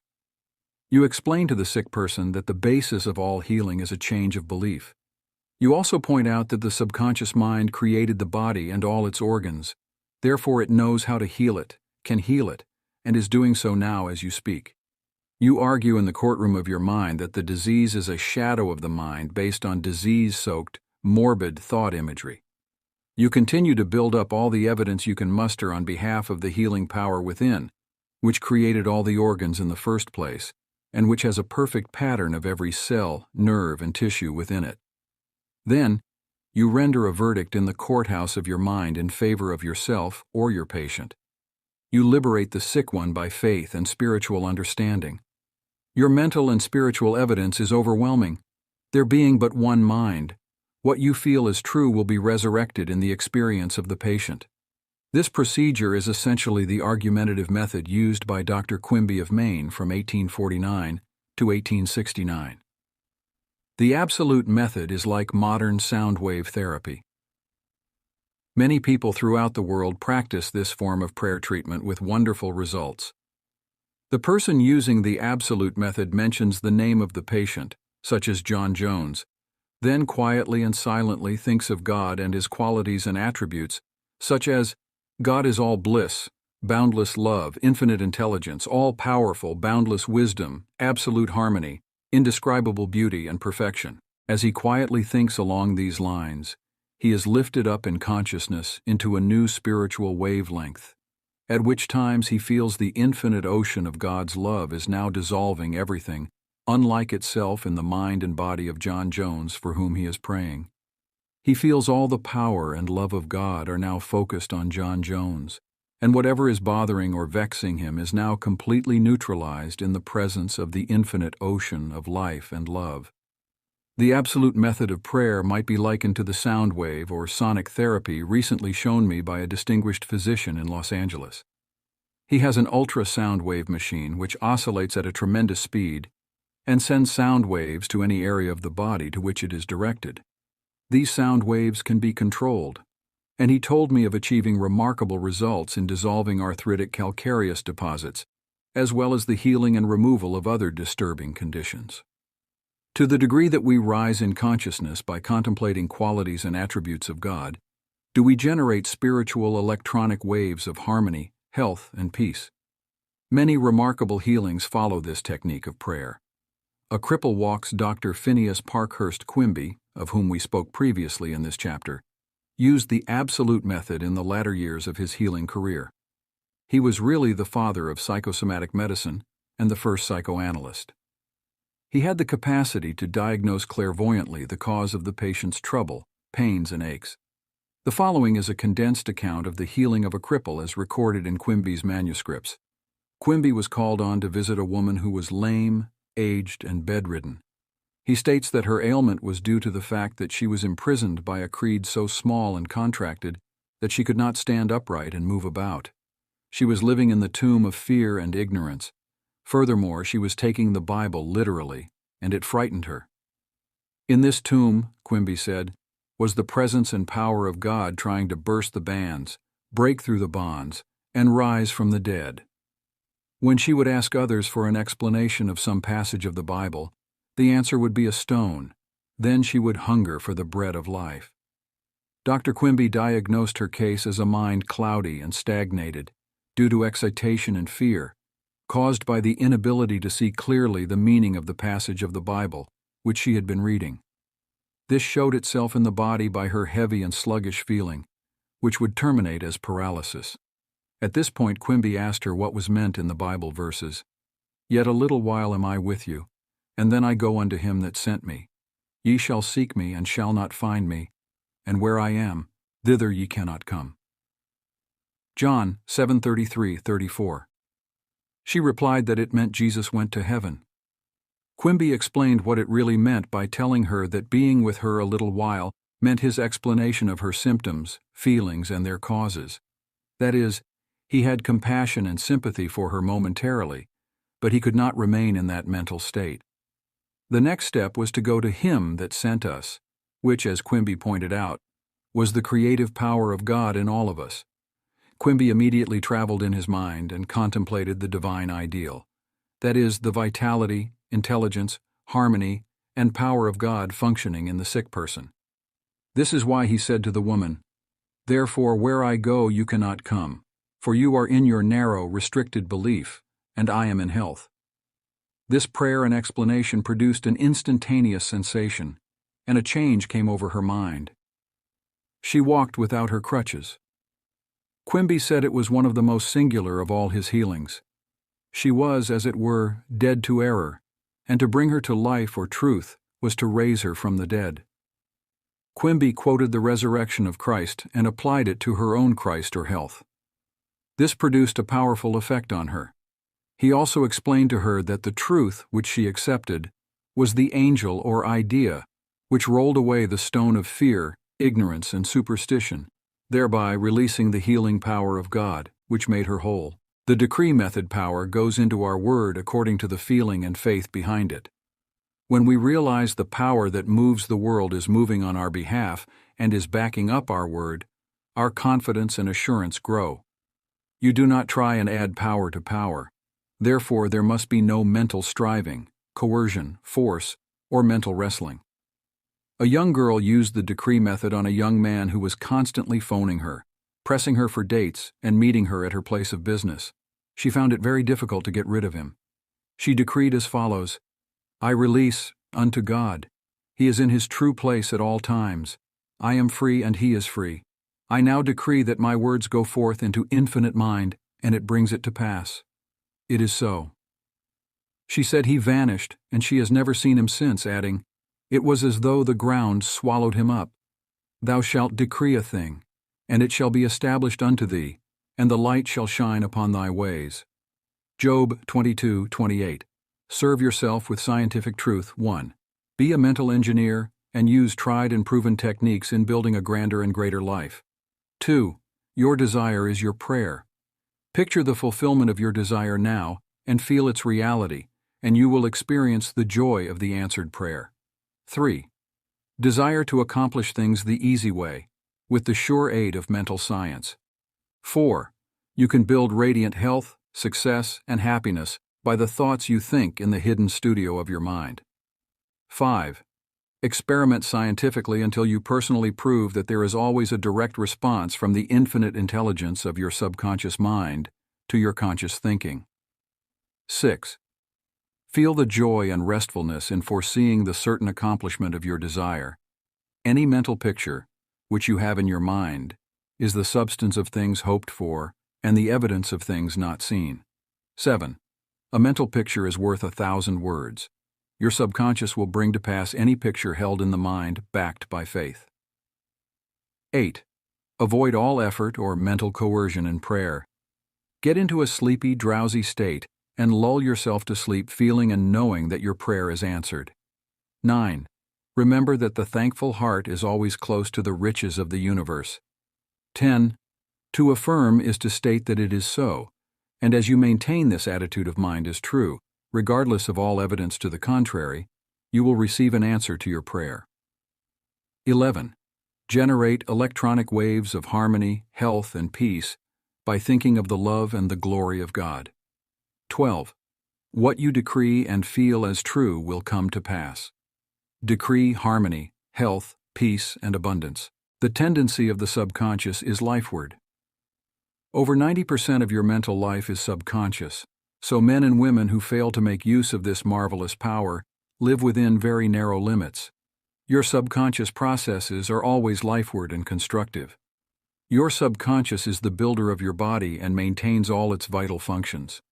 It is on the job 24 hours a day and never sleeps. It is always trying to help and preserve you from harm. Your subconscious mind is in touch with infinite life and boundless wisdom, and its impulses and ideas are always lifeward. The great aspirations, inspirations, and visions for a grander and nobler life spring from the subconscious. Your profoundest convictions are those you cannot argue about rationally because they do not come from your conscious mind. They come from your subconscious mind. Your subconscious speaks to you in intuitions, impulses, hunches, intimations, urges, and ideas. And it is always telling you to rise, transcend, grow, advance, adventure, and move forward to greater heights. The urge to love, to save the lives of others, comes from the depths of your subconscious. For example, during the Great San Francisco earthquake and fire of April 18, 1906, invalids and cripples who had been confined to bed for long periods of time rose up and performed some of the most amazing feats of bravery and endurance. The intense desire welled up within them to save others at all costs, and their subconscious responded accordingly. Great artists, musicians, poets, speakers, and writers tune in with their subconscious powers and become animated and inspired. For example, Robert Louis Stevenson, before he went to sleep, used to charge his subconscious with the task of evolving stories for him while he slept. He was accustomed to ask his subconscious to give him a good, marketable thriller when his bank account was low. Stevenson said the intelligence of his deeper mind gave him the story piece by piece, like a serial. This shows how your subconscious will speak lofty and wise sayings through you, which your conscious mind knows nothing about. Mark Twain confided to the world on many occasions that he never worked in his life. All his humor and all his great writings were due to the fact that he tapped the inexhaustible reservoir of his subconscious mind. How the body portrays the workings of the mind. The interaction of your conscious and subconscious mind requires a similar interaction between the corresponding system of nerves. The cerebrospinal system is the organ of the conscious mind, and the sympathetic system is the organ of the subconscious mind. The cerebrospinal system is the channel through which you receive conscious perception by means of your 5 physical senses and exercise control over the movement of your body. This system has its nerves in the brain, and it is the channel of your volitional and conscious mental action. The sympathetic system, sometimes referred to as the involuntary nervous system, has its center in a ganglionic mass at the back of the stomach known as the solar plexus, and is sometimes spoken of as the abdominal brain. It is the channel of that mental action which unconsciously supports the vital functions of the body. The two systems may work separately or synchronously. Judge Thomas Troward says, "The vagus nerve passes out of the cerebral region as a portion of the voluntary system, and through it we control the vocal organs. Then it passes onward to the thorax, sending out branches to the heart and lungs. Finally, passing through the diaphragm, it loses the outer coating which distinguishes the nerves of the voluntary system and becomes identified with those of the sympathetic system, so forming a connecting link between the two and making the man physically a single entity. Similarly, different areas of the brain indicate their connection with the objective and subjective activities of the mind respectively. And speaking in a general way, we may assign the frontal portion of the brain to the former and the posterior portion to the latter, while the intermediate portion partakes of the character of both. A rather simple way of looking at the mental and physical interaction is to realize that your conscious mind grasps an idea, which induces a corresponding vibration in your voluntary system of nerves. This in turn causes a similar current to be generated in your involuntary system of nerves. thus handling the idea over to your subconscious mind, which is the creative medium. This is how your thoughts become things. Every thought entertained by your conscious mind and accepted as true is sent by your brain to your solar plexus, the brain of your subconscious mind, to be made into your flesh and to be brought forth into your world as a reality. There is an intelligence which takes care of the body.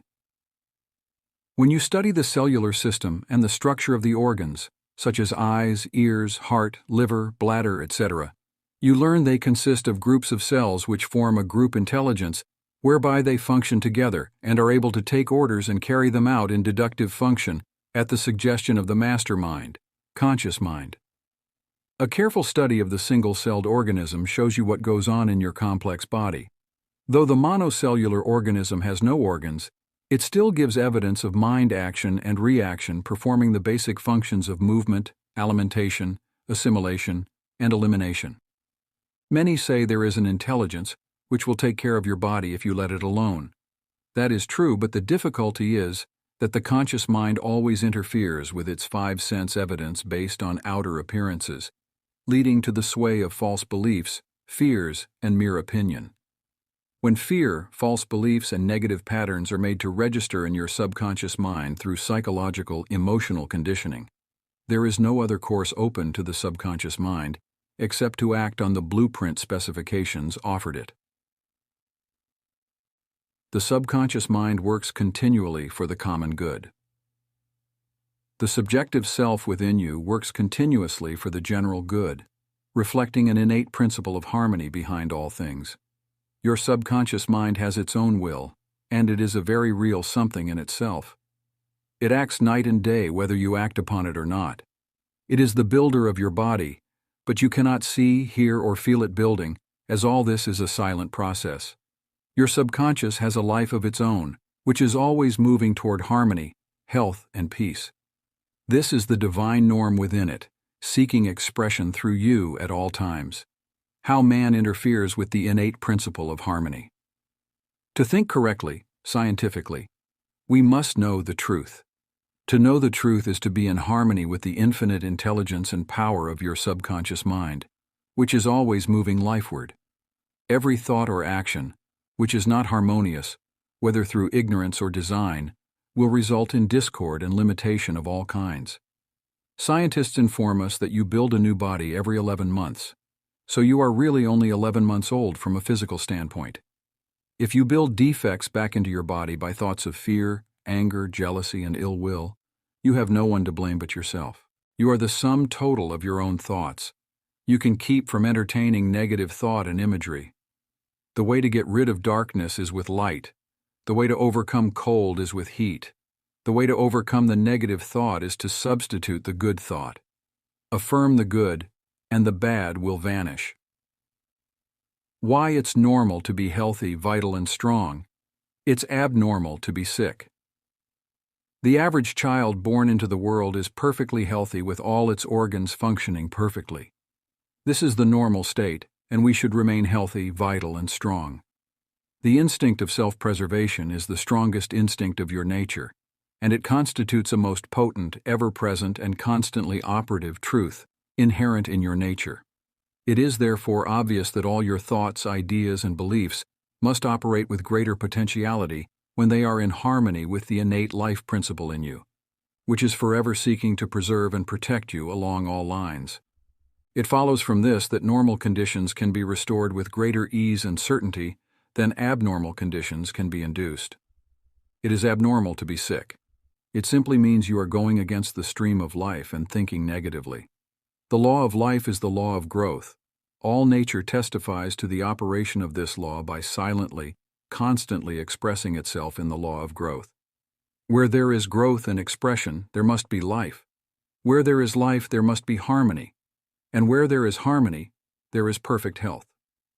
If your thought is in harmony with the creative principle of your subconscious mind, you are in tune with the innate principle of harmony.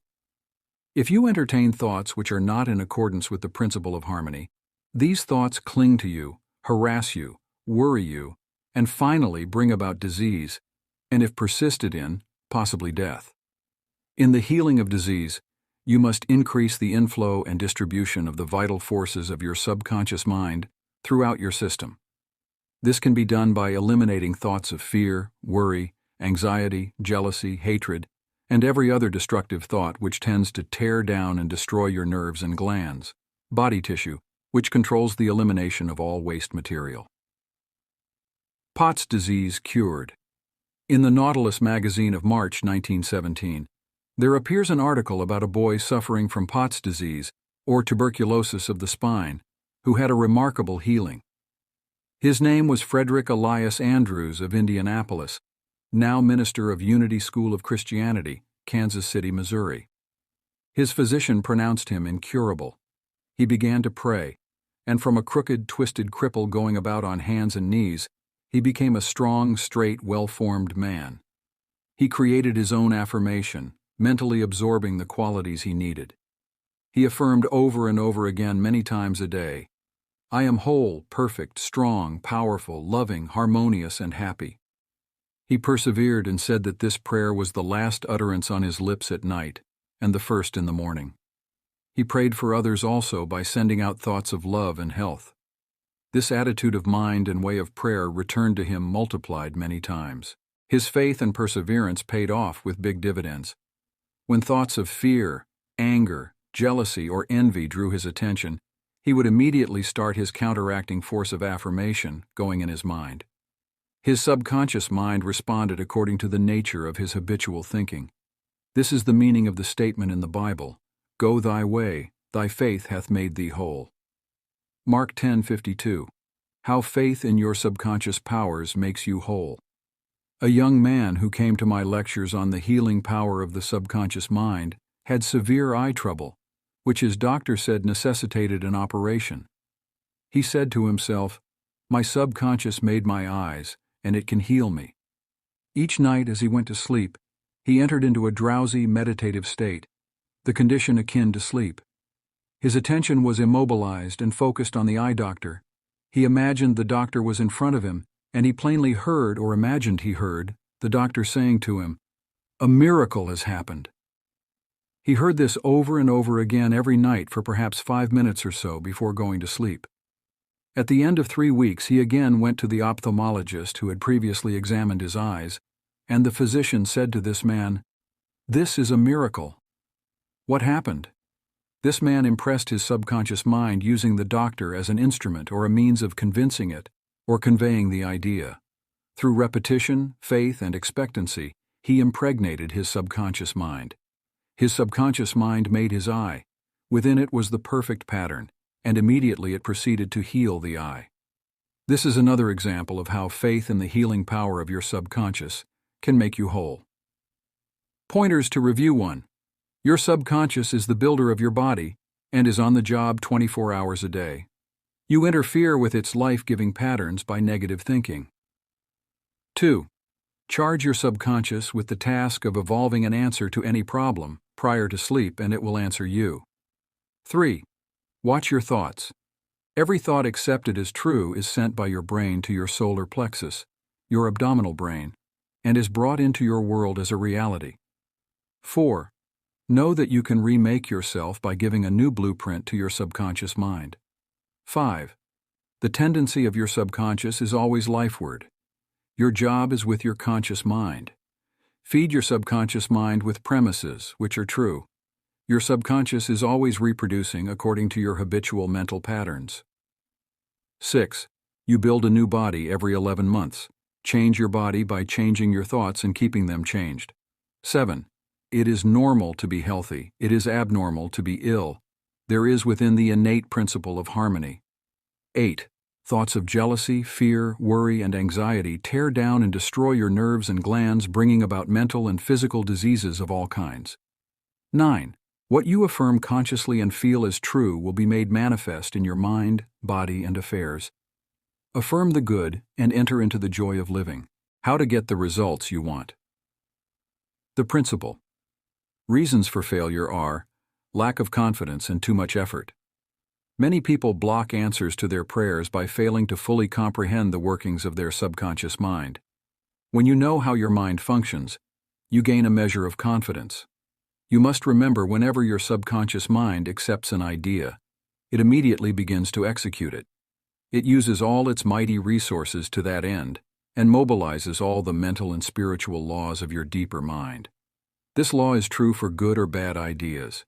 Consequently, if you use it negatively, it brings trouble, failure, and confusion. When you use it constructively, it brings guidance, freedom, and peace of mind. The right answer is inevitable when your thoughts are positive, constructive, and loving. From this, it is perfectly obvious that the only thing you have to do in order to overcome failure is to get your subconscious to accept your idea or request by feeling its reality now, and the law of your mind will do the rest.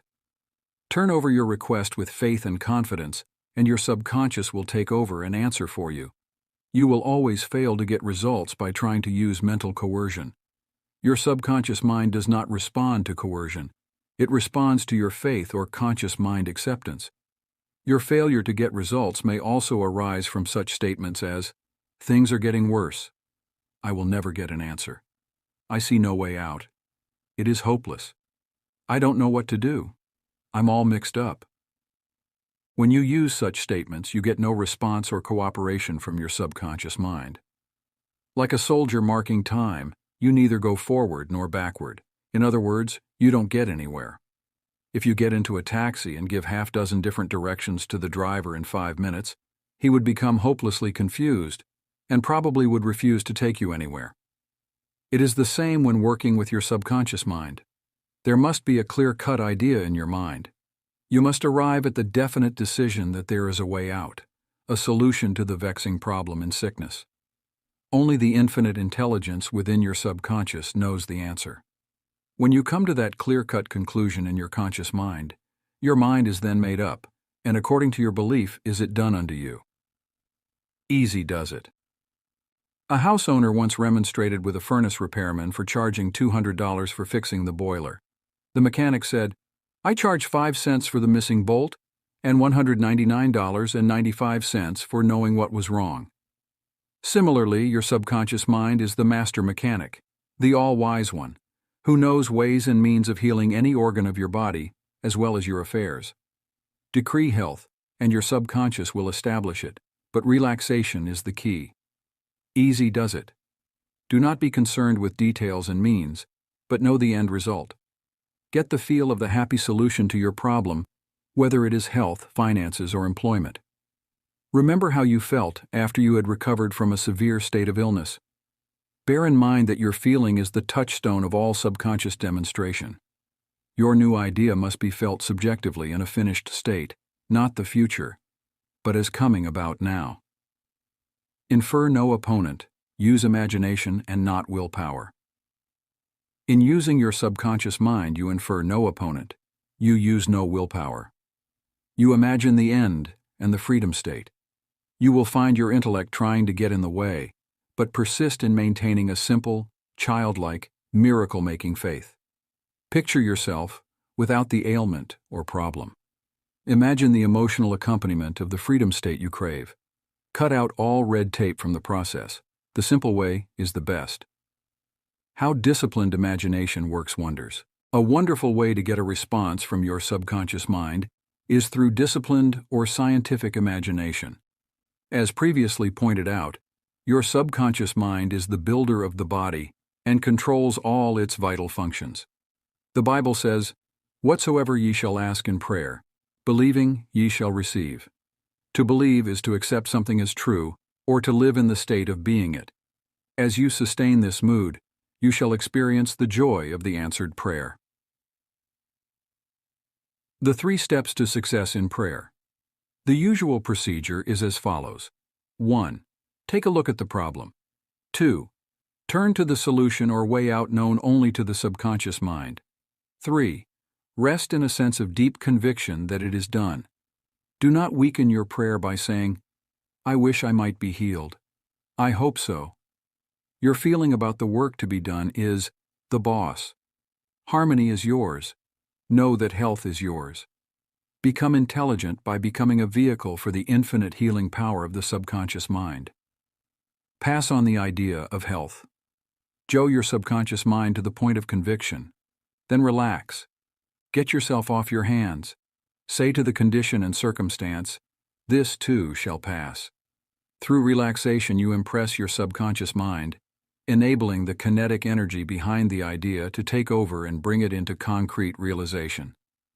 The law of reversed effort, and why you get the opposite of what you pray for. Coué, the famous psychologist from France who visited America about 40 years ago, defined the law of reversed effort as follows.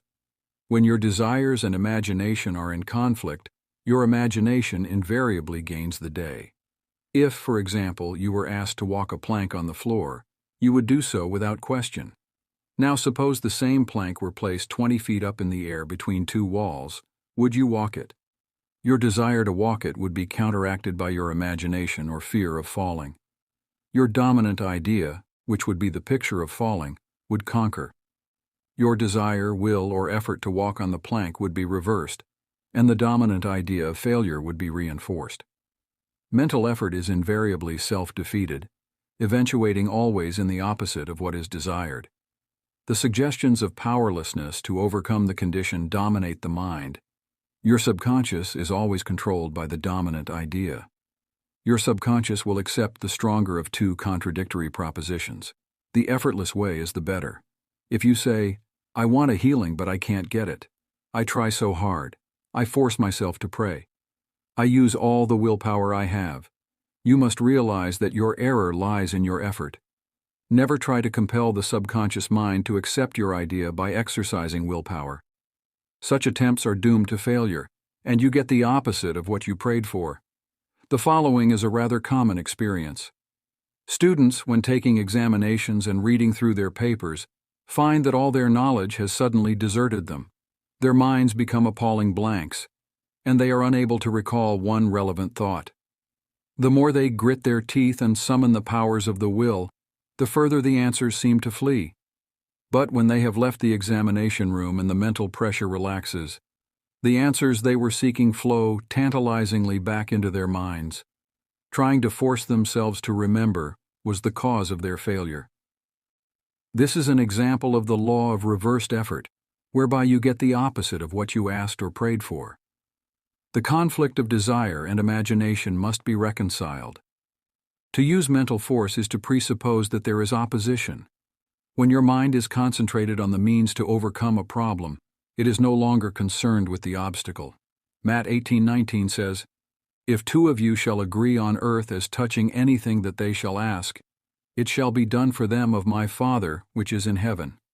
Who are these two? It means the harmonious union or agreement between your conscious and subconscious on any idea, desire, or mental image. When there is no longer any quarrel in either part of your mind, your prayer will be answered.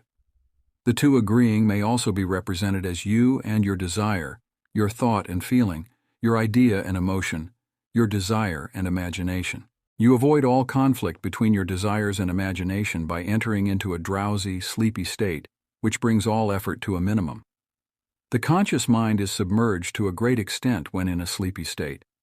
The best time to impregnate your subconscious is prior to sleep.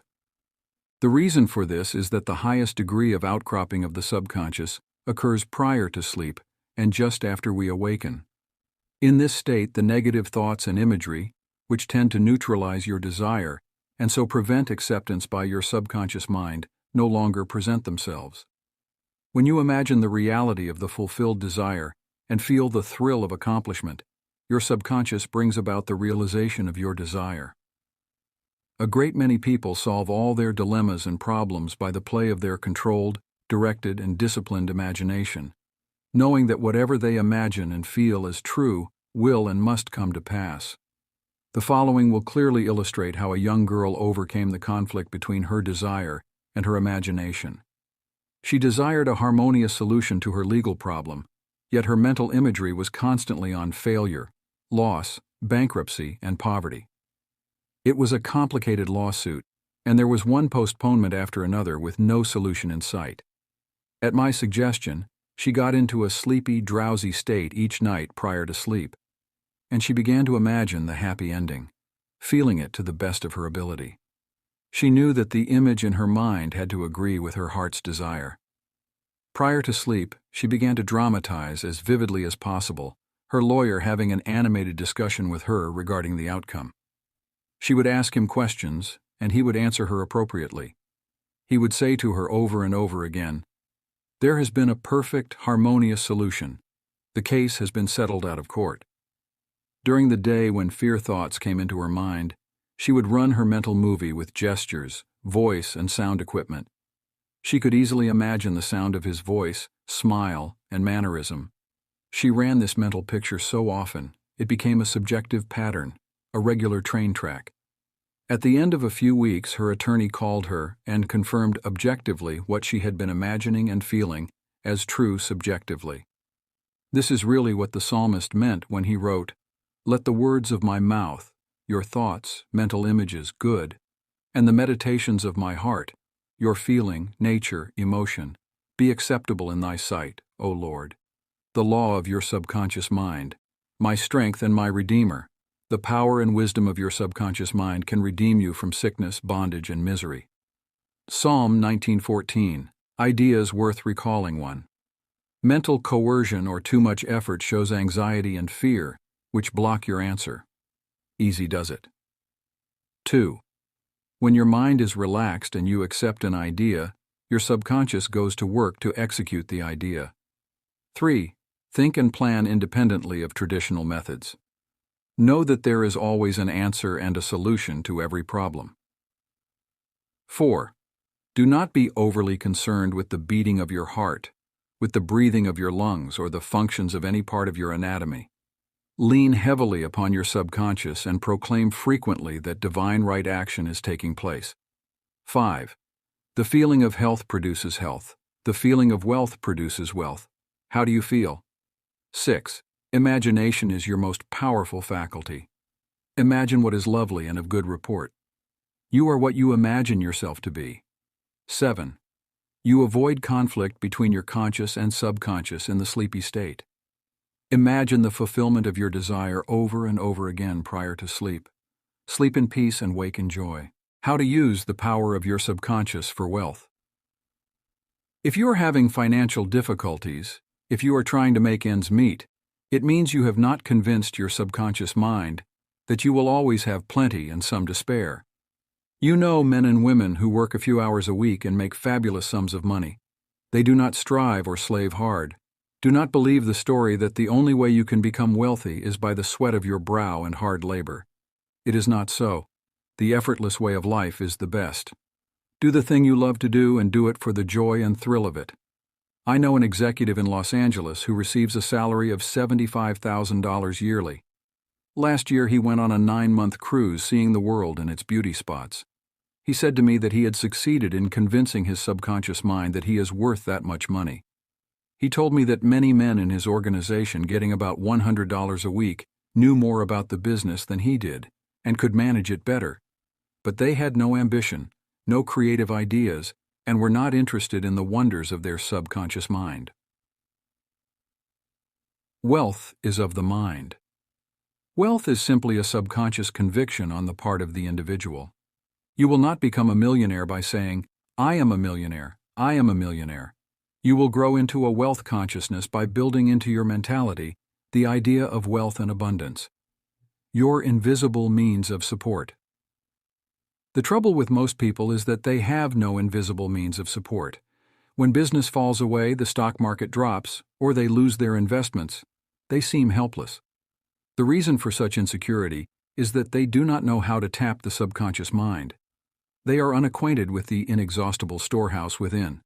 A man with a poverty-type mind finds himself in poverty-stricken conditions. Another man with a mind filled with ideas of wealth is surrounded with everything he needs. It was never intended that man should lead a life of indigence. You can have wealth, everything you need, and plenty to spare. Your words have power to cleanse your mind of wrong ideas and to instill right ideas in their place. The ideal method for building a wealth consciousness. Perhaps you are saying as you read this chapter, "I need wealth and success." This is what you do. Repeat for about 5 minutes to yourself, 3 or 4 times a day. Wealth, success. These words have tremendous power.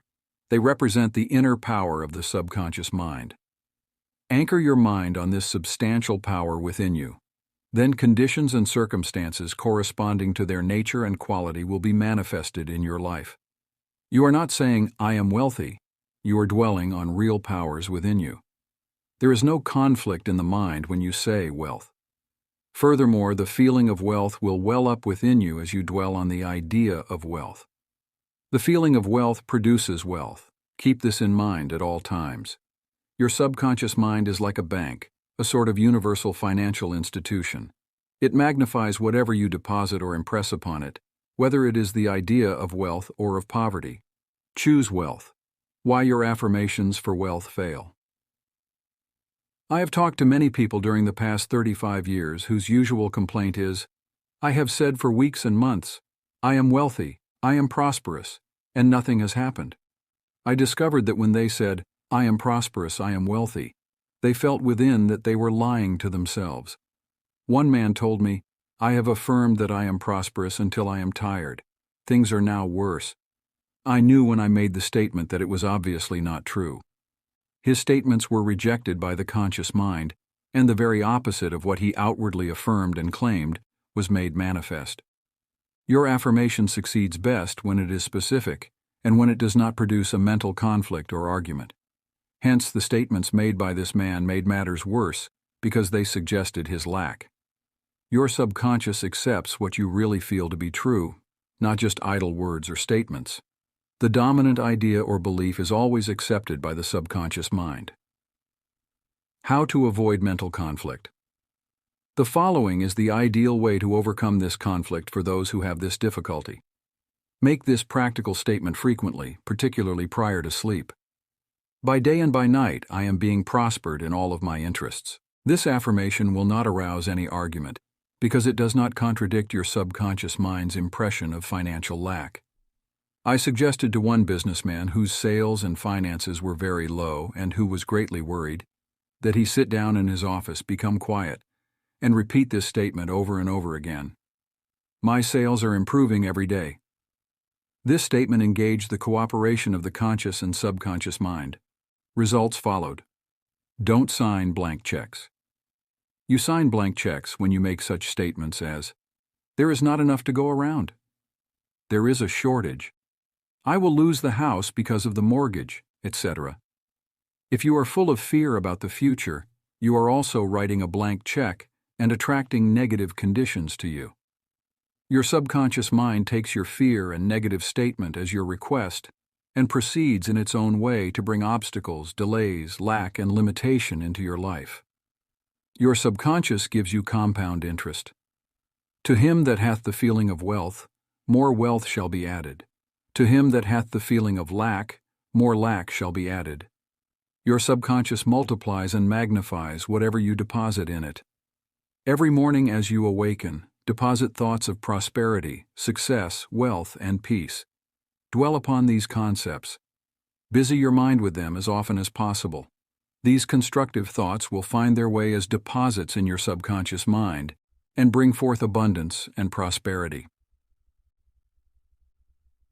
Why nothing happened? I can hear you saying, "Oh, I did that and nothing happened." You did not get results because you indulged in fear thoughts perhaps 10 minutes later and neutralized the good you had affirmed. When you place a seed in the ground, you do not dig it up. You let it take root and grow. Suppose, for example, you are going to say, "I shall not be able to make that payment."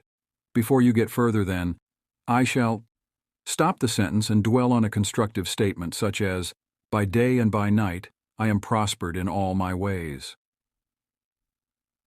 True source of wealth. Your subconscious mind is never short of ideas. There are within it an infinite number of ideas ready to flow into your conscious mind and appear as cash in your pocketbook in countless ways. This process will continue to go on in your mind regardless of whether the stock market goes up or down, or whether the pound sterling or dollar drops in value.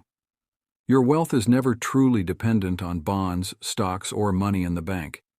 These are really only symbols, necessary and useful, of course, but only symbols. The point I wish to emphasize is that if you convince your subconscious mind that wealth is yours and that it is always circulating in your life, You will always and inevitably have it, regardless of the form it takes. Trying to make ends meet and the real cause. There are people who claim that they are always trying to make ends meet. They seem to have a great struggle to meet their obligations. Have you listened to their conversation? In many instances, their conversation runs along this vein. They are constantly condemning those who have succeeded in life and who have raised their heads above the crowd. Perhaps they are saying, "Oh, that fellow has a racket, he is ruthless, he is a crook." This is why they lack. They are condemning the thing they desire and want. The reason they speak critically of their more prosperous associates is because they are envious and covetous of the other's prosperity. The quickest way to cause wealth to take wings and fly away is to criticize and condemn others who have more wealth than you. A common stumbling block to wealth. There is one emotion, which is the cause of the lack of wealth in the lives of many. Most people learn this the hard way. It is envy. For example, if you see a competitor depositing large sums of money in the bank and you have only a meager amount to deposit, does it make you envious? The way to overcome this emotion is to say to yourself, "Isn't it wonderful? I rejoice in that man's prosperity. I wish for him greater and greater wealth." To entertain envious thoughts is devastating because it places you in a very negative position. Therefore, wealth flows from you instead of to you. If you are ever annoyed or irritated by the prosperity or great wealth of another, claim immediately that you truly wish for him greater wealth in every possible way. This will neutralize the negative thoughts in your mind and cause an ever greater measure of wealth to flow to you by the law of your own subconscious mind. Rubbing out a great mental block to wealth. If you are worried and critical about someone whom you claim is making money dishonestly, cease worrying about him. You know such a person is using the law of mind negatively. The law of mind takes care of him. Be careful not to criticize him for the reasons previously indicated. Remember, the block or obstacle to wealth is in your own mind. You can now destroy that mental block. This you may do by getting on mental good terms with everyone. Sleep and grow rich. As you go to sleep at night, practice the following technique. Repeat the word wealth quietly, easily, and feelingly. Do this over and over again, just like a lullaby. Lull yourself to sleep with the one word, wealth. You should be amazed at the result. Wealth should flow to you in avalanches of abundance. This is another example of the magic power of your subconscious mind. Serve yourself with the powers of your mind one. Decide to be wealthy the easy way, with the infallible aid of your subconscious mind. 2. Trying to accumulate wealth by the sweat of your brow and hard labor is one way to become the richest man in the graveyard. You do not have to strive or slave hard. 3. Wealth is a subconscious conviction. Build into your mentality the idea of wealth. 4. The trouble with most people is that they have no invisible means of support. 5. Repeat the word wealth to yourself slowly and quietly for about 5 minutes prior to sleep, and your subconscious will bring wealth to pass in your experience. 6. The feeling of wealth produces wealth. Keep this in mind at all times. 7. Your conscious and subconscious mind must agree. Your subconscious accepts what you really feel to be true. The dominant idea is always accepted by your subconscious mind. The dominant idea should be wealth, not poverty. 8. You can overcome any mental conflict regarding wealth by affirming frequently, "By day and by night I am being prospered in all of my interests." 9. Increase your sales by repeating this statement over and over again. "My sales are improving every day. I am advancing, progressing, and getting wealthier every day." 10. Stop writing blank checks, such as, "There is not enough to go around," or "There is a shortage," etc. Such statements magnify and multiply your loss. 11. Deposit thoughts of prosperity, wealth, and success in your subconscious mind, and the latter will give you compound interest. 12.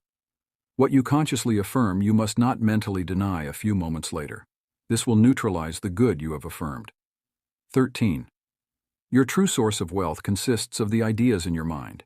You can have an idea worth millions of dollars. Your subconscious will give you the idea you seek. 14. Envy and jealousy are stumbling blocks to the flow of wealth. Rejoice in the prosperity of others. 15. The block to wealth is in your own mind. Destroy that block now by getting on good mental terms with everyone. Your right to be rich. It is your right to be rich. You are here to lead the abundant life and be happy, radiant, and free. You should therefore have all the money you need to lead a full, happy, and prosperous life. You are here to grow, expand, and unfold spiritually, mentally, and materially. You have the inalienable right to fully develop and express yourself along all lines. You should surround yourself with beauty and luxury. Why be satisfied with just enough to go around when you can enjoy the riches of your subconscious mind? In this chapter, you can learn to make friends with money, and you should always have a surplus. Your desire to be rich is a desire for a fuller, happier, more wonderful life. It is a cosmic urge. It is not only good, but also very good. Money is a symbol. Money is a symbol of exchange. It means to you not only freedom from want, but beauty, luxury, abundance, and refinement. It is merely a symbol of the economic health of the nation. When your blood is circulating freely in your body, you are healthy. When money is circulating freely in your life, you are economically healthy. When people begin to hoard money, to put it away in tin boxes and become charged with fear, there is economic illness. Money has taken many forms as a medium of exchange down through the centuries, such as salt, beads, and trinkets of various kinds. In early times, a man's wealth was determined by the number of sheep and oxen he had. Now we use currency and other negotiable instruments, as it is much more convenient to write a check than carry some sheep around with you to pay bills. How to walk the royal road to riches. Knowledge of the powers of your subconscious mind is the means to the royal road to riches of all kinds, spiritual, mental, or financial. The student of the laws of mind believes and knows definitely that regardless of economic situations, stock market fluctuation, depression, strikes, war, other conditions or circumstances, he will always be amply supplied, regardless of what form money takes. The reason for this is that he has conveyed the idea of wealth to his subconscious mind, and it keeps him supplied wherever he may be. He has convinced himself in his mind that money is forever flowing freely in his life, and that there is always a wonderful surplus. Should there be a financial collapse of government tomorrow, and all the man's present holdings become valueless, as the German marks did after the First World War, he would still attract wealth and be cared for, regardless of the form the new currency took. Why you do not have more money. As you read this chapter, you are probably saying, I am worthy of a higher salary than I am receiving. I believe most people are inadequately compensated. One of the causes many people does not have more money is that they are silently or openly condemning it. They refer to money as filthy lucre, or the love of money is the root of all evil. Another reason they do not prosper is that they have a sneaky subconscious feeling there is some virtue in poverty. This subconscious pattern may be due to early childhood training, superstition, or it could be based on a false interpretation of scriptures. Money and a balanced life. One time a man said to me, I am broke. I do not like money. It is the root of all evil. These statements represent a confused, neurotic mind. Love of money to the exclusion of everything else will cause you to become lopsided and unbalanced. You are here to use your power or authority wisely. Some men crave power, others crave money. If you set your heart on money exclusively and say, money is all I want, I am going to give all my attention to amassing money, nothing else matters. You can get money and attain a fortune, but you have forgotten that you are here to lead a balanced life. You must also satisfy the hunger for peace of mind, harmony, love, joy, and perfect health. By making money your sole aim, you simply made a wrong choice. You thought that was all you wanted, but you found after all your efforts that it was not only the money you needed. You also desired true expression of your hidden talents, true place in life, beauty, and the joy of contributing to the welfare and success of others. By learning the laws of your subconscious mind, you could have $1 million or many millions if you wanted them, and still have peace of mind, harmony, perfect health, and perfect expression. Poverty is a mental disease. There is no virtue in poverty. It is a disease like any other mental disease. If you were physically ill, you would think there was something wrong with you. You would seek help and do something about the condition at once. Likewise, if you do not have money constantly circulating in your life, there is something radically wrong with you. The urge of the life principle in you is toward growth, expansion, and the life more abundant. You are not here to live in a hovel, dress in rags, and go hungry. You should be happy, prosperous, and successful. Why you must never criticize money. Cleanse your mind of all weird and superstitious beliefs about money. Do not ever regard money as evil or filthy. If you do, you cause it to take wings and fly away from you. Remember that you lose what you condemn. You cannot attract what you criticize. Getting the right attitude toward money. Here is a simple technique you may use to multiply money in your experience. Use the following statements several times a day. I like money, I love it. I use it wisely, constructively, and judiciously. Money is constantly circulating in my life. I release it with joy, and it returns to me multiplied in a wonderful way. It is good and very good. Money flows to me in avalanches of abundance. I use it for good only, and I'm grateful for my good and for the riches of my mind. How the scientific thinker looks at money. Suppose, for example, you found gold, silver, lead, copper, or iron in the ground. Would you pronounce these things evil? All evil comes from man's darkened understanding, from his ignorance, from his false interpretation of life, and from his misuse of his subconscious mind. Uranium, lead, or some other metal could have been used as a medium of exchange. We use paper bills, checks, nickel, and silver. Surely these are not evil. Physicists and chemists know today that the only difference between one metal and another is the number and rate of motion of electrons revolving around a central nucleus. They can now change one metal into another through a bombardment of the atoms in the powerful cyclotron. Gold, under certain conditions, becomes mercury. I believe that our modern scientists in the near future will be able to make gold, silver, and other metals synthetically in the chemical laboratory. The cost may be prohibitive now, but it can be done. I cannot imagine any intelligent person seeing anything evil in electrons, neutrons, protons, and isotopes. The piece of paper in your pocket is composed of atoms and molecules with their electrons and protons arranged differently. Their number and rate of motion are different. That is the only way the paper differs from the silver in your pocket. How to attract the money you need. Many years ago, I met a young boy in Australia who wanted to become a physician and surgeon, but he had no money. I explained to him how a seed deposited in the soil attracts to itself everything necessary for its unfolding, and that all he had to do was to take a lesson from the seed and deposit the required idea in his subconscious mind.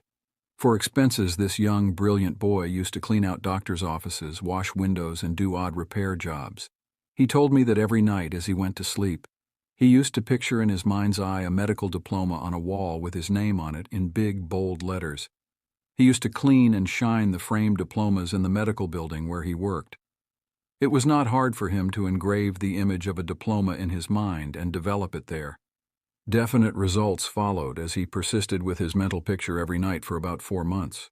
The sequel of this story was very interesting. One of the doctors took a great liking to this young boy, and after training him in the art of sterilizing instruments, giving hypodermic injections, and other miscellaneous first aid work, he employed him as a technical assistant in his office. The doctor later sent him to medical school at his own expense. Today, this young man is a prominent medical doctor in Montreal, Canada. He discovered the law of attraction by using his subconscious mind the right way. He operated an age-old law which says, "Having seen the end, you have willed the means to the realization of the end." The end in this case was to become a medical doctor. This young man was able to imagine, see, and feel the reality of being a doctor. He lived with that idea, sustained it, nourished it, and loved it until through his imagination, it penetrated the layers of his subconscious mind and became a conviction, thereby attracting to him everything necessary for the fulfillment of his dream. Why some men do not get a raise in pay. If you are working in a large organization and you are silently thinking of and resenting the fact you are underpaid, that you are not appreciated, and that you deserve more money and greater recognition, you are subconsciously severing your ties with that organization. You are setting a law in motion, and the superintendent or manager will say to you, "We have to let you go." Actually, you dismissed yourself. The manager was simply the instrument through which your own negative mental state was confirmed. It was an example of the law of action and reaction. The action was your thought, and the reaction was the response of your subconscious mind. Obstacles and impediments on the pathway to riches. I am sure you have heard men say, "That fellow has a racket. He is a racketeer. He is getting money dishonestly. He is a faker. I knew him when he had nothing. He is a crook, a thief, and a swindler." If you analyze the man who talks like that, you discover he is usually in want or suffering from some financial or physical illness. Perhaps his former college friends went up the ladder of success and excelled him. Now he is bitter and envious of their progress. In many instances, this is the cause of his downfall. Thinking negatively of these classmates and condemning their wealth causes the wealth and prosperity he is praying for to vanish and flee away. He is condemning the thing he is praying for. He is praying two ways. On the one hand, he is saying, "Wealth is flowing to me now." And in the next breath, silently or audibly, he is saying, "I resent that fellow's wealth." Always make it a special point to rejoice in the wealth of the other person. Protect your investments. If you are seeking wisdom regarding investments, or if you are worried about your stocks or bonds, quietly claim, "Infinite intelligence governs and watches over all my financial transactions, and whatsoever I do shall prosper." Do this frequently, and you will find that your investments will be wise. Moreover, you will be protected from loss, as you will be prompted to sell your securities or holdings before any loss accrues to you. You cannot get something for nothing. In large stores, the management employs store detectives to prevent people from stealing. They catch a number of people every day trying to get something for nothing. All such people are living in the mental atmosphere of lack and limitation, and are stealing from themselves peace, harmony, faith, honesty, integrity, goodwill, and confidence. Furthermore, they are attracting to themselves all manner of loss, such as loss of character, prestige, social status, and peace of mind. These people lack faith in the source of supply and the understanding of how their minds work. If they would mentally call on the powers of their subconscious mind and claim that they are guided to their true expression, they would find work and constant supply. Then, by honesty, integrity, and perseverance, they would become a credit to themselves and to society at large. Your constant supply of money. Recognizing the powers of your subconscious mind and the creative power of your thought or mental image is the way to opulence, freedom, and constant supply. Accept the abundant life in your own mind. Your mental acceptance and expectancy of wealth has its own mathematics and mechanics of expression. As you enter into the mood of opulence, all things necessary for the abundant life will come to pass. Let this be your daily affirmation. Write it in your heart. I am one with the infinite riches of my subconscious mind. It is my right to be rich, happy, and successful. Money flows to me freely, copiously, and endlessly. I am forever conscious of my true worth. I give of my talents freely, and I am wonderfully blessed financially. It is wonderful. Step up this way to riches won. Be bold enough to claim that it is your right to be rich, and your deeper mind will honor your claim. 2. You don't want just enough to go around. You want all the money you need to do all the things you want to do, and when you want to do them. Get acquainted with the riches of your subconscious mind. 3. When money is circulating freely in your life, you are economically healthy. Look at money like the tide, and you will always have plenty of it. The ebb and flow of the tide is constant. When the tide is out, you are absolutely sure that it will return. 4. Knowing the laws of your subconscious mind, you will always be supplied regardless of what form money takes. 5. One reason many people simply make ends meet and never have enough money is that they condemn money. What you condemn takes wings and flies away. 6. Do not make a god of money. It is only a symbol. Remember that the real riches are in your mind. You are here to lead a balanced life. This includes acquiring all the money you need. 7. Don't make money your sole aim. Claim wealth, happiness, peace, true expression, and love, and personally radiate love and goodwill to all. Then your subconscious mind will give you compound interest in all these fields of expression. 8. There is no virtue in poverty. It is a disease of the mind, and you should heal yourself of this mental conflict or malady at once. 9. You are not here to live in a hovel, to dress in rags, or to go hungry. You are here to lead the life more abundant. 10. Never use the terms filthy lucre or I despise money. You lose what you criticize. There is nothing good or bad, but thinking of it in either light makes it so. 11. Repeat frequently. I like money. I use it wisely, constructively, and judiciously. I release it with joy, and it returns 1,000-fold. 12. Money is not evil any more so than copper, lead, tin, or iron which you may find in the ground. All evil is due to ignorance and misuse of the mind's powers. 13. To picture the end result in your mind causes your subconscious to respond and fulfill your mental picture. 14. Stop trying to get something for nothing. There is no such thing as a free lunch. You must give to receive. You must give mental attention to your goals, ideals, and enterprises, and your deeper mind will back you up. The key to wealth is application of the laws of the subconscious mind by impregnating it with the idea of wealth. Your subconscious mind as a partner in success. Success means successful living. A long period of peace, joy, and happiness on this plane may be termed success. The eternal experience of these qualities is the everlasting life spoken of by Jesus. The real things of life, such as peace, harmony, integrity, security, and happiness, are intangible. They come from the deep self of man. Meditating on these qualities builds these treasures of heaven in our subconscious. It is where moth and rust do not consume, and where thieves do not break through and steal. Matt 6:20. The 3 steps to success. Let us discuss 3 steps to success. The first step to success is to find out the thing you love to do, then do it. Success is in loving your work. Although if a man is a psychiatrist, it is not adequate for him to get a diploma and place it on the wall. He must keep up with the times, attend conventions, and continue studying the mind and its workings.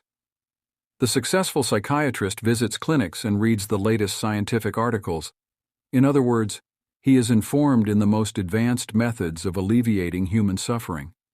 The successful psychiatrist or doctor must have the interest of his patients at heart. Someone may say, "How can I put the first step into operation? I do not know what I should do." In such a case, pray for guidance as follows. The infinite intelligence of my subconscious mind reveals to me my true place in life. Repeat this prayer quietly, positively, and lovingly to your deeper mind. As you persist with faith and confidence, the answer will come to you as a feeling, a hunch, or a tendency in a certain direction. It will come to you clearly and in peace, and as an inner, silent awareness. The second step to success is to specialize in some particular branch of work and know more about it than anyone else. For example, if a young man chooses chemistry as his profession, he should concentrate on one of the many branches in this field. He should give all of his time and attention to his chosen specialty. He should become sufficiently enthusiastic to try to know all there is available about his field. If possible, he should know more than anyone else. The young man should become ardently interested in his work and should desire to serve the world. He that is greatest among you, let him become your servant. There is a great contrast in this attitude of mind in comparison to that of the man who only wants to make a living or just get by. Getting by is not true success. Man's motive must be greater, nobler, and more altruistic. He must serve others, thereby casting his bread upon the waters. The third step is the most important one. You must be sure that the thing you want to do does not redound to your success only. Your desire must not be selfish. It must benefit humanity. The path of a complete circuit must be formed. In other words, your idea must go forth with the purpose of blessing or serving the world. It will then come back to you pressed down, shaken together, and running over. If it is to benefit yourself exclusively, the circle or complete circuit is not formed, And you may experience a short circuit in your life which may consist of limitation or sickness. The measure of true success. Some people may say, but Mr. James made a fortune in selling fraudulent oil stock. A man may seem to succeed for a while, but the money he obtained by fraud usually takes wings and flies away. When we rob from another, we rob from ourselves, because we are in a mood of lack and limitation, which may manifest itself in our body, home life, and affairs. What we think and feel, we create. We create what we believe. Even though a man may have accumulated a fortune fraudulently, he is not successful. There is no success without peace of mind. What good is man's accumulated wealth if he cannot sleep nights, is sick, or has a guilt complex? I knew a man in London who told me of his exploits. He had been a professional pickpocket and had amassed a large amount of money. He had a summer home in France and lived in a royal fashion in England. His story was that he was in constant dread of being arrested by Scotland Yard. He had many inner disorders, which were undoubtedly caused by his constant fear and deep-seated guilt complex. He knew he had done wrong. This deep sense of guilt attracted all kinds of trouble to him. Subsequently, he voluntarily surrendered to the police and served a prison sentence. After his release from prison, he sought psychological and spiritual counsel and became transformed. He went to work and became an honest, law-abiding citizen. He found what he loved to do and was happy. A successful person loves his work and expresses himself fully. Success is contingent upon a higher ideal than the mere accumulation of riches. The man of success is the man who possesses great psychological and spiritual understanding. Many of the great industrialists today depend upon the correct use of their subconscious minds for their success. There was an article published some years ago about Flagler, an oil magnate. He admitted that the secret of his success was his ability to see a project in its completion. For instance, in his case, he closed his eyes, imagined a big oil industry, saw trains running on tracks, heard whistles blowing, and saw smoke. Having seen and felt the fulfillment of his prayer, his subconscious mind brought about its realization. If you imagine an objective clearly, you will be provided with the necessities, in ways you know not of, through the wonder-working power of your subconscious mind. In considering the 3 steps to success, you must never forget the underlying power of the creative forces of your subconscious mind. This is the energy in back of all steps in any plan of success. Your thought is creative. Thought fused with feeling becomes a subjective faith or belief, and according to your belief is it done unto you. Matt 9:29. Knowledge of a mighty force in you, which is capable of bringing to pass all your desires, gives you confidence and a sense of peace. Whatever your field of action may be, you should learn the laws of your subconscious mind. When you know how to apply the powers of your mind, and when you are expressing yourself fully and giving of your talents to others, you are on the sure path to true success. If you are about God's business, or any part of it, God, by His very nature, is for you. So who can be against you? With this understanding, there is no power in heaven or on earth to withhold success from you. How he made his dream come true. A movie actor told me that he had very little education, but he had a dream as a boy of becoming a successful movie actor. Out in the field mowing hay, driving the cows home, or even when milking them, he said, "I would constantly imagine I saw my name in big lights at a large theater. I kept this up for years until finally I ran away from home. I got extra jobs in the motion picture field, and the day finally came when I saw my name in great big lights, as I did when I was a boy." Then he added, "I know the power of sustained imagination to bring success." His dream pharmacy became a reality. 30 years ago, I knew a young pharmacist who was receiving $40 a week plus commission on sales. After 25 years, he said to me, "I will get a pension and retire." I said to this young man, "Why don't you own your own store? Get out of this place, raise your sights, have a dream for your children. Maybe your son wants to be a doctor. Perhaps your daughter desires to be a great musician." His answer was that he had no money. He began to awaken to the fact that whatever he could conceive as true, he could give conception. The first step toward his goal was his awakening to the powers of his subconscious mind, which I briefly elaborated on for his benefit. His second step was his realization that if he could succeed in conveying an idea to his subconscious mind, the latter would somehow bring it to pass. He began to imagine that he was in his own store. He mentally arranged the bottles, dispensed prescriptions, and imagined several clerks in the store waiting on customers. He also visualized a big bank balance. Mentally, he worked in that imaginary store. Like a good actor, he lived the role. Act as though I am, and I will be. This pharmacist put himself wholeheartedly into the act, living, moving, and acting on the assumption that he owned the store. The sequel was interesting. He was discharged from his position.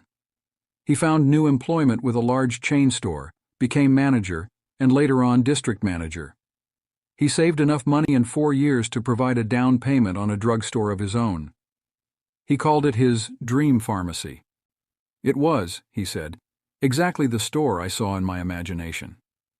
He became a recognized success in his chosen field, and was happy doing what he loved to do. Using the subconscious mind in business. Some years ago, I gave a lecture to a group of businessmen on the powers of imagination and the subconscious mind. In this lecture, I pointed out how Goethe used his imagination wisely when confronted with difficulties and predicaments. His biographers point out that he was accustomed to fill many hours quietly holding imaginary conversations.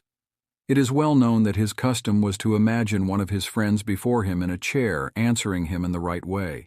In other words, if he were concerned over any problems, he imagined his friend giving him the right or appropriate answer, accompanied with the usual gestures and tonal qualities of the voice, and he made the entire imaginary scene as real and as vivid as possible. One of the men present at this lecture was a young stockbroker. He proceeded to adopt the technique of Goethe. He began to have mental imaginary conversations with a multi-millionaire banker friend of his, who used to congratulate him on his wise and sound judgment, and compliment him on his purchase of the right stocks. He used to dramatize this imaginary conversation until he had psychologically fixed it as a form of belief in his mind. This broker's inner talking and controlled imagination certainly agreed with his aim, which was to make sound investments for his clients. His main purpose in life was to make money for his clients and to see them prosper financially by his wise counsel. He is still using his subconscious mind in his business, and he is a brilliant success in his field of endeavor. Boy of 16 years turns failure into success. A young boy who was attending high school said to me, "I am getting very poor grades. My memory is failing. I do not know what is the matter." I discovered that the only thing wrong with this boy was his attitude, which was one of indifference and resentment toward some of his teachers and fellow students. I taught him how to use his subconscious mind and how to succeed in his studies. He began to affirm certain truths several times a day, particularly at night prior to sleep, and also in the morning after awakening. These are the best times to impregnate the subconscious mind. He affirmed as follows: "I realize that my subconscious mind is a storehouse of memory. It retains everything I read and hear from my teachers. I have a perfect memory, and the infinite intelligence in my subconscious mind constantly reveals to me everything I need to know at all my examinations, whether written or oral. I radiate love and goodwill to all my teachers and fellow students. I sincerely wish for them success and all good things." This young man is now enjoying a greater freedom than he has ever known. He is now receiving all A's. He constantly imagines the teachers and his mother congratulating him on his success in his studies. How to become successful in buying and selling. In buying and selling, remember that your conscious mind is the starter, and your subconscious mind is the motor. You must start the motor to enable it to perform its work. Your conscious mind is the dynamo that awakens the power of your subconscious mind. The first step in conveying your clarified desire, idea, or image to the deeper mind is to relax, immobilize the attention, get still, and be quiet. This quiet, relaxed, and peaceful attitude of mind prevents extraneous matter and false ideas from interfering with your mental absorption of your ideal. Furthermore, in the quiet, passive, and receptive attitude of mind, effort is reduced to a minimum. The second step is to begin to imagine the reality of that which you desire. For example, you may wish to buy a home, and in your relaxed state of mind affirm as follows. The infinite intelligence of my subconscious mind is all-wise. It reveals to me now the ideal home, which is central, ideal, is in a lovely environment, meets with all my requirements, and is commensurate with my income. I am now turning this request over to my subconscious mind, and I know it responds according to the nature of my request. I release this request with absolute faith and confidence, in the same way that a farmer deposits a seed in the ground, trusting implicitly in the laws of growth.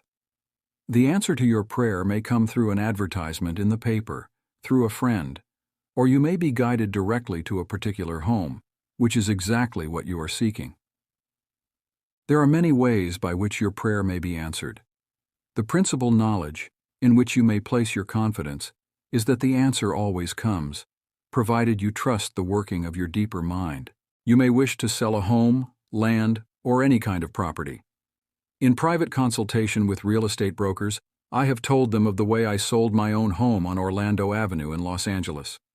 Many of them have applied the technique I used with remarkable and speedy results. I placed a sign which read, "For sale by owner," in the garden in front of my home. The day after, I said to myself as I was going to sleep, "Supposing you sold your house, what would you do?" I answered my own question, and I said, "I would take that sign down and throw it into the garage."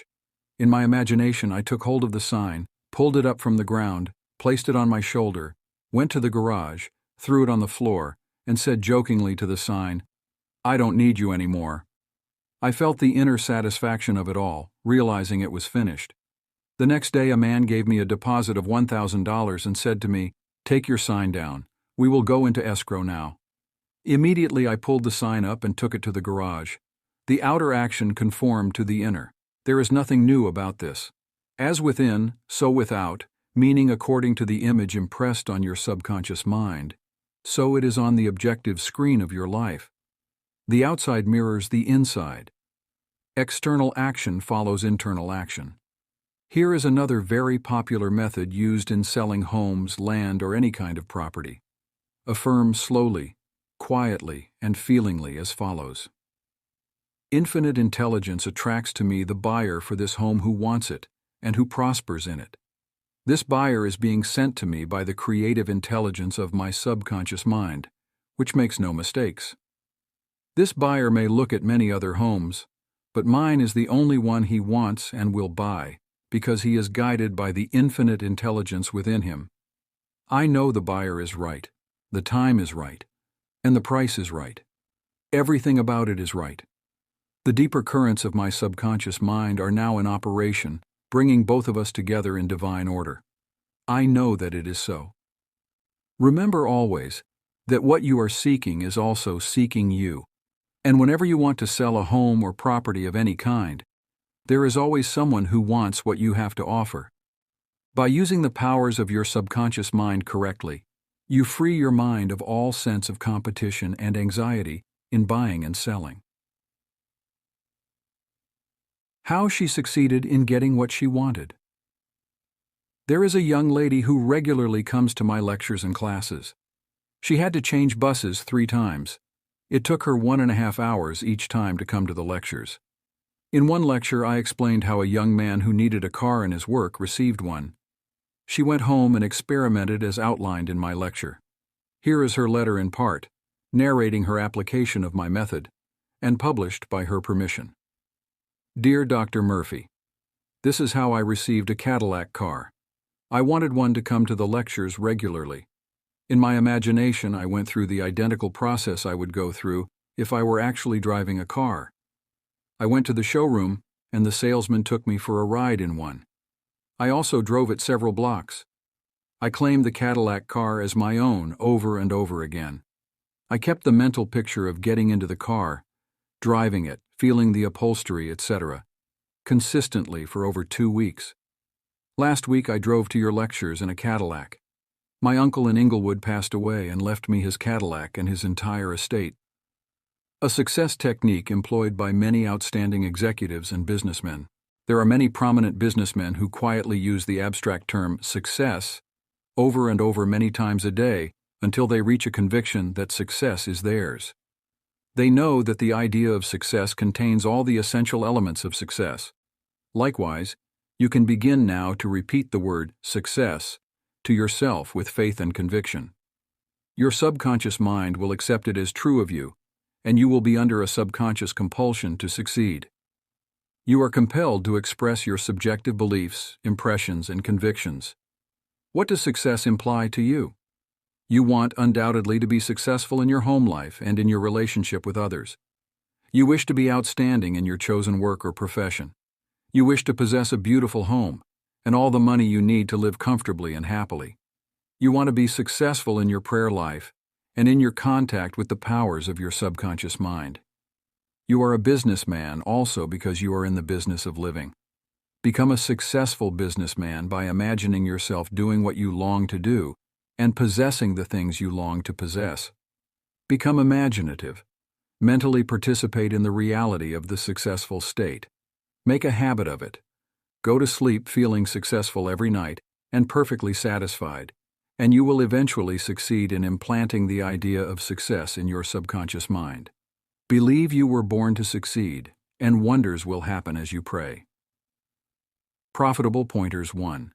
Success means successful living.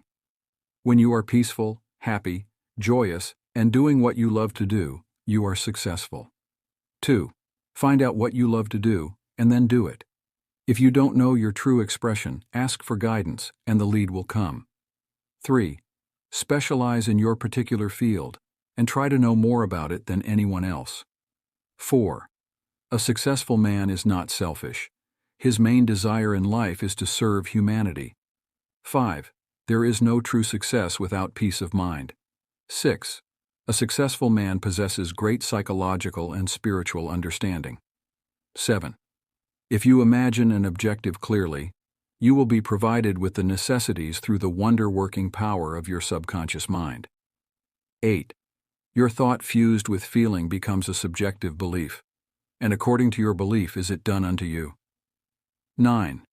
The power of sustained imagination draws forth the miracle-working powers of your subconscious mind. 10. If you are seeking promotion in your work, imagine your employer, supervisor, or loved one congratulating you on your promotion. Make the picture vivid and real. Hear the voice, see the gestures, and feel the reality of it all. Continue to do this frequently, and through frequent occupancy of your mind, you will experience the joy of the answered prayer. 11. Your subconscious mind is a storehouse of memory. For a perfect memory, affirm frequently.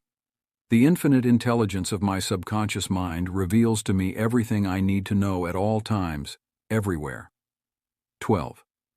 If you wish to sell a home or property of any kind, affirm slowly, quietly, and feelingly as follows. Infinite intelligence attracts to me the buyer for this house or property, who wants it, and who prospers in it. Sustain this awareness, and the deeper currents of your subconscious mind will bring it to pass. 13. The idea of success contains all the elements of success. Repeat the word success to yourself frequently with faith and conviction, and you will be under a subconscious compulsion to succeed. Scientists use the subconscious mind. Many scientists realize the true importance of the subconscious mind. Edison, Marconi, Kettering, Poincaré, Einstein, and many others have used the subconscious mind. It has given them the insight and the know-how for all their great achievements in modern science and industry. Research has shown that the ability to bring into action the subconscious power has determined the success of all the great scientific and research workers. An instance of how a famous chemist, Friedrich von Staudenitz, used his subconscious mind to solve his problem is as follows. He had been working laboriously for a long time trying to rearrange the 6 carbon and the 6 hydrogen atoms of the benzene formula, and he was constantly perplexed and unable to solve the matter. Tired and exhausted, he turned the request over completely to his subconscious mind. Shortly afterward, as he was about to board a London bus, his subconscious presented his conscious mind with a sudden flash of a snake biting its own tail and turning around like a pinwheel.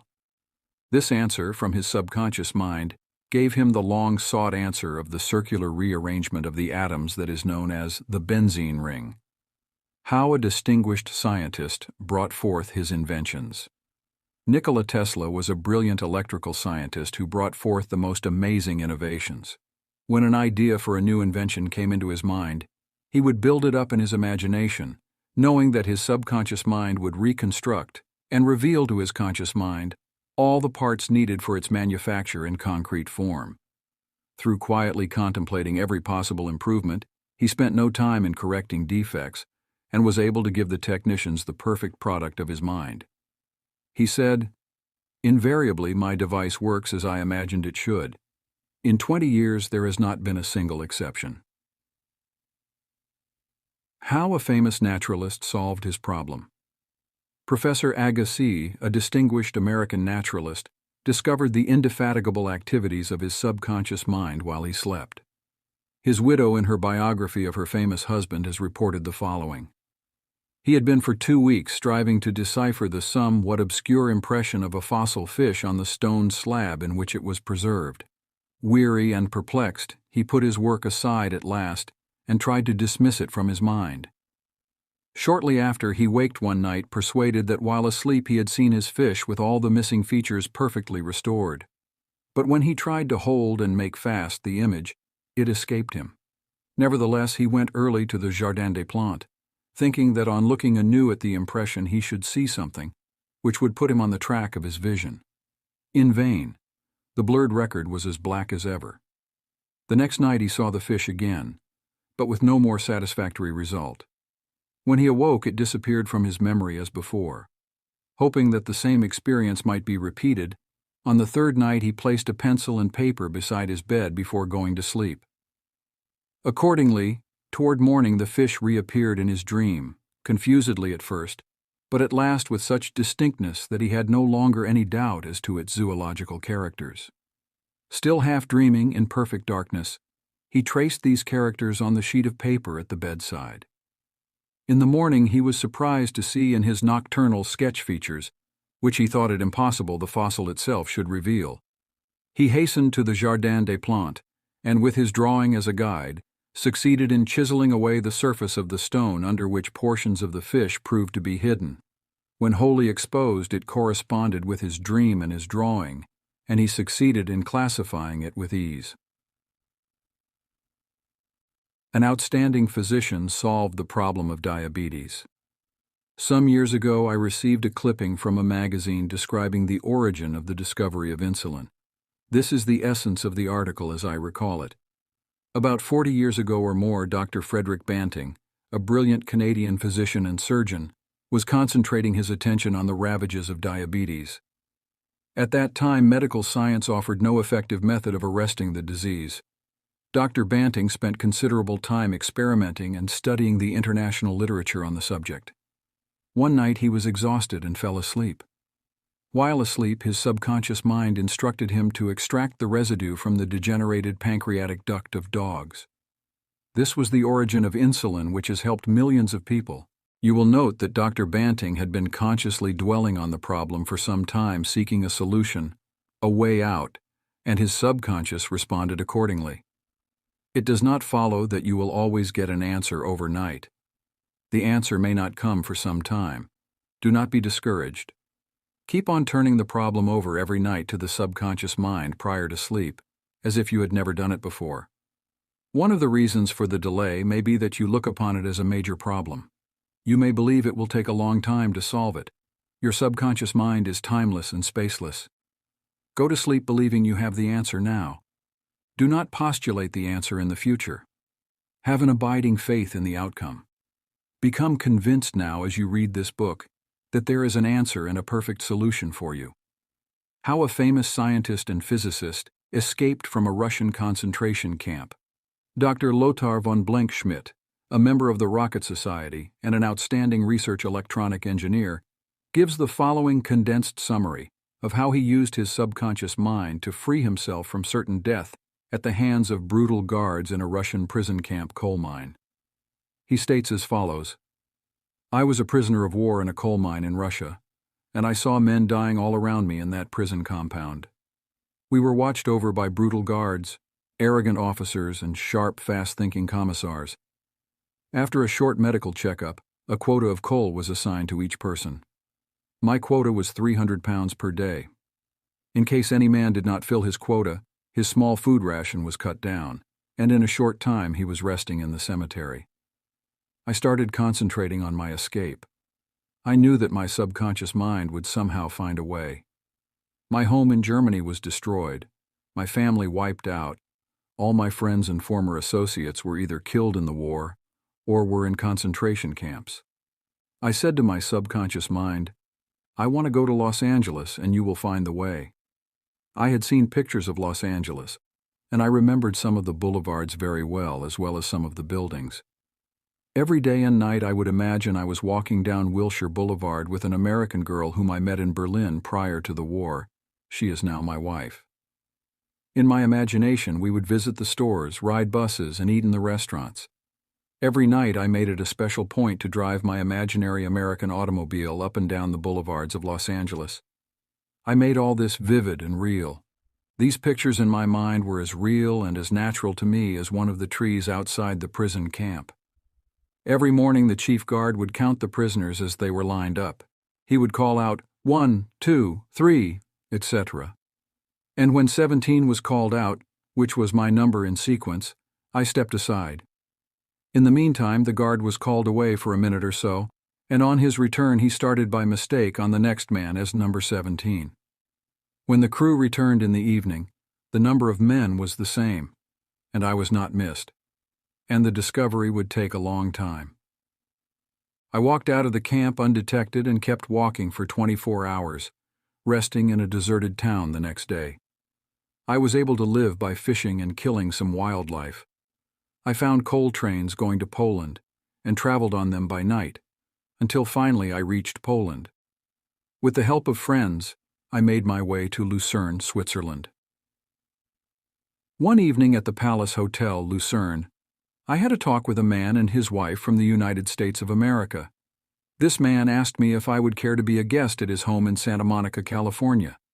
I accepted, and when I arrived in Los Angeles, I found that their chauffeur drove me along Wilshire Boulevard and many other boulevards, which I had imagined so vividly in the long months in the Russian coal mines.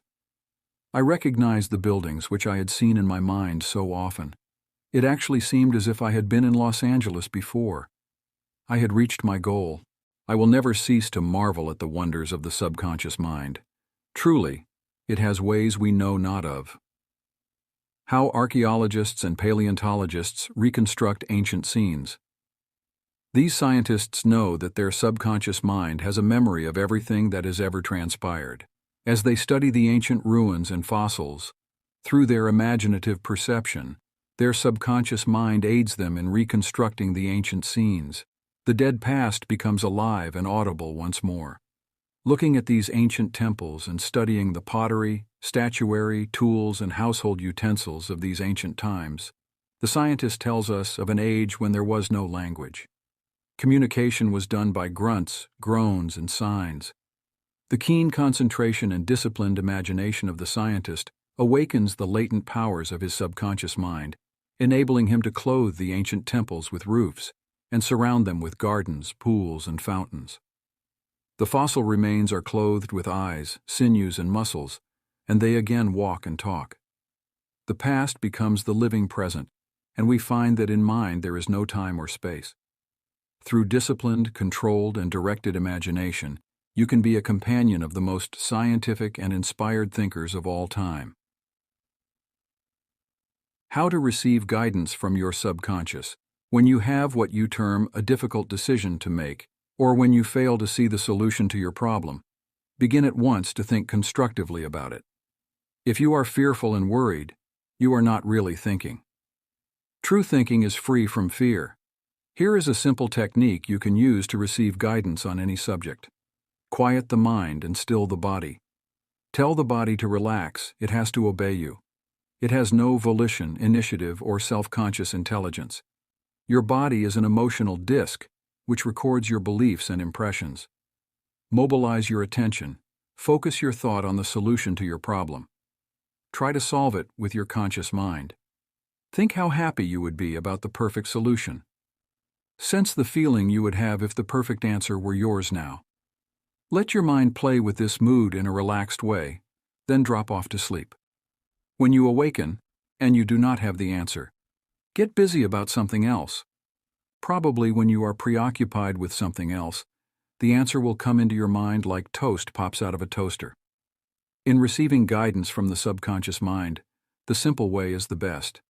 This is an illustration. I once lost a valuable ring, which was an heirloom. I looked everywhere for it and could not locate it. At night, I talked to the subconscious in the same manner that I would talk to anyone. I said to it prior to dropping off to sleep, "You know all things. You know where that ring is, and you now reveal to me where it is." In the morning, I awoke suddenly with the words ringing in my ear, "Ask Robert." I thought it very strange that I should ask Robert, a young boy about 9 years of age. However, I followed the inner voice of intuition. Robert said, "Oh yes, I picked it up in the yard while I was playing with the boys. I placed it on the desk in my room. I did not think it worth anything, so I did not say anything about it." The subconscious mind will always answer you if you trust it. His subconscious revealed the location of his father's will. A young man who attends my lectures had this experience. His father died, and apparently left no will. However, this man's sister told him that their father had confided to her that a will had been executed, which was fair to all. Every attempt to locate the will failed. Prior to sleep, he talked to his deeper mind as follows: "I now turn this request over the subconscious mind. It knows just where that will is, and reveals it to me." Then he condensed his request down to one word: answer, repeating it over and over again as a lullaby. He lulled himself to sleep with the word answer. The next morning, this young man had an overpowering hunch to go to a certain bank in Los Angeles where he found a safe deposit vault registered in the name of his father, the contents of which solved all his problems. Your thought as you go to sleep arouses the powerful latency, which is within you. For example, let us suppose you are wondering whether to sell your home, buy a certain stock, sever partnership, move to New York or stay in Los Angeles, dissolve the present contract or take a new one. Do this. Sit quietly in your armchair or at the desk in your office. Remember that there is a universal law of action and reaction. The action is your thought. The reaction is the response from your subconscious mind. The subconscious mind is reactive and reflexive. This is its nature. It rebounds, rewards, and repays. It is the law of correspondence. It responds by corresponding. As you contemplate right action, you will automatically experience a reaction or response in yourself, which represents the guidance or answer of your subconscious mind. In seeking guidance, you simply think quietly about right action, which means that you are using the infinite intelligence resident in the subconscious mind to the point where it begins to use you. From there on, your course of action is directed and controlled by the subjective wisdom within you, which is all-wise and omnipotent. Your decision will be right. There will only be right action because you are under a subjective compulsion to do the right thing. I use the word compulsion because the law of the subconscious is compulsion. The secret of guidance. The secret of guidance or right action is to mentally devote yourself to the right answer until you find its response in you. The response is a feeling, an inner awareness, and an overpowering hunch whereby you know that you know. You have used the power to the point where it begins to use you. You cannot possibly fail or make one false step while operating under the subjective wisdom within you. You will find that all your ways are pleasantness, and all your paths are peace. Highlights to recall: 1. Remember that the subconscious mind has determined the success and wonderful achievements of all great scientific workers. 2.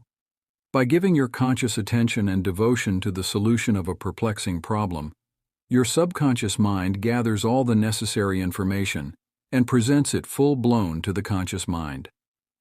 3. If you are wondering about the answer to a problem, try to solve it objectively. Get all the information you can from research and also from others. If no answer comes, turn it over to your subconscious mind prior to sleep, and the answer always comes. It never fails. 4. You do not always get the answer overnight. Keep on turning your request over to your subconscious until the day breaks and the shadows flee away. 5. You delay the answer by thinking it will take a long time or that it is a major problem. Your subconscious has no problem, it knows only the answer. 6. Believe that you have the answer now. Feel the joy of the answer and the way you would feel if you had the perfect answer. Your subconscious will respond to your feeling. 7. Any mental picture, backed by faith and perseverance, will come to pass through the miracle-working power of your subconscious. Trust it, believe in its power, and wonders will happen as you pray. 8. Your subconscious is the storehouse of memory, and within your subconscious are recorded all your experiences since childhood. 9. Scientists meditating on ancient scrolls, temples, fossils, etc., are able to reconstruct scenes of the past and make them alive today. Their subconscious mind comes to their aid. 10. Turn over your request for a solution to your subconscious prior to sleep. Trust it and believe in it, and the answer will come. It knows all and sees all, but you must not doubt or question its powers. 11. The action is your thought, and the reaction is the response of your subconscious mind. If your thoughts are wise, your actions and decisions will be wise. 12. Guidance comes as a feeling, an inner awareness, an overpowering hunch whereby you know that you know. It is an inner sense of touch. Follow it, your subconscious, and the wonders of sleep. You spend about 8 out of every 24 hours, or 1/3 of your entire life, in sleep. This is an inexorable law of life. This also applies to the animal and vegetable kingdoms. Sleep is a divine law, and many answers to our problems come to us when we are sound asleep upon the bed. Many people have advocated the theory that you get tired during the day, that you go to sleep to rest the body, and that a reparative process takes place while you sleep. Nothing rests in sleep. Your heart, lungs, and all your vital organs function while you are asleep. If you eat prior to sleep, the food is digested and assimilated. Also, your skin secretes perspiration, and your nails and hair continue to grow. Your subconscious mind never rests or sleeps. It is always active, controlling all your vital forces. The healing process takes place more rapidly while you are asleep, as there is no interference from your conscious mind. Remarkable answers are given to you while you are asleep. Why we sleep. Dr. John Bigelow, a famous research authority on sleep, demonstrated that at night while asleep you receive impressions showing that the nerves of the eyes, ears, nose, and taste buds are active during sleep, and also that the nerves of your brain are quite active. He says that the main reason we sleep is because the nobler part of the soul is united by abstraction to our higher nature and becomes a participant in the wisdom and foreknowledge of the gods. Dr. Bigelow states also, "The results of my studies have not only strengthened my convictions that the supposed exemption from customary toils and activities was not the final purpose of sleep, but have also made clearer to my mind the conviction that no part of a man's life deserves to be considered more indispensable to its symmetrical and perfect spiritual development than the while he is separated from the phenomenal world in sleep." Prayer, a form of sleep. Your conscious mind gets involved with vexations, strife, and contentions of the day, and it is very necessary to withdraw periodically from sense evidence and the objective world, and commune silently with the inner wisdom of your subconscious mind. By claiming guidance, strength, and greater intelligence in all phases of your life, you will be enabled to overcome all difficulties and solve your daily problems. This regular withdrawal from sense evidence and the noise and confusion of everyday living is also a form of sleep. That is, you become asleep to the world of the senses and alive to the wisdom and power of your subconscious mind. Startling effects of sleep deprivation. Lack of sleep can cause you to become irritable, moody, and depressed. Dr. George Stevenson of the National Association for Mental Health says, "I believe it can safely be said that all human beings need a minimum of 6 hours sleep to be healthy. Most people need more. Those who think they can get along on less are fooling themselves." Medical research scholars, investigating sleep processes and deprivation of sleep, point out that severe insomnia has preceded psychotic breakdown in some instances. Remember, You are spiritually recharged during sleep, and adequate sleep is essential to produce joy and vitality in life. You need more sleep. Robert O'Brien, in an article, Maybe You Need More Sleep, in an issue of the Reader's Digest, reports the following experiment on sleep. For the last 3 years, experiments have been in progress at Walter Reed Army Institute of Research in Washington, D.C. Subjects, more than 100 military and civilian volunteers, have been kept awake for as long as 4 days. Thousands of tests have measured the effects on their behavior and personality. Results of these tests have given scientists astonishingly new insights into the mysteries of sleep. They now know that the tired brain apparently craves sleep so hungrily that it will sacrifice anything to get it.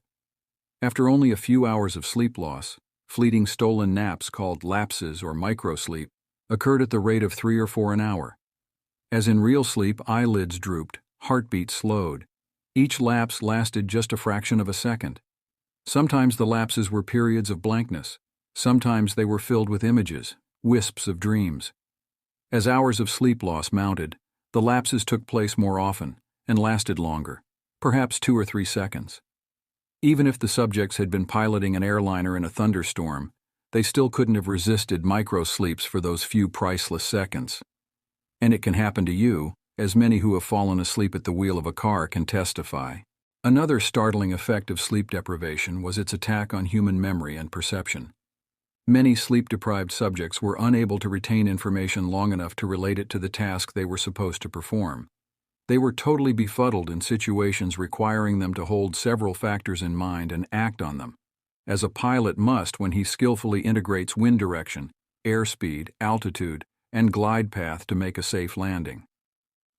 Sleep brings counsel. A young lady in Los Angeles who listens to my morning radio talks told me that she had been offered a lucrative position in New York City at twice her present salary. She was wondering whether to accept or not and prayed prior to sleep as follows. The creative intelligence of my subconscious mind knows what is best for me. Its tendency is always lifeward, and it reveals to me the right decision, which blesses all concerned. I give thanks for the answer which I know will come to me. She repeated this simple prayer over and over again as a lullaby prior to sleep, and in the morning she had a persistent feeling that she should not accept the offer. She rejected the offer, and subsequent events verified her inward sense of knowing, because the company went bankrupt in a few months following their offer of employment to her. The conscious mind may be correct on the facts objectively known, but the intuitive faculty of her subconscious mind saw the failure of the concern in question and prompted her accordingly. Saved from certain disaster, I will illustrate how the wisdom of your subconscious mind can instruct you and protect you relative to your request for right action as you go to sleep. Many years ago, before the Second World War, I was offered a very lucrative assignment in the Orient, and I prayed for guidance and the right decision as follows. Infinite intelligence within me knows all things, and the right decision is revealed to me in divine order. I will recognize the answer when it comes. I repeated this simple prayer over and over again as a lullaby prior to sleep, and in a dream came the vivid realization of things to come 3 years hence. An old friend appeared in the dream and said, "Read these headlines. Do not go." The headlines of the newspaper, which appeared in the dream, related to war and the attack on Pearl Harbor. Occasionally, the writer dreams literally. The aforementioned dream was undoubtedly a dramatization of the subconscious mind, which projected a person whom I trusted and respected. To some, a warning may come in the form of a mother who appears in a dream. She tells the person not to go here or there, and the reason for the warning. Your subconscious mind is all-wise. It knows all things. Oftentimes it will speak to you only in a voice that your conscious mind will immediately accept as true. Sometimes your subconscious will warn you in a voice which sounds like that of your mother or some loved one, which may cause you to stop on the street, and you find, if you had gone another foot, a falling object from a window might have struck you on the head. My subconscious mind is one with the universal subconscious, and it knew the Japanese were planning a war, and it also knew when the war would start. Dr. Rhine, director of the Department of Psychology at Duke University, has gathered together a vast amount of evidence showing that a great number of people all over the world see events before they happen, and in many instances are therefore able to avoid the tragic event which was foreseen vividly in a dream. The dream which I had showed clearly the headlines in the New York Times about 3 years prior to the tragedy of Pearl Harbor. In consequence of this dream, I immediately canceled the trip, as I felt a subconscious compulsion to do so. 3 years later, the Second World War proved the truth of the inner voice of intuition. Your future is in your subconscious mind, or remember that the future, the result of your habitual thinking, is already in your mind except when you change it through prayer. The future of a country, likewise, is in the collective subconscious of the people of that nation. There is nothing strange in the dream I had, wherein I saw the headlines of the New York newspapers long before the war began. The war had already taken place in mind, and all the plans of attack were already engraved on that great recording instrument, the subconscious mind or collective unconscious of the universal mind. Tomorrow's events are in your subconscious mind, so are next week's and next month's, and they may be seen by a highly psychic or clairvoyant person. No disaster or tragedy can happen to you if you decide to pray. Nothing is predetermined or foreordained. Your mental attitude, that is, the way you think, feel, and believe, determines your destiny. You can, through scientific prayer, which is explained in a previous chapter, mold, fashion, and create your own future. Whatsoever a man soweth, that shall he also reap. A catnap nets him $15,000. One of my students mailed me a newspaper clipping 3 or 4 years ago about a man called Ray Hammerstrom, a roller at the steelworks in Pittsburgh operated by Jones and Laughlin Steel Corporation. He received $15,000 for his dream. According to the article, the engineers could not fix a faulty switch in a newly installed bar mill which controlled the delivery of straight bars to the cooling beds. The engineers worked on the switch about 11 or 12 times to no avail. Hammerstrom thought a lot about the problem and tried to figure out a new design which might work. Nothing worked. One afternoon he lay down for a nap, and prior to sleep, he began to think about the answer to the switch problem. He had a dream in which a perfect design for the switch was portrayed. When he awoke, he sketched his new design according to the outline of his dream. This visionary catnap won Hammerstrom a check for $15,000, the largest award the firm ever gave an employee for a new idea.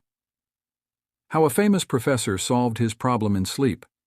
Dr. H.V. Helprecht, professor of Assyrian at the University of Pennsylvania, wrote as follows. One Saturday evening, I had been wearying myself in the vain attempt to decipher 2 small fragments of agate which were supposed to belong to the finger rings of some Babylonians. About midnight, weary and exhausted, I went to bed and dreamed the following remarkable dream.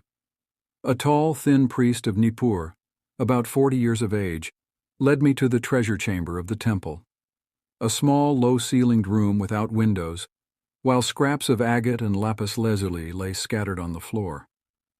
Here he addressed me as follows. The 2 fragments which you have published separately on pages 22 and 26 belong together, are not finger rings. The first 2 rings served as earrings for the statue of the god.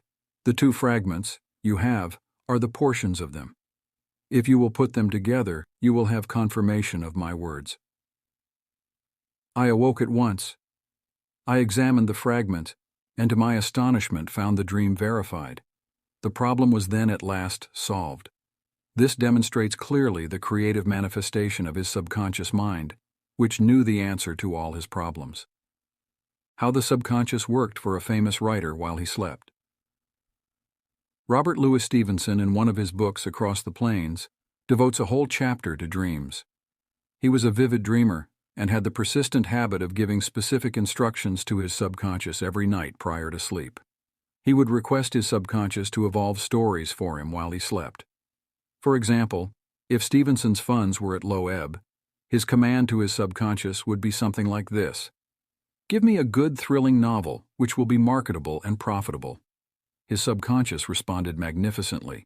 Stevenson says, these little brownies, the intelligences and powers of his subconscious, can tell me a story piece by piece like a cereal, and keep me, its supposed creator, all the while in total ignorance of where they aim.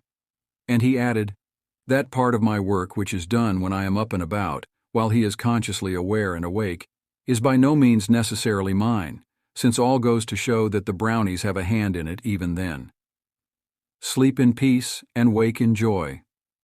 To those who suffer from insomnia, you will find the following prayer very effective. Repeat it slowly, quietly, and lovingly prior to sleep. My toes are relaxed, my ankles are relaxed, my abdominal muscles are relaxed, my heart and lungs are relaxed, my hands and arms are relaxed, my neck is relaxed, my brain is relaxed, my face is relaxed, my eyes are relaxed, my whole mind and body are relaxed. I fully and freely forgive everyone, and I sincerely wish for them harmony, health, peace, and all the blessings of me. I am at peace, I am poised, serene, and calm. I rest in security and in peace. A great stillness steals over me, and a great calm quiets my whole being as I realize the divine presence within me. I know that the realization of life and love heals me. I wrap myself in the mantle of love and fall asleep filled with goodwill for all. Throughout the night peace remains with me, and in the morning I shall be filled with life and love. A circle of love is drawn around me. I will fear no evil, for thou art with me. I sleep in peace, I wake in joy, and in him I live, move, and have my being. Summary of your aids to the wonders of sleep 1. If you are worried that you will not wake up on time, suggest to your subconscious mind prior to sleep the exact time you wish to arise, and it will awaken you. It needs no clock. Do the same thing with all problems. There's nothing too hard for your subconscious. 2. Your subconscious never sleeps. It is always on the job. It controls all your vital functions. Forgive yourself and everyone else before you go to sleep, and healing will take place much more rapidly. 3. Guidance is given you while you are asleep, sometimes in a dream. The healing currents are also released, and in the morning you feel refreshed and rejuvenated. 4. When troubled by the vexations and strife of the day, still the wheels of your mind, and think about the wisdom and intelligence lodged in your subconscious mind, which is ready to respond to you. This will give you peace, strength, and confidence. 5. Sleep is essential for peace of mind and health of body. Lack of sleep can cause irritation, depression, and mental disorders. You need 8 hours sleep. 6. Medical research scholars point out that insomnia precedes psychotic breakdowns. 7. You are spiritually recharged during sleep. Adequate sleep is essential for joy and vitality in life. 8. Your tired brain craves sleep so hungrily that it will sacrifice anything to get it. Many who have fallen asleep at the wheel of an automobile can testify to this. 9. Many sleep-deprived people have poor memories and lack proper coordination. They become befuddled, confused, and disorientated. 10. Sleep brings counsel. Prior to sleep, claim that the infinite intelligence of your subconscious mind is guiding and directing you. Then, watch for the lead which comes, perhaps on awakening. 11. Trust your subconscious completely. Know that its tendency is always lifeward. Occasionally, your subconscious answers you in a very vivid dream and a vision in the night. You can be forewarned in a dream in the same way as the author of this book was warned. 12. Your future is in your mind now, based on your habitual thinking and beliefs. Claim infinite intelligence leads and guides you, and that all good is yours, and your future will be wonderful. Believe it and accept it. Expect the best, and invariably the best will come to you. 13. If you are writing a novel, play, or book, or are working on an invention, speak to your subconscious mind at night and claim boldly that its wisdom, intelligence, and power are guiding, directing, and revealing to you the ideal play, novel, book, or revealing the perfect solution, whatever it may be. Wonders will happen as you pray this way. Your subconscious mind and marital problems. Ignorance of the functions and powers of the mind is the cause of all marital trouble. Each using the law of mind correctly can solve friction between husband and wife. By praying together, they stay together. The contemplation of divine ideals, the study of the laws of life, the mutual agreement on a common purpose and plan, and the enjoyment of personal freedom bring about that harmonious marriage, that wedded bliss, that sense of oneness where the two become one. The best time to prevent divorce is before marriage. It is not wrong to try to get out of a very bad situation. But why get into the bad situation in the first place? Would it not be better to give attention to the real cause of marital problems? In other words, to really get at the root of the matter involved. As with all other problems of men and women, the problems of divorce, separation, annulment, and endless litigation are directly traceable to lack of knowledge of the working and interrelationship of the conscious and subconscious mind. The meaning of marriage. Marriage to be real must first be on a spiritual basis. It must be of the heart, and the heart is the chalice of love. Honesty, sincerity, kindness, and integrity are also forms of love. Each partner should be perfectly honest and sincere with the other. It is not a true marriage when a man marries a woman for her money, social position, or to lift his ego, because this indicates a lack of sincerity, honesty, and true love. Such a marriage is a farce, a sham, and a masquerade. When a woman says, "I am tired working, I want to get married because I want security," her premise is false. She is not using the laws of mind correctly. Her security depends upon her knowledge of the interaction of the conscious and subconscious mind and its application. For example, a woman will never lack for wealth or health if she applies the techniques outlined in the respective chapters of this book. Her wealth can come to her independent of her husband, father, or anyone else. A woman is not dependent on her husband for health, peace, joy, inspiration, guidance, love, wealth, security, happiness, or anything in the world. Her security and peace of mind come from her knowledge of the inner powers within her and from the constant use of the laws of her own mind in a constructive fashion. How to attract the ideal husband. You are now acquainted with the way your subconscious mind works. You know that whatever you impress upon it will be experienced in your world. Begin now to impress your subconscious mind with the qualities and characteristics you desire in a man. The following is an excellent technique. Sit down at night in your armchair, close your eyes, let go, relax the body, become very quiet, passive, and receptive. Talk to your subconscious mind and say to it, "I am now attracting a man into my experience who is honest, sincere, loyal, faithful, peaceful, happy, and prosperous. These qualities, which I admire, are sinking down into my subconscious mind now. As I dwell upon these characteristics, they become a part of me and are embodied subconsciously. I know there is an irresistible law of attraction and that I attract to me a man according to my subconscious belief. I attract that which I feel to be true in my subconscious mind. I know I can contribute to his peace and happiness. He loves my ideals, and I love his ideals. He does not want to make me over. Neither do I want to make him over. There is mutual love, freedom, and respect." Practice this process of impregnating your subconscious mind. Then you will have the joy of attracting to you a man possessing the qualities and characteristics you mentally dwelt upon. Your subconscious intelligence will open up a pathway whereby both of you will meet according to the irresistible and changeless flow of your own subconscious mind. Have a keen desire to give the best that is in you of love, devotion, and cooperation. Be receptive to this gift of love, which you have given to your subconscious mind. How to attract the ideal wife. Affirm as follows: I now attract the right woman who is in complete accord with me.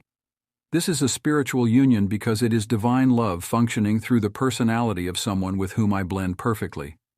I know I can give to this woman love, light, peace, and joy.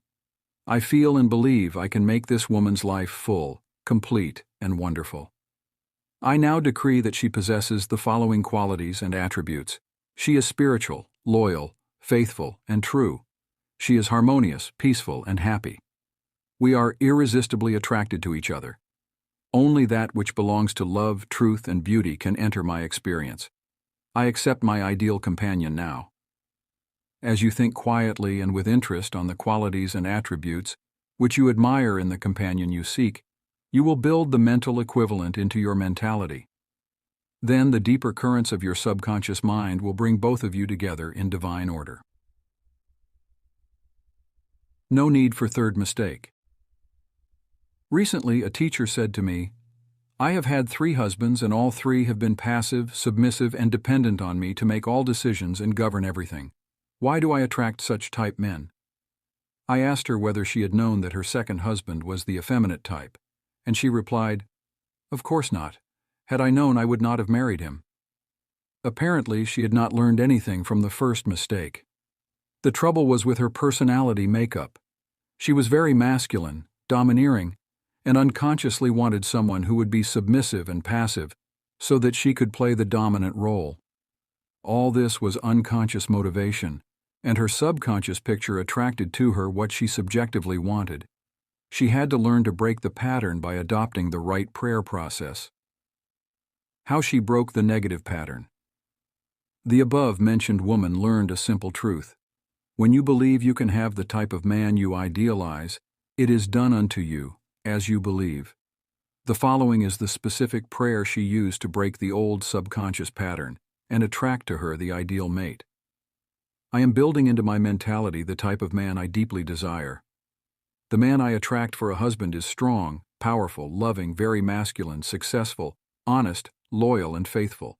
He finds love and happiness with me. I love to follow where he leads. I know he wants me, and I want him. I am honest, sincere, loving, and kind. I have wonderful gifts to offer him. They are goodwill, a joyous heart, and a healthy body. He offers me the same. It is mutual. I give, and I receive.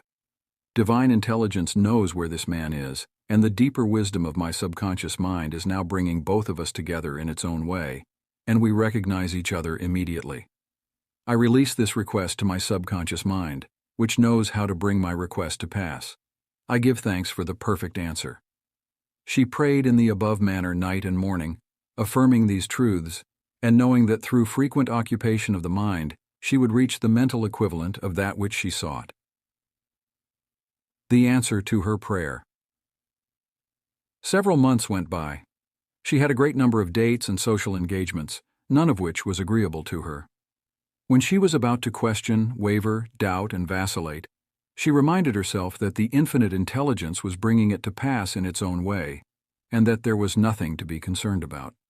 Her final decree in her divorce proceedings was granted, which brought her a great sense of release and mental freedom. Shortly afterward, she went to work as a receptionist in a doctor's office.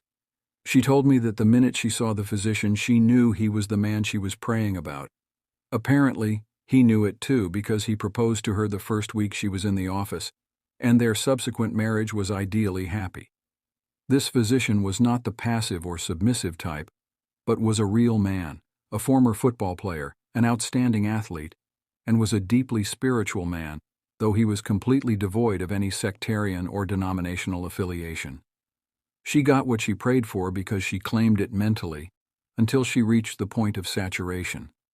In other words, she mentally and emotionally united with her idea, and it became a part of her in the same way that an apple becomes a part of her bloodstream. Should I get a divorce? Divorce is an individual problem. It cannot be generalized. In some cases, of course, there never should have been a marriage. In some cases, divorce is not the solution, no more so than marriage is the solution for a lonely man. Divorce may be right for one person and wrong for another. A divorced woman may be far more sincere and noble than many of her married sisters, who perhaps are living a lie. For example, I once talked with a woman whose husband was a dope fiend, an ex-convict, a wife-beater, and a non-provider. She had been told it was wrong to get a divorce. I explained to her that marriage is of the heart. If two hearts blend harmoniously, lovingly, and sincerely, that is the ideal marriage. The pure action of the heart is love. Following this explanation, she knew what to do. She knew in her heart that there is no divine law which compelled her to be browbeaten, intimidated, and beaten, because someone said, "I pronounce you man and wife." If you are in doubt as to what to do, ask for guidance, knowing that there is always an answer, and you will receive it. Follow the lead that comes to you in the silence of your soul. It speaks to you in peace. Drifting into divorce. Recently, a young couple, married for only a few months, was seeking a divorce. I discovered that the young man had a constant fear that his wife would leave him. He expected rejection, and he believed that she would be unfaithful. These thoughts haunted his mind, and became an obsession with him. His mental attitude was one of separation and suspicion. She felt unresponsive to him. It was his own feeling or atmosphere of loss and separation operating through them. This brought about a condition or action in accordance with the mental pattern behind it. There is a law of action and reaction, or cause and effect. The thought is the action, and the response of the subconscious mind is the reaction. His wife left home and asked for a divorce, which is what he feared and believed she would do. Divorce begins in the mind. Divorce takes place first in the mind.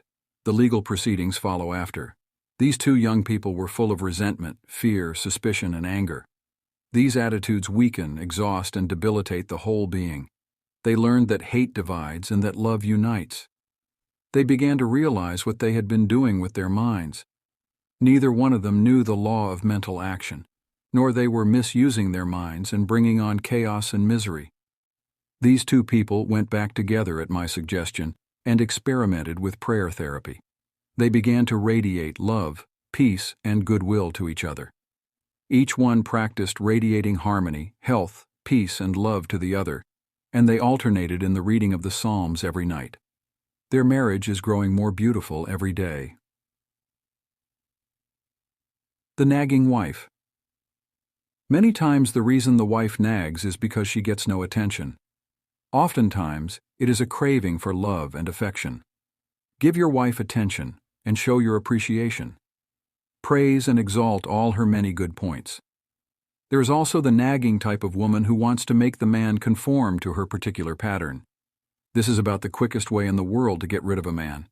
The wife and the husband must cease being scavengers, always looking at the petty faults or errors in each other. Let each give attention and praise for the constructive and wonderful qualities in the other.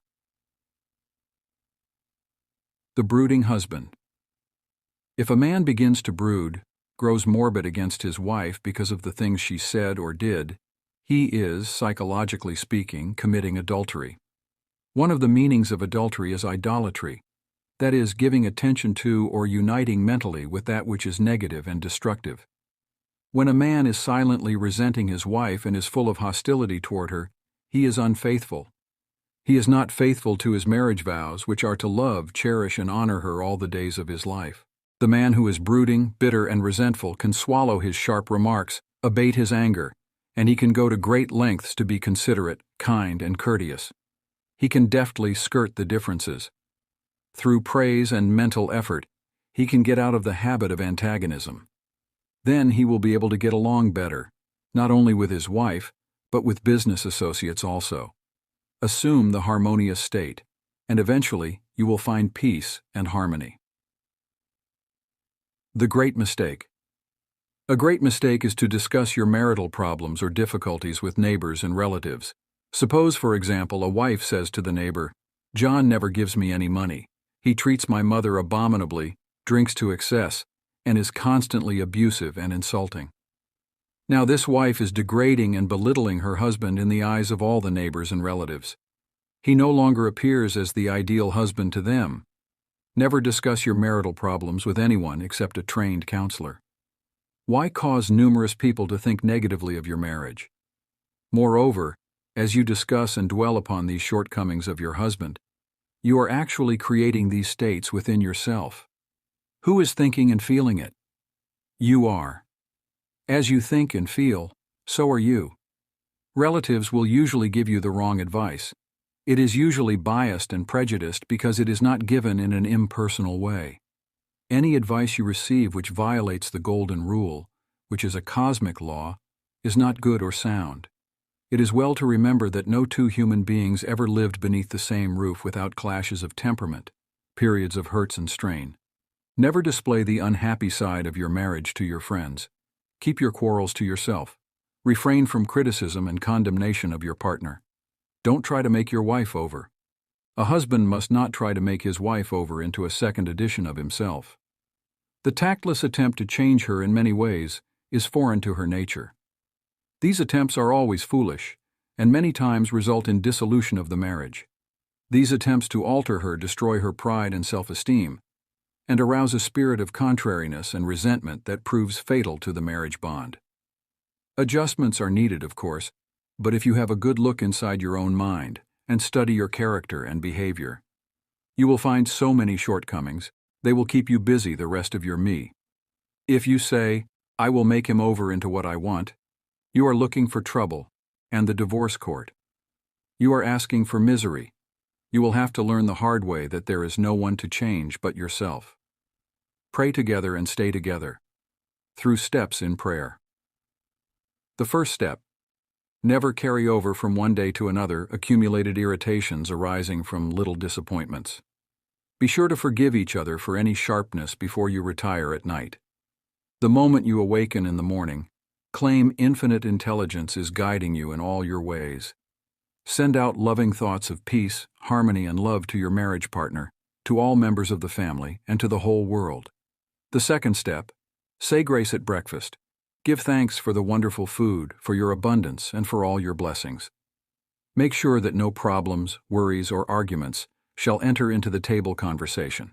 The same applies at dinner time. Say to your wife or husband, "I appreciate all you are doing, and I radiate love and goodwill to you all day long." The third step.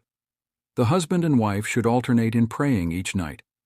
Do not take your marriage partner for granted. Show your appreciation and love. Think appreciation and goodwill rather than condemnation, criticism, and nagging. The way to build a peaceful home and a happy marriage is to use a foundation of love, beauty, harmony, mutual respect, faith in God, and all things good.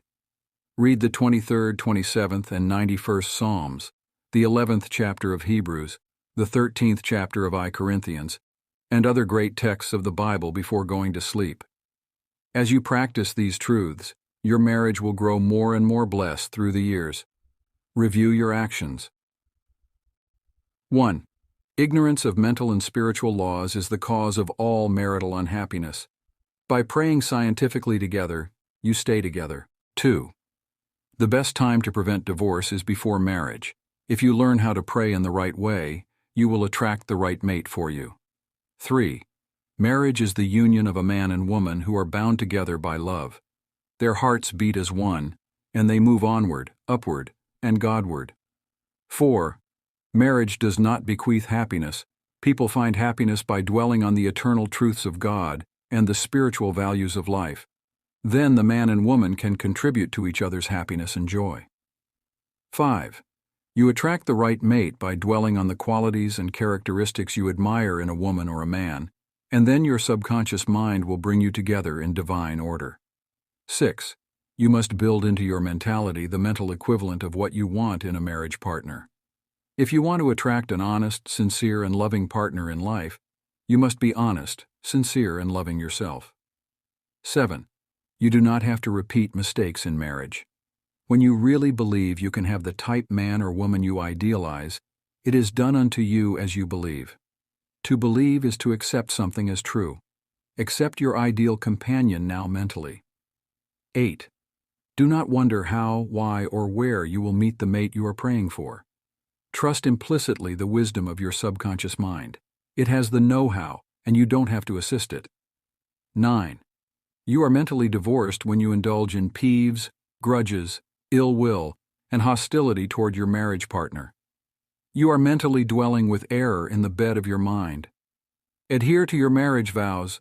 I promise to cherish, love, and honor him or her all the days of my life. 10. Cease projecting fear patterns to your marriage partner. Project love, peace, harmony, and goodwill, and your marriage will grow more beautiful and more wonderful through the years. 11. Radiate love, peace, and goodwill to each other. These vibrations are picked up by the subconscious mind, resulting in mutual trust, affection, and respect. 12. A nagging wife is usually seeking attention and appreciation. She is craving for love and affection. Praise and exalt her many good points. Show her that you love her and appreciate her. 13. A man who loves his wife does not do anything unloving or unkind in word, manner, or action. Love is what love does. 14.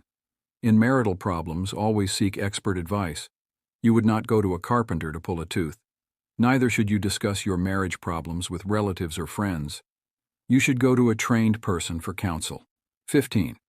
Never try to make your wife or husband over. These attempts are always foolish and tend to destroy the pride and self-esteem of the other. Moreover, it arouses a spirit of resentment that proves fatal to the marriage bond. Cease trying to make the other a second edition of yourself. 16. Pray together and you will stay together. Scientific prayer solves all problems. Mentally picture your wife as she ought to be, joyous, happy, healthy, and beautiful. See your husband as he ought to be, strong, powerful, loving, harmonious, and kind.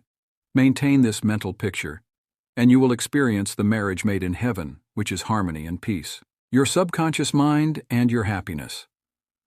William James, father of American psychology, said that the greatest discovery of the 19th century was not in the realm of physical science. The greatest discovery was the power of the subconscious touched by faith. In every human being is that limitless reservoir of power, which can overcome any problem in the world. True and lasting happiness will come into your life the day you get the clear realization that you can overcome any weakness. The day you realize that your subconscious can solve your problems, heal your body, and prosper you beyond your fondest dream. You might have felt very happy when your child was born, when you got married, when you graduated from college, or when you won a great victory or a prize. You might have been very happy when you became engaged to the loveliest girl, or the most handsome man. You could go on and list innumerable experiences which have made you happy. However, no matter how marvelous these experiences are, they do not give real lasting happiness. They are transitory. The book of Proverbs gives the answer, "Whosoever trusteth in the Lord, happy is he." When you trust in the Lord, the power and wisdom of your subconscious mind, to lead, guide, govern, and direct all your ways, you will become poised, serene, and relaxed. As you radiate love, peace, and goodwill to all, you are really building a superstructure of happiness for all the days of your life. You must choose happiness. Happiness is a state of mind. There is a phrase in the Bible which says, "Choose ye this day whom ye will serve." You have the freedom to choose happiness. This may seem extraordinarily simple, and it is. Perhaps this is why people stumble over the way to happiness. They do not see the simplicity of the key to happiness. The great things of life are simple, dynamic, and creative. They produce well-being and happiness. St. Paul reveals to you how you can think your way into a life of dynamic power and happiness in these words. Finally, brethren, whatsoever things are true, whatsoever things are honest, whatsoever things are just, whatsoever things are pure, whatsoever things are lovely, whatsoever things are of good report, if there be any virtue, and if there be any praise, think on these things. Phil. 4. 8. How to choose happiness. Begin now to choose happiness. This is how you do it. When you open your eyes in the morning, say to yourself, "Divine order takes charge of my life today and every day. All things work together for good for me today. This is a new and wonderful day for me. There will never be another day like this one. I am divinely guided all day long, and whatever I do will prosper. Divine love surrounds me, enfolds me, and enwraps me, and I go forth in peace. Whenever my attention wanders away from that which is good and constructive, I will immediately bring it back to the contemplation of that which is lovely and of good report. I am a spiritual and mental magnet attracting to myself all things, which bless and prosper me. I am going to be a wonderful success in all my undertakings today. I am definitely going to be happy all day long. Start each day in this manner. Then you will be choosing happiness, and you will be a radiant, joyous person. He made it a habit to be happy. A number of years ago, I stayed for about a week in a farmer's house in Connemara on the west coast of Ireland. He seemed to be always singing and whistling and was full of humor. I asked him the secret of his happiness, and his reply was, "It is a habit of mine to be happy. Every morning when I awaken and every night before I go to sleep, I bless my family, the crops, the cattle, and I thank God for the wonderful harvest." This farmer had made a practice of this for over 40 years. As you know, thoughts repeated regularly and systematically sink into the subconscious mind and become habitual. He discovered that happiness is a habit. You must desire to be happy. There is one very important point about being happy. You must sincerely desire to be happy. There are people who have been depressed, dejected, and unhappy so long that was they suddenly made happy by some wonderful, good, joyous news, they would actually be like the woman who said to me, "It is wrong to be so happy." They have been so accustomed to the old mental patterns that they do not feel at home being happy. They long for the former depressed, unhappy state. I knew a woman in England who had rheumatism for many years. She would pat herself on the knee and say, "My rheumatism is bad today. I cannot go out. My rheumatism keeps me miserable." This dear elderly lady got a lot of attention from her son, daughter, and the neighbors. She really wanted her rheumatism. She enjoyed her misery, as she called it. This woman did not really want to be happy. I suggested a curative procedure to her. I wrote down some biblical verses and told her that if she gave attention to these truths, her mental attitude would undoubtedly change and would result in her faith and confidence in being restored to health. She was not interested. There seems to be a peculiar mental, morbid streak in many people, whereby they seem to enjoy being miserable and sad. Why choose unhappiness? Many people choose unhappiness by entertaining these ideas. Today is a black day. Everything is going to go wrong. I am not going to succeed. Everyone is against me. Business is bad and it is going to get worse. I'm always late. I never get the breaks. He can, but I can't. If you have this attitude of mind the first thing in the morning, you will attract all these experiences to you, and you will be very unhappy.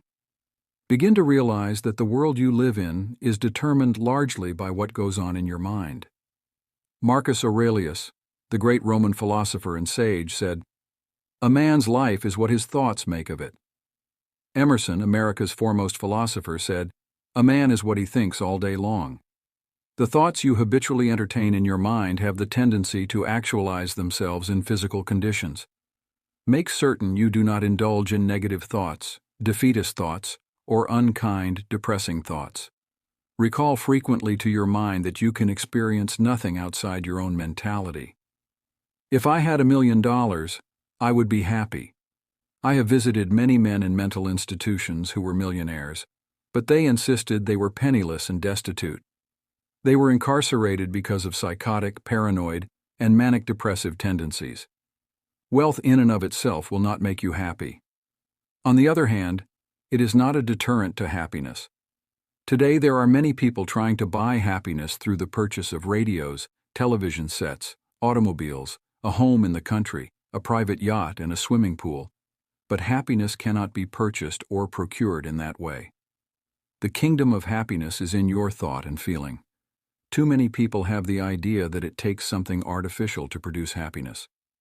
Some say, if I were elected mayor, made president of the organization, promoted to general manager of the corporation, I would be happy. The truth is that happiness is a mental and spiritual state. None of these positions mentioned will necessarily bequeath happiness. Your strength, joy, and happiness consist in finding out the law of divine order and right action lodged in your subconscious mind, and by applying these principles in all phases of your life. He found happiness to be the harvest of a quiet mind. Lecturing in San Francisco some years ago, I interviewed a man who was very unhappy and dejected over the way his business was going. He was the general manager. His heart was filled with resentment toward the vice president and the president of the organization. He claimed that they opposed him. Because of this internal strife, business was declining. He was receiving no dividends or stock bonuses. This is how he solved his business problem. The first thing in the morning he affirmed quietly as follows: "All those working in our corporation are honest, sincere, cooperative, faithful, and full of goodwill to all. They are mental and spiritual links in the chain of this corporation's growth, welfare, and prosperity. I radiate love, peace, and goodwill in my thoughts, words, and deeds to my 2 associates, and to all those in the company. The president and the vice president of our company are divinely guided in all their undertakings. The infinite intelligence of my subconscious mind makes all decisions through me. There is only right action in all our business transactions and in our relationship with each other. I send the messengers of peace, love, and goodwill before me to the office.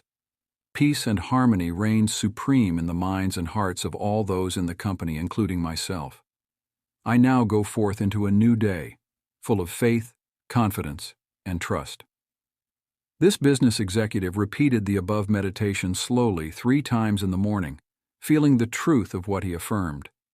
When fearful or angry thoughts came into his mind during the day, he would say to himself, "Peace, harmony, and poise govern my mind at all times." As he continued disciplining his mind in this manner, all the harmful thoughts ceased to come, and peace came into his mind. He reaped the harvest. Subsequently, he wrote me to the effect that at the end of about 2 weeks of reordering his mind, the president and the vice president called him into the office, praised his operations and his new constructive ideas, and remarked how fortunate they were in having him as general manager. He was very happy in discovering that man finds happiness within himself. The blocker stump is not really there. I read a newspaper article some years ago which told about a horse that had shied when he came to a stump on the road. Subsequently, every time the horse came to that same stump, he shied. The farmer dug the stump out, burned it, and leveled the old road. Yet for 25 years, every time the horse passed the place where the former stump was, he shied. The horse was shying at the memory of a stump. There is no block to your happiness save in your own thought life and mental imagery. Is fear or worry holding you back? Fear is a thought in your mind. You can dig it up this very moment by supplanting it with faith in success, achievement, and victory over all problems. I knew a man who failed in business. He said to me, "I made mistakes. I've learned a lot. I am going back into business, and I will be a tremendous success." He faced up to that stump in his mind. He did not whine or complain, but he tore up the stump of failure, and through believing in his inner powers to back him up, he banished all fear thoughts and old depressions. Believe in yourself, and you will succeed and be happy. The happiest people. The happiest man is he who constantly brings forth and practices what is best in him. Happiness and virtue complement each other. The best are not only the happiest, but the happiest are usually the best in the art of living life successfully. God is the highest and best in you. Express more of God's love, light, truth, and beauty, and you will become one of the happiest persons in the world today. Epictetus, the Greek Stoic philosopher, said, "There is but one way to tranquility of mind and happiness. Let this, therefore, be always ready at hand with thee, both when thou wakest early in the morning, and all the day long, and when thou goest late to sleep, to account no external things thine own, but commit all these to God." Summary of Steps to Happiness 1. William James said that the greatest discovery of the 19th century was the power of the subconscious mind touched by faith. 2. There is tremendous power within you. Happiness will come to you when you acquire a sublime confidence in this power. Then you will make your dreams come true. 3. You can rise victorious over any defeat and realize the cherished desires of your heart through the marvelous power of your subconscious mind. This is the meaning of "Whosoever trusteth in the Lord," spiritual laws of the subconscious mind. Happy is he. 4. You must choose happiness. Happiness is a habit. It is a good habit to ponder often on whatsoever things are true, whatsoever things are honest, whatsoever things are just, whatsoever things are pure, whatsoever things are lovely, whatsoever things are of good report. If there be any virtue and if there be any praise, think on these things. Phil. 4:8-5. When you open your eyes in the morning, say to yourself, "I choose happiness today. I choose success today. I choose right action today. I choose love and goodwill for all today. I choose peace today." Pour life, love, and interest into this affirmation, and you have chosen happiness. 6. Give thanks for all your blessings several times a day.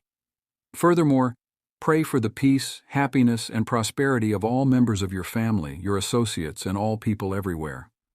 7. You must sincerely desire to be happy.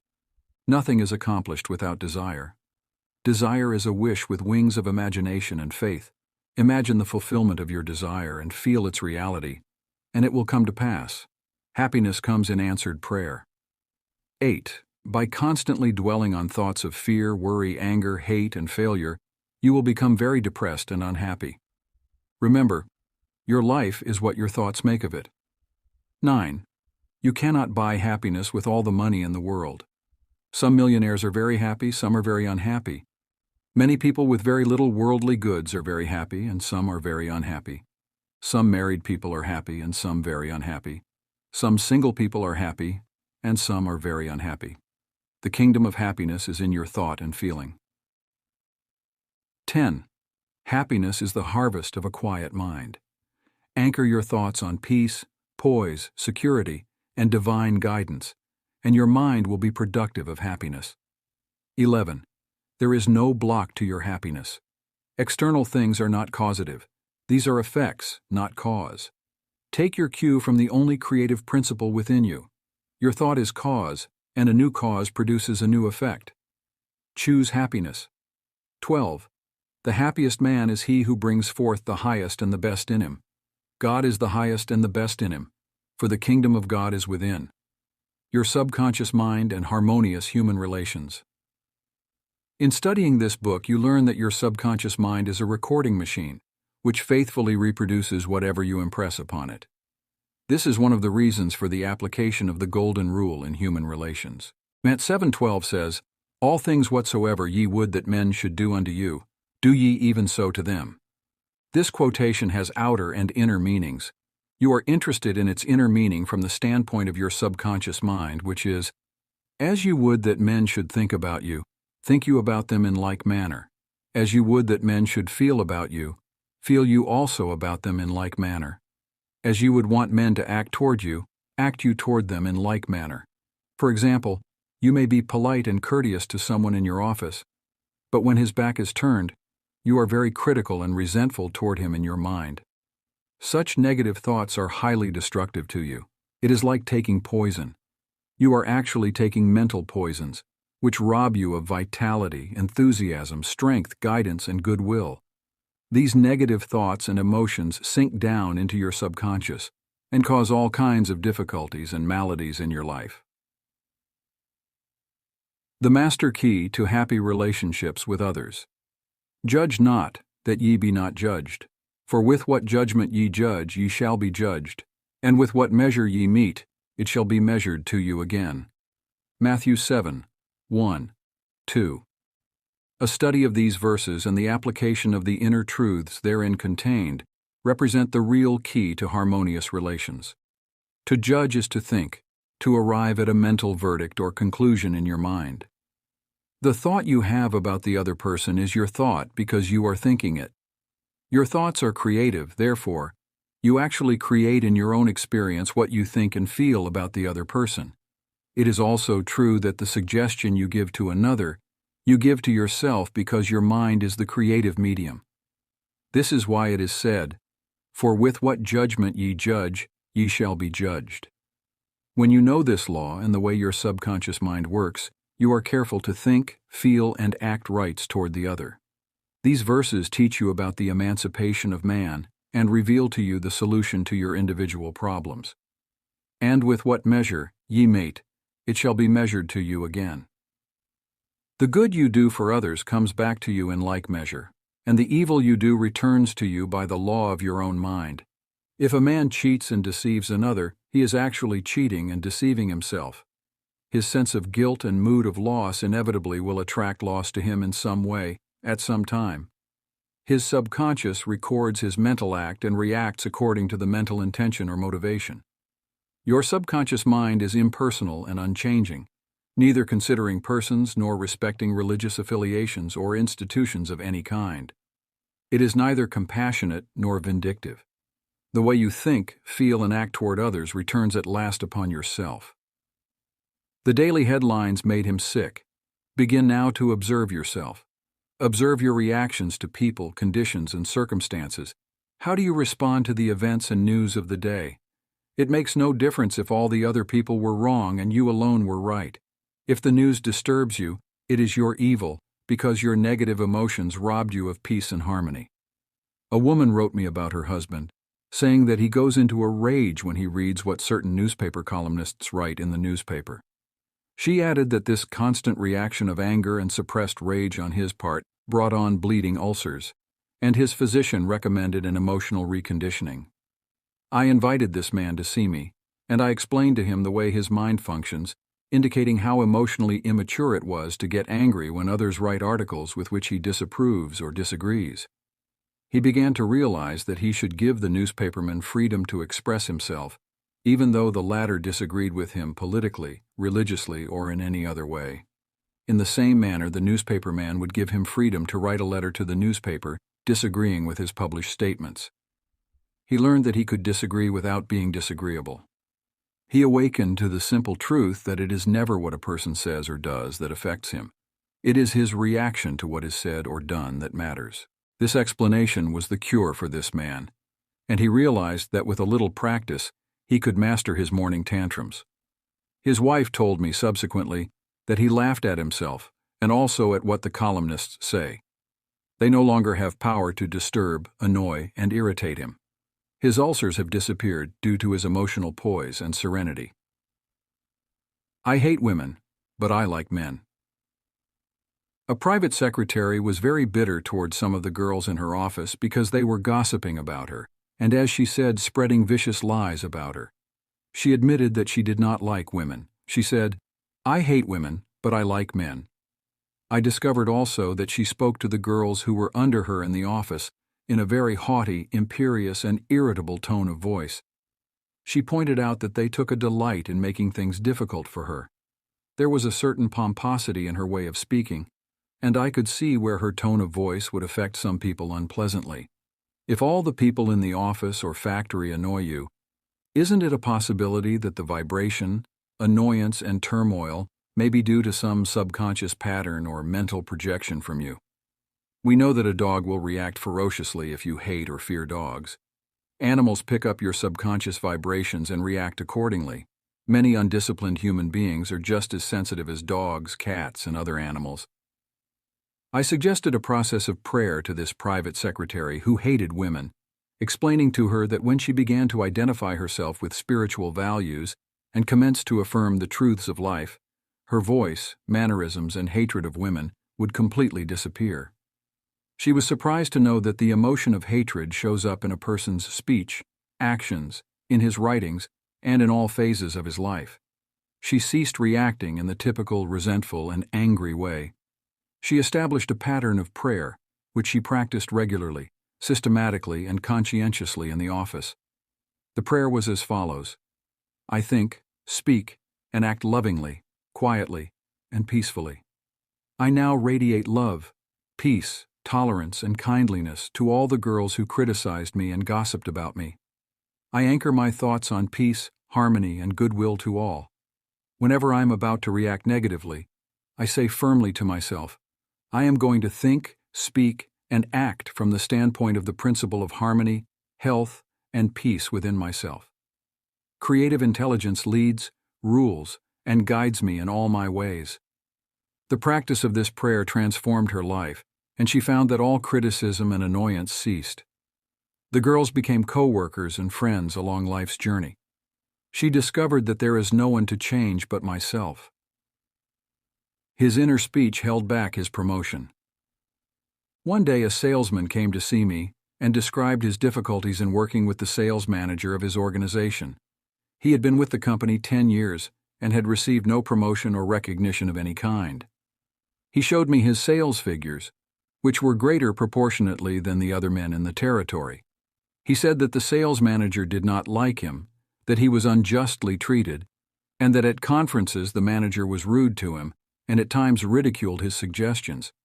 I explained that undoubtedly the cause was to a great degree within himself, and that his concept and belief about his superior bore witness to the reaction of this man. The measure we meet shall be measured to us again. His mental measure or concept of the sales manager was that he was mean and cantankerous. He was filled with bitterness and hostility toward the executive. On his way to work, he conducted a vigorous conversation with himself filled with criticism, mental arguments, recriminations, and denunciations of his sales manager. What he gave out mentally, he was inevitably bound to get back. This salesman realized that his inner speech was highly destructive because the intensity and force of his silent thoughts and emotions, and personally conducted mental condemnation and vilification of the sales manager, entered into his own subconscious mind. This brought about the negative response from his boss, as well as creating many other personal, physical, and emotional disorders. He began to pray frequently as follows: I am the only thinker in my universe. I am responsible for what I think about my boss. My sales manager is not responsible for the way I think about him. I refuse to give power to any person, place, or thing to annoy me or disturb me. I wish health, success, peace of mind, and happiness for my boss. I sincerely wish him well, and I know he is divinely guided in all his ways. He repeated this prayer out loud slowly, quietly, and feelingly, knowing that his mind is like a garden, and that whatever he plants in the garden will come forth like seeds after their kind. I also taught him to practice mental imagery prior to sleep in this way. He imagined that his sales manager was congratulating him on his fine work, on his zeal and enthusiasm, and on his wonderful response from customers. He felt the reality of all this, felt his hand shake, heard the tone of his voice, and saw him smile. He made a real mental movie, dramatizing it to the best of his ability. Night after night he conducted this mental movie, knowing that his subconscious mind was the receptive plate on which his conscious imagery would be impressed. Gradually, by a process of what may be termed mental and spiritual osmosis, the impression was made on his subconscious mind, and the expression automatically came forth. The sales manager subsequently called him up to San Francisco, congratulated him, and gave him a new assignment as division sales manager over 100 men with a big increase in salary. He changed his concept and estimate of his boss, and the latter responded accordingly. Becoming emotionally mature. What the other person says or does cannot really annoy or irritate you, except you permit him to disturb you. The only way he can annoy you is through your own thought. For example, if you get angry, you have to go through 4 stages in your mind. You begin to think about what he said. You decide to get angry and generate an emotion of rage. Then you decide to act. Perhaps you talk back and react in kind. You see that the thought, emotion, reaction, and action all take place in your mind. When you become emotionally mature, you do not respond negatively to the criticism and resentment of others.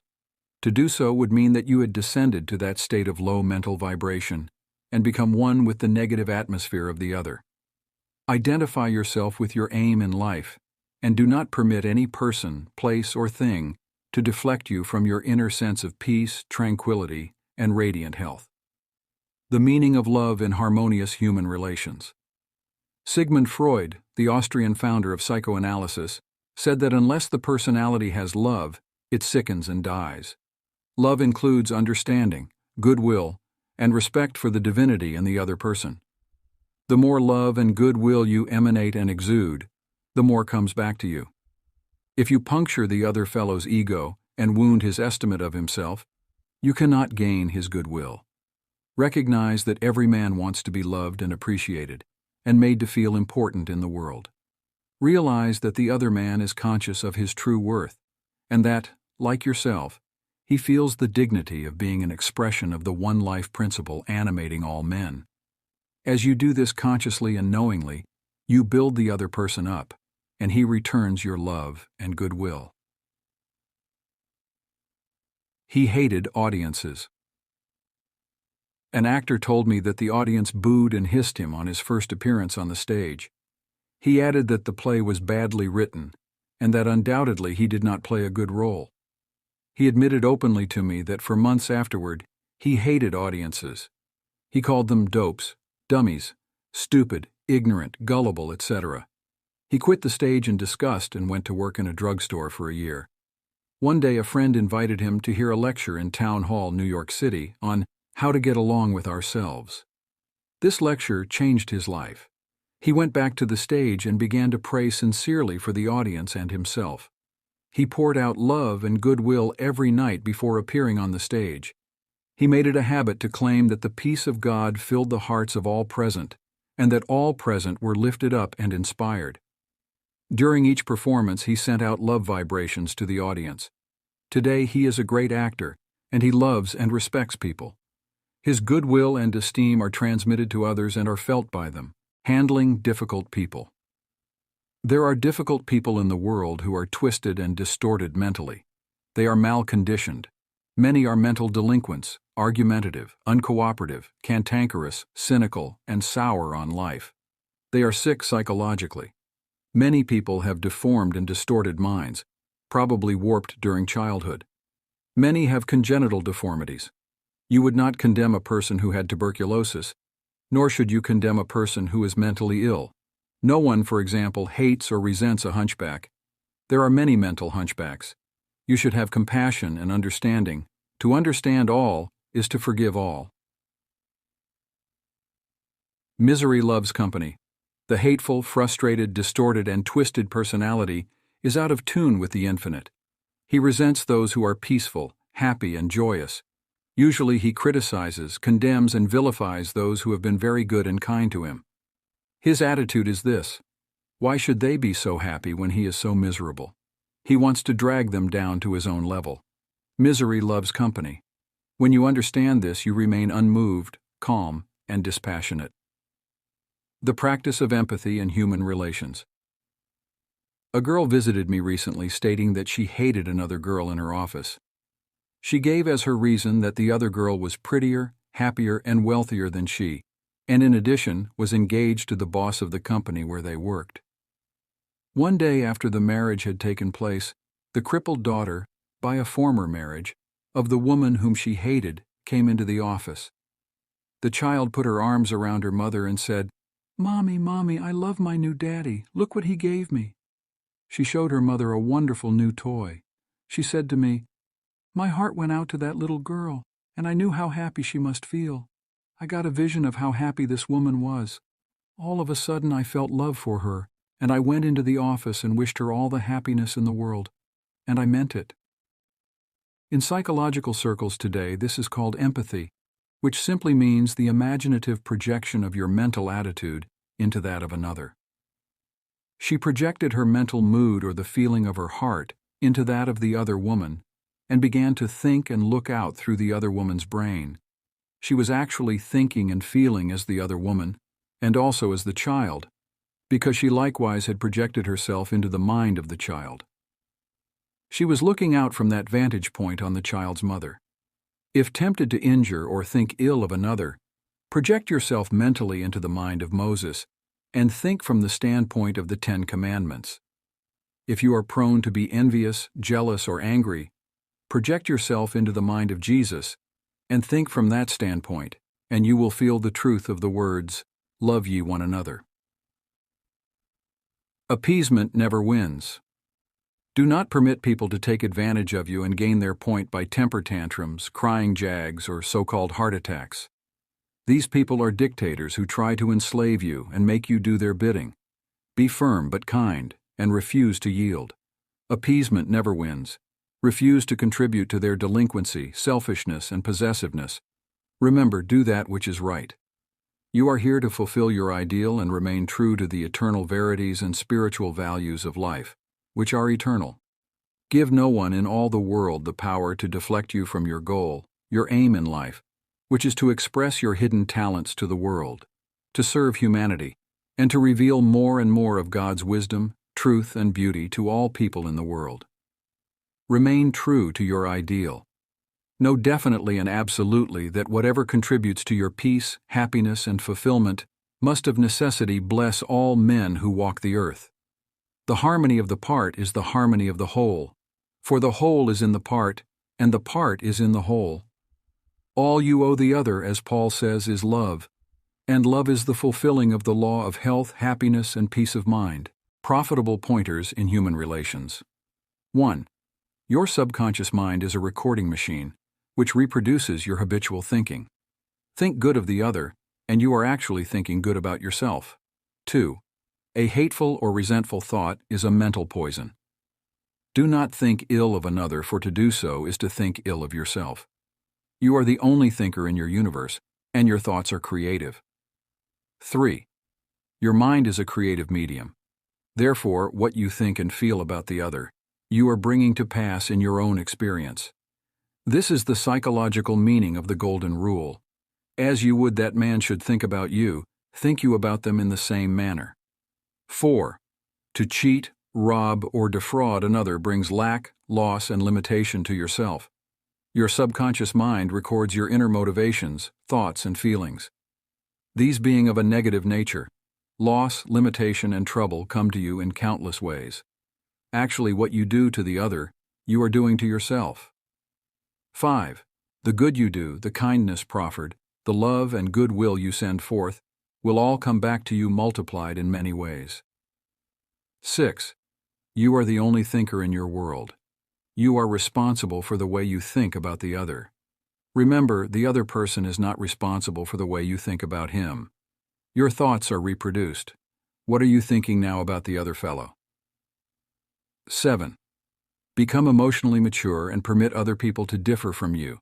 They have a perfect right to disagree with you, and you have the same freedom to disagree with them. You can disagree without being disagreeable. 8. Animals pick up your fear vibrations and snap at you. If you love animals, they will never attack you. Many undisciplined human beings are just as sensitive as dogs, cats, and other animals. 9. Your inner speech, representing your silent thoughts and feelings, is experienced in the reactions of others toward you. 10. Wish for the other what you wish for yourself. This is the key to harmonious human relations. 11. Change your concept and estimate of your employer. Feel and know he is practicing the Golden Rule and the law of love, and he will respond accordingly. 12. The other person cannot annoy you or irritate you except you permit him. Your thought is creative. You can bless him.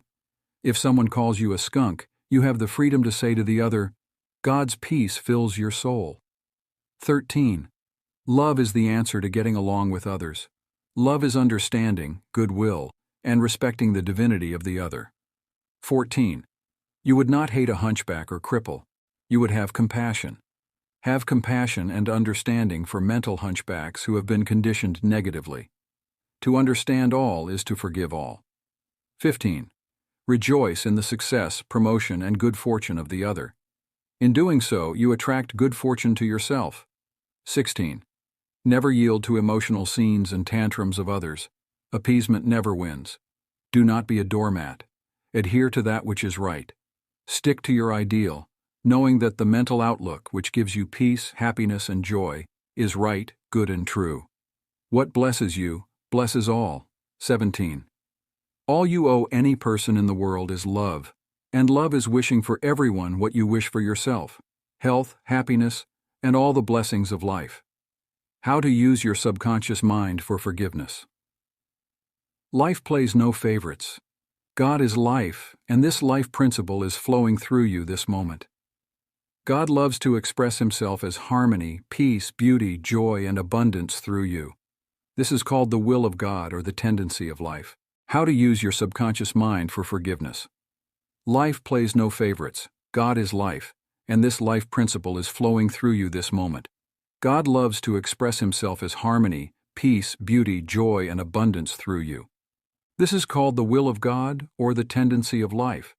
If you set up resistance in your mind to the flow of life through you, this emotional congestion will get snarled up in your subconscious mind and cause all kinds of negative conditions. God has nothing to do with unhappy or chaotic conditions in the world. Man's negative and destructive thinking brings about all these conditions. Therefore, it is silly to blame God for your trouble or sickness. Many persons habitually set up mental resistance to the flow of life by accusing and reproaching God for the sin, sickness, and suffering of mankind. Others cast the blame on God for their pains, aches, and loss of loved ones, personal tragedies, and accidents. They are angry at God, and they believe He is responsible for their misery. As long as people entertain such negative concepts about God, they will experience the automatic negative reactions from their subconscious minds. Actually, such people do not know that they are punishing themselves. They must see the truth, find release, and give up all condemnation, resentment, and anger against anyone or any power outside themselves. Otherwise, they cannot go forward into a healthy, happy, or creative activity. The minute these people entertain a God of love in their minds and hearts, and when they believe that God is their loving Father who watches over them, cares for them, guides them, sustains and strengthens them, this concept and belief about God or the life principle will be accepted by their subconscious mind, and they will find themselves blessed in countless ways. Life always forgives you. Life forgives you when you cut your finger. The subconscious intelligence within you sets about immediately to repair it. New cells build bridges over the cut. Should you take some tainted food by error, life forgives you and causes you to regurgitate it in order to preserve you. If you burn your hand, the life principle reduces the edema and congestion and gives you new skin, tissue, and cells. Life holds no grudges against you, and it is always forgiving you. Life brings you back to health, vitality, harmony, and peace if you cooperate by thinking in harmony with nature. Negative, hurtful memories, bitterness, and ill will clutter up and impede the free flow of the life principle in you. How he banished that feeling of guilt. I knew a man who worked every night until about 1 o'clock in the morning. He paid no attention to his 2 boys or his wife. He was always too busy working hard. He thought people should pat him on the back because he was working so arduously and persistently past midnight every night. He had a blood pressure of over 200 and was full of guilt. Unconsciously, he proceeded to punish himself by hard work, and he completely ignored his children. A normal man does not do that. He is interested in his boys and in their development. He does not shut his wife out of his world. I explained to him why he was working so arduously. There is something eating you inside. Otherwise, you would not act this way. You are punishing yourself, and you have to learn to forgive yourself. He did have a deep sense of guilt. It was toward a brother. I explained to him that God was not punishing him, but that he was punishing himself. For example, if you misuse the laws of life, you will suffer accordingly. If you put your hand on a naked charged wire, you will get burned. The forces of nature are not evil. It is your use of them that determines whether they have a good or evil effect. Electricity is not evil. It depends on how you use it, whether to burn down a structure or light up a home. The only sin is ignorance of the law, and the only punishment is the automatic reaction of man's misuse of the law. If you misuse the principle of chemistry, you may blow up the office or the factory. If you strike your hand on a board, you may cause your hand to bleed. The board is not for that purpose. Its purpose may be to lean upon or to support your feet. This man realized that God does not condemn or punish anyone, and that all his suffering was due to the reaction of his subconscious mind to his own negative and destructive thinking. He had cheated his brother at one time, and the brother had now passed on. Still, he was full of remorse and guilt. I asked him, "Would you cheat your brother now?" He said no. Did you feel you were justified at the time? His reply was, yes. It is wrong to marry. Sex is evil, and I am evil. Some time ago I talked to a young lady aged 22. She was taught that it was a sin to dance, to play cards, to swim, and to go out with men. She was threatened by her mother, who told her she would burn eternally in hellfire if she disobeyed her will and her religious teachings. This girl wore a black dress and black stockings. She wore no rouge, lipstick, or any form of makeup because her mother said that these things were sinful. Her mother told her that all men were evil, and that sex was of the devil and simply diabolic debauchery. This girl had to learn how to forgive herself, as she was full of guilt. To forgive means to give for. She had to give up all these false beliefs for the truths of life and a new estimate of herself. When she went out with young men in the office where she worked, she had a deep sense of guilt and thought that God would punish her. Several eligible young men proposed to her, but she said to me, "It is wrong to marry. Sex is evil, and I am evil." This was her conscience or early conditioning speaking. She came to me once weekly for about 10 weeks, and I taught her the workings of the conscious and subconscious mind as set forth in this book. This young girl gradually came to see that she had been completely brainwashed, mesmerized, and conditioned by an ignorant, superstitious, bigoted, and frustrated mother. She broke away completely from her family and started to live a wonderful life. At my suggestion, she dressed up and had her hair attended to. She took lessons in dancing from a man, and she also took driving lessons. She learned to swim, play cards, and had a number of dates. She began to love he. She prayed for a divine companion by claiming that infinite spirit would attract to her a man who harmonized with her thoroughly. Eventually, this came to pass. As she left my office one evening, there was a man waiting to see me, and I casually introduced them. They are now married and harmonize with each other perfectly. Forgiveness is necessary for healing. And when you stand praying, forgive if ye have aught against any. Mark 11:25. Forgiveness of others is essential to mental peace and radiant health. You must forgive everyone who has ever hurt you if you want perfect health and happiness. Forgive yourself by getting your thoughts in harmony with divine law and order. You cannot really forgive yourself completely until you have forgiven others first. To refuse to forgive yourself is nothing more or less than spiritual pride or ignorance. In the psychosomatic field of medicine today, it is being constantly stressed that resentment, condemnation of others, remorse, and hostility are behind a host of maladies ranging from arthritis to cardiac disease. They point out that these sick people, who were hurt, mistreated, deceived, or injured, were full of resentment and hatred for those who hurt them. This caused inflamed and festering wounds in their subconscious minds. There is only one remedy. They have to cut out and discard their hurts, and the one and only sure way is by forgiveness. Forgiveness is love in action. The essential ingredient in the art of forgiveness is the willingness to forgive. If you sincerely desire to forgive the other, you are 51% over the hurdle. I feel sure you know that to forgive the other does not necessarily mean that you like him or want to associate with him. You cannot be compelled to like someone. Neither can a government legislate goodwill, love, peace, or tolerance. It is quite impossible to like people because someone in Washington issues an edict to that effect. We can, however, love people without liking them. The Bible says, "Love ye one another." This, anyone can do who really wants to do it. Love means that you wish for the other health, happiness, peace, joy, and all the blessings of life. There is only one prerequisite, and that is sincerity. You are not being magnanimous when you forgive. You are really being selfish, because what you wish for the other, you are actually wishing for yourself. The reason is that you are thinking it and you are feeling it. As you think and feel, so are you. Could anything be simpler than that? Technique of forgiveness. The following is a simple method, which works wonders in your life as you practice it. Quiet your mind, relax, and let go. Think of God and His love for you, and then affirm, "I fully and freely forgive." Mention the name of the offender. I release him mentally and spiritually. I completely forgive everything connected with the matter in question. I am free, and she is free. It is a marvelous feeling. It is my day of general amnesty.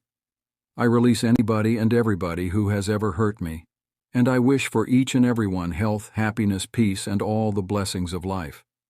I do this freely, joyously, and lovingly, and whenever I think of the person or persons who hurt me, I say, "I have released you, and all the blessings of life are yours. I am free, and you are free." It is wonderful. The great secret of true forgiveness is that once you have forgiven the person, it is unnecessary to repeat the prayer. Whenever the person comes to your mind, or the particular hurt happens to enter your mind, wish the delinquent well and say, "Peace be to you." Do this as often as the thought enters your mind. You will find that after a few days, the thought of the person or experience will return less and less often, until it fades into nothingness. The acid test for forgiveness. There is an acid test for gold. There is also an acid test for forgiveness. If I should tell you something wonderful about someone who has wronged you, cheated you, or defrauded you, and you sizzled at hearing the good news about this person, the roots of hatred would still be in your subconscious mind, playing havoc with you. Let us suppose you had a painful abscess on your jaw a year ago, and you told me about it. I would casually ask you if you had any pain now. You would automatically say, "Of course not. I have a memory of it, but no pain." That is the whole story. You may have a memory of the incident, but no sting or hurt anymore. This is the acid test, and you must meet it psychologically and spiritually. Otherwise, you are simply deceiving yourself and not practicing the true art of forgiveness. To understand all is to forgive all. When man understands the creative law of his own mind, he ceases to blame other people and conditions for making or marring his life. He knows that his own thoughts and feelings create his destiny. Furthermore, he is aware that externals are not the causes and conditioners of his life and his experiences. To think that others can mar your happiness, that you are the football of a cruel fate that you must oppose and fight others for a living. All these and others like them are untenable when you understand that thoughts are things. The Bible says the same thing. For as a man thinketh in his heart, so is he. Proverbs 23:7. Summary of your aids to forgiveness. 1. God or life is no respecter of persons. Life plays no favorites. Life or God seems to favor you when you align yourself with the principle of harmony, health, joy, and peace. 2. God or life never sends disease, sickness, accident, or suffering. We bring these things on ourselves by our own negative destructive thinking based upon the law: as we sow, so shall we reap. 3.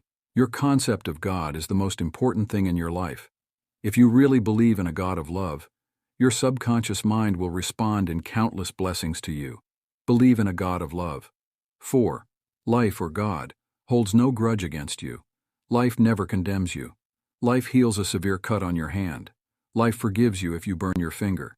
It reduces the edema and restores the part to wholeness and perfection. 5. Your guilt complex is a false concept of God and life. God or life does not punish or judge you. You do this to yourself by your false beliefs, negative thinking, and self-condemnation. 6. God or life does not condemn or punish you. The forces of nature are not evil.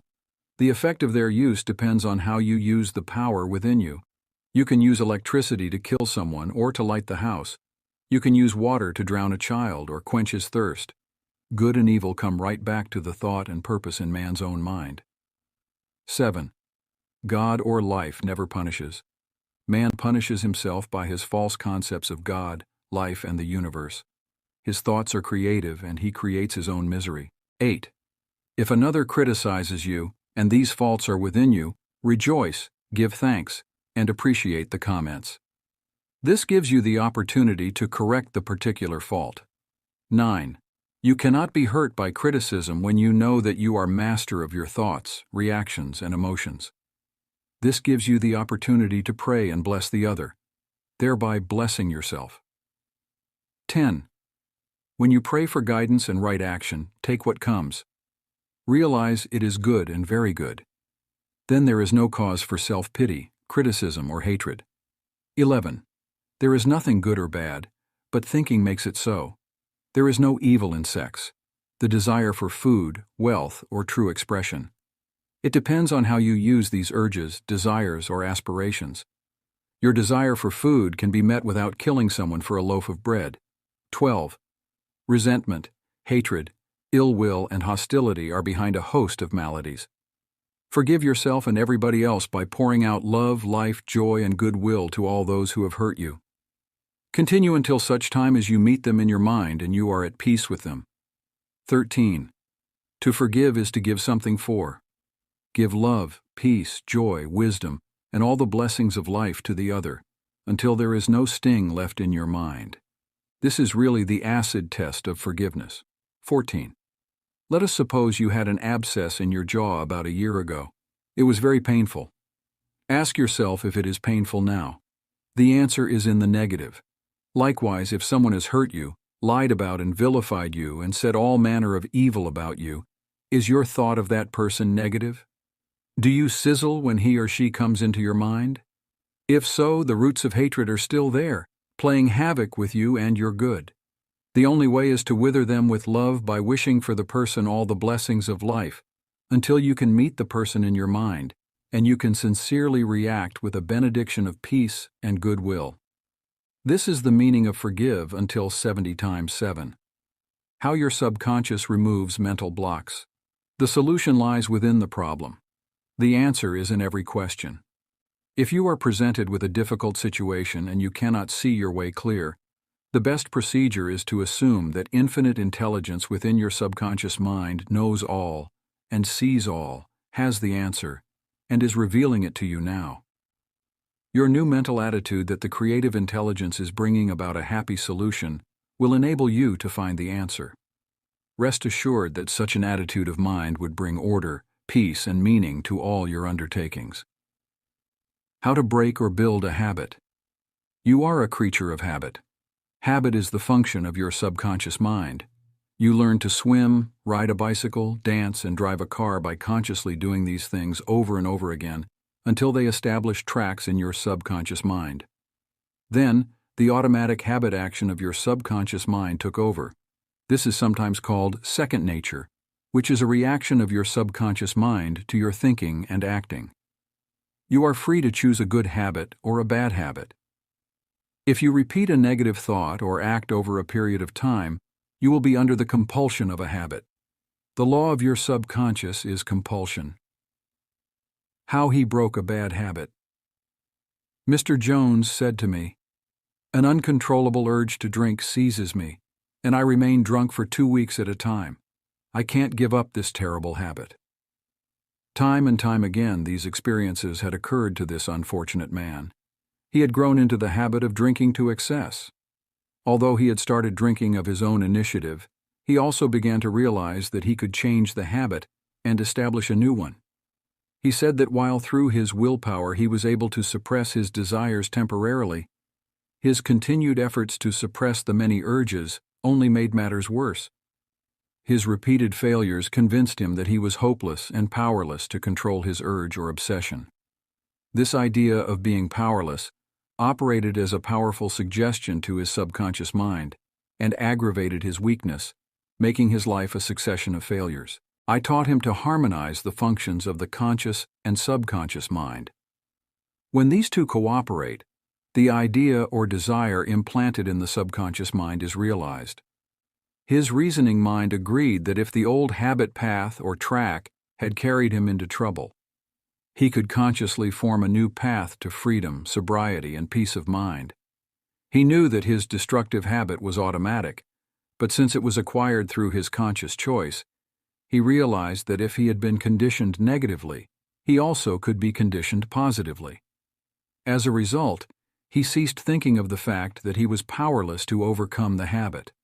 Moreover, he understood clearly that there was no obstacle to his healing other than his own thought. Therefore, there was no occasion for great mental effort or mental coercion. The power of his mental picture. This man acquired a practice of relaxing his body and getting into a relaxed, drowsy, meditative state. Then he filled his mind with the picture of the desired end, knowing his subconscious mind could bring it about the easiest way. He imagined his daughter congratulating him on his freedom and saying to him, "Daddy, it's wonderful to have you home." He had lost his family through drink. He was not allowed to visit them, and his wife would not speak to him. Regularly, systematically, he used to sit down and meditate in the way outlined. When his attention wandered, he made it a habit to immediately recall the mental picture of his daughter with her smile and the scene of his home enlivened by her cheerful voice. All this brought about a reconditioning of his mind. It was a gradual process. He kept it up. He persevered, knowing that sooner or later he would establish a new habit pattern in his subconscious mind. I told him that he could liken his conscious mind to a camera, that his subconscious mind was the sensitive plate on which he registered and impressed the picture. This made a profound impression on him, and his whole aim was to firmly impress the picture on his mind and develop it there. Films are developed in the dark. Likewise, mental pictures are developed in the dark room of the subconscious mind. Focused attention. Realizing that his conscious mind was simply a camera, he used no effort. There was no mental struggle. He quietly adjusted his thoughts and focused his attention on the scene before him until he gradually became identified with the picture. He became absorbed in the mental atmosphere, repeating the mental movie frequently. There was no room for doubt that a healing would follow. When there was any temptation to drink, he would switch his imagination from any reveries of drinking bouts to the feeling of being at home with his family. He was successful because he confidently expected to experience the picture he was developing in his mind. Today, he is president of a multi-million-dollar concern and is radiantly happy. He said a jinx was following him. Mr. Block said that he had been making an annual income of $20,000. But for the past 3 months, all doors seemed to jam tightly. He brought clients up to the point where they were about to sign on the dotted line, and then at the 11th hour, the door closed. He added that perhaps a jinx was following him. In discussing the matter with Mr. Block, I discovered that 3 months previously, he had become very irritated, annoyed, and resentful toward a dentist who, after he had promised to sign a contract, had withdrawn at the last moment. He began to live in the unconscious fear that other clients would do the same, thereby setting up a history of frustration, hostility, and obstacles. He gradually built up in his mind a belief in obstruction and last-minute cancellations until a vicious circle had been established. What I fear most has come upon me. Mr. Block realized that the trouble was in his mind and that it was essential to change his mental attitude. His run of so-called misfortune was broken in the following way. I realize I am one with the infinite intelligence of my subconscious mind which knows no obstacle, difficulty, or delay. I live in the joyous expectancy of the best. My deeper mind responds to my thoughts. I know that the work of the infinite power of my subconscious cannot be hindered. Infinite intelligence always finishes successfully whatever it begins. Creative wisdom works through me, bringing all my plans and purposes to completion. Whatever I start, I bring to a successful conclusion. My aim in life is to give wonderful service, and all those whom I contact are blessed by what I have to offer. All my work comes to full fruition in divine order. He repeated this prayer every morning before going to call on his customers, and he also prayed each night prior to sleep. In a short time, he had established a new habit pattern in his subconscious mind, and he was back in his old accustomed stride as a successful salesman. How much do you want what you want? A young man asked Socrates how he could get wisdom. Socrates replied, "Come with me." He took the lad to a river, pushed the boy's head under the water, held it there until the boy was gasping for air, then relaxed and released his head. When the boy regained his composure, he asked him, "What did you desire most when you were under water?" "I wanted air," said the boy. Socrates said to him, "When you want wisdom as much as you wanted air when you were immersed in the water, you will receive it. Likewise, when you really have an intense desire to overcome any block in your life, and you come to a clear-cut decision that there is a way out, and that is the course you wish to follow, then victory and triumph are assured. If you really want peace of mind and inner calm, you will get it. Regardless of how unjustly you have been treated, or how unfair the boss has been, or what a mean scoundrel someone has proved to be, all this makes no difference to you when you awaken to your mental and spiritual powers. You know what you want, and you will definitely refuse to let the thieves, thoughts of hatred, anger, hostility, and ill will rob you of peace, harmony, health, and happiness. You cease to become upset by people, conditions, news, and events by identifying your thoughts immediately with your aim in life. Your aim is peace, health, inspiration, harmony, and abundance. Feel a river of peace flowing through you now. Your thought is the immaterial and invisible power, and you choose to let it bless, inspire, and give you peace. Why he could not be healed. This is a case history of a married man with 4 children who was supporting and secretly living with another woman during his business trips. He was ill, nervous, irritable, and cantankerous, and he could not sleep without drugs. The doctor's medicine failed to bring down his high blood pressure of over 200. He had pains in numerous organs of his body, which doctors could not diagnose or relieve. To make matters worse, he was drinking heavily. The cause of all this was a deep unconscious sense of guilt. He had violated the marriage vows, and this troubled him. The religious creed he was brought up on was deeply lodged in his subconscious mind, and he drank excessively to heal the wound of guilt. Some invalids take morphine and codeine for severe pains. He was taking alcohol for the pain or wound in his mind. It was the old story of adding fuel to the fire, the explanation and the cure. He listened to the explanation of how his mind worked. He faced his problem, looked at it, and gave up his dual role. He knew that his drinking was an unconscious attempt to escape. The hidden cause lodged in his subconscious mind had to be eradicated. Then the healing would follow. He began to impress his subconscious mind 3 or 4 times a day by using the following prayer. My mind is full of peace, poise, balance, and equilibrium. The infinite lies stretched in smiling repose within me. I am not afraid of anything in the past, the present, or the future. The infinite intelligence of my subconscious mind leads, guides, and directs me in all ways. I now meet every situation with faith, poise, calmness, and confidence. I am now completely free from the habit. My mind is full of inner peace, freedom, and joy. I forgive myself. Then I am forgiven. Peace, sobriety, and confidence reign supreme in my mind. He repeated this prayer frequently as outlined, being fully aware of what he was doing and why he was doing it. Knowing what he was doing gave him the necessary faith and confidence. I explained to him that as he spoke these statements out loud, slowly, lovingly, and meaningfully, they would gradually sink down into his subconscious mind. Like seeds, they would grow after their kind. These truths on which he concentrated went in through his eyes, his ears heard the sound, and the healing vibrations of these words reached his subconscious mind and obliterated all the negative mental patterns which caused all the trouble. Light dispels darkness. The constructive thought destroys the negative thought. He became a transformed man within a month, refusing to admit it. If you are an alcoholic or drug addict, admit it. Do not dodge the issue.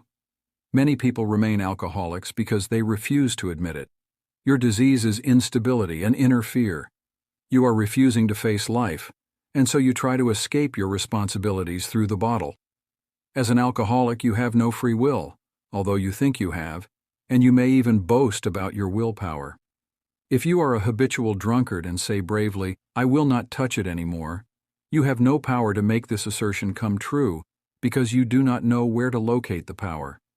You are living in a psychological prison of your own making, and you are bound by your beliefs, opinions, training, and environmental influences. Like most people, you are a creature of habit. You are conditioned to react the way you do. Building in the idea of freedom. You can build the idea of freedom and peace of mind into your mentality so that it reaches your subconscious depths. The latter, being all-powerful, will free you from all desire for alcohol. Then, you will have the new understanding of how your mind works, and you can truly back up your statement and prove the truth to yourself.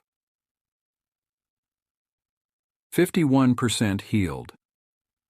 If you have a keen desire to free yourself from any destructive habit, you are 51% healed already. When you have a greater desire to give up the bad habit than to continue it, you will not experience too much difficulty in gaining complete freedom. Whatever thought you anchor the mind upon, the latter magnifies.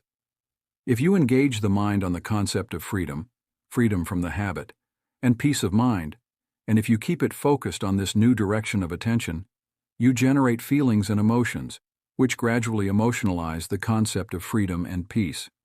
Whatever idea you emotionalize is accepted by your subconscious and brought to pass. The law of substitution. Realize that something good can come out of your suffering. You have not suffered in vain. However, it is foolish to continue to suffer. If you continue as an alcoholic, it will bring about mental and physical deterioration and decay. Realize that the power in your subconscious is backing you up. Even though you may be seized with melancholia, you should begin to imagine the joy of freedom that is in store for you. This is the law of substitution. Your imagination took you to the bottle. Let it take you now to freedom and peace of mind. You will suffer a little bit, but it is for a constructive purpose. You will bear it like a mother in the pangs of childbirth, and you will likewise bring forth a child of the mind. Your subconscious will give birth to sobriety. Cause of alcoholism.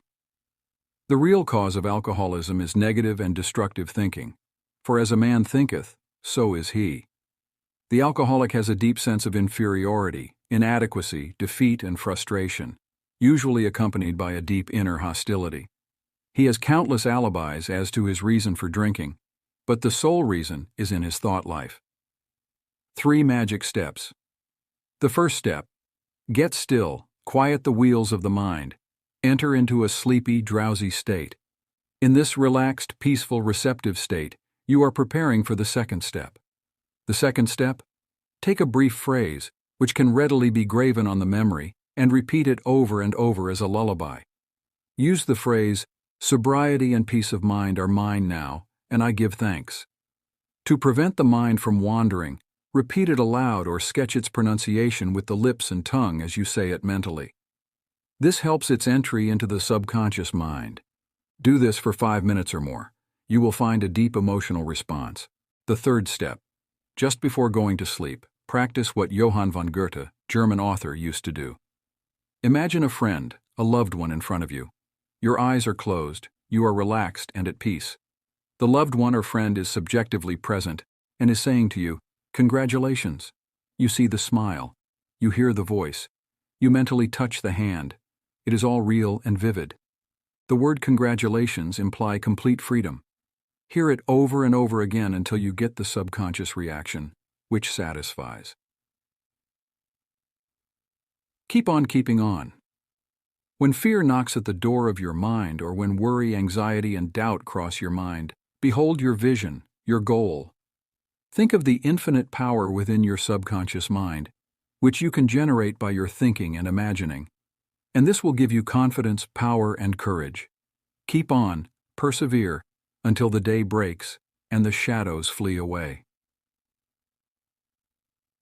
Review your thought power. 1.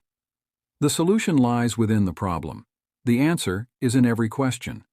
Infinite intelligence responds to you as you call upon it with faith and confidence. 2. Habit is the function of your subconscious mind. There is no greater evidence of the marvelous power of your subconscious than the force and sway habit holds in your life. You are a creature of habit. 3. You form habit patterns in your subconscious mind by repeating a thought and act over and over again until it establishes tracks in the subconscious mind and becomes automatic, such as swimming, dancing, typing, walking, driving your car, etc. 4. You have freedom to choose. You can choose a good habit or a bad habit. Prayer is a good habit. 5.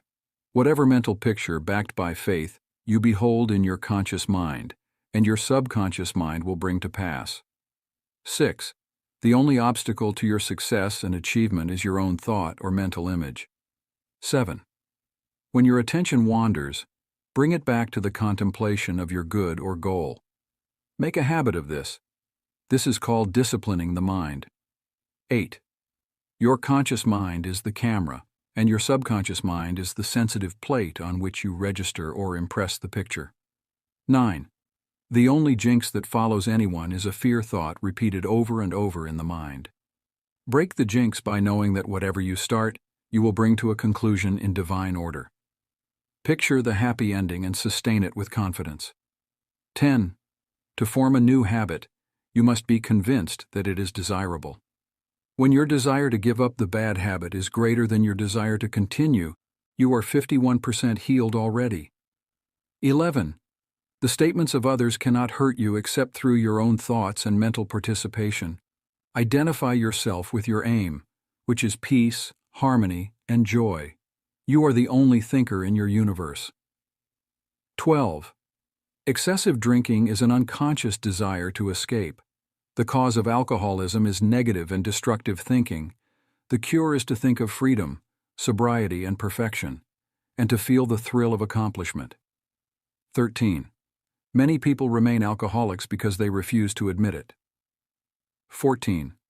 The law of your subconscious mind, which held you in bondage and inhibited your freedom of action, will give you freedom and happiness. It depends on how you use it. 15. Your imagination took you to the bottle. Let it take you to freedom by imagining you are free. 16. The real cause of alcoholism is negative and destructive thinking. As a man thinketh in his heart, subconscious mind, so is he. 17. When fear knocks at the door of your mind, let faith in God and all things good open the door. How to use your subconscious mind to remove fear. One of our students told me that he was invited to speak at a banquet. He said he was panic-stricken at the thought of speaking before 1,000 people. He overcame his fear this way. For several nights he sat down in an armchair for about 5 minutes and said to himself slowly, quietly, and positively, "I am going to master this fear. I am overcoming it now. I speak with poise and confidence. I am relaxed and at ease." He operated a definite law of mind and overcame his fear. The subconscious mind is amenable to suggestion and is controlled by suggestion. When you still your mind and relax, the thoughts of your conscious mind sink down into the subconscious through a process similar to osmosis, whereby fluids separated by a porous membrane intermingle. As these positive seeds or thoughts sink into the subconscious area, they grow after their kind, and you become poised, serene, and calm. Man's greatest enemy. It is said that fear is man's greatest enemy. Fear is behind failure, sickness, and poor human relations. Millions of people are afraid of the past, the future, old age, insanity, and death. Fear is a thought in your mind, and you are afraid of your own thoughts. A little boy can be paralyzed with fear when he is told there is a boogeyman under his bed that is going to take him away. When his father turns on the light and shows him there is no boogeyman, he is freed from fear. The fear in the mind of the boy was as real as if there really was a boogeyman there. He was healed of a false thought in his mind. The thing he feared did not exist. Likewise, most of your fears have no reality. They are merely a conglomeration of sinister shadows, and shadows have no reality. Do the thing you fear.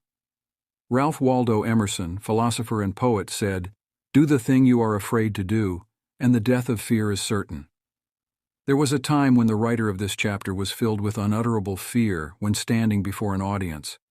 The way I overcame it was to stand before the audience, do the thing I was afraid to do, and the death of fear was certain.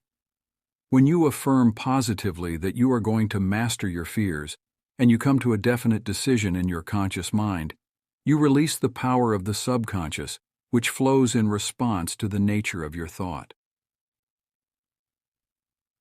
Banishing stage fright. A young lady was invited to an audition. She had been looking forward to the interview. However, on 3 previous occasions, she had failed miserably due to stage fright. She possessed a very good voice, but she was certain that when the time came for her to sing, she would be seized with stage fright. The subconscious mind takes your fears as a request, proceeds to manifest them, and brings them into your experience. On 3 previous auditions, she sang wrong notes, and she finally broke down and cried. The cause, as previously outlined, was an involuntary autosuggestion, that is, a silent fear thought emotionalized and subjectified. She overcame it by the following technique. 3 times a day she isolated herself in a room. She sat down comfortably in an armchair, relaxed her body and closed her eyes. She stilled her mind and body to the best of her ability.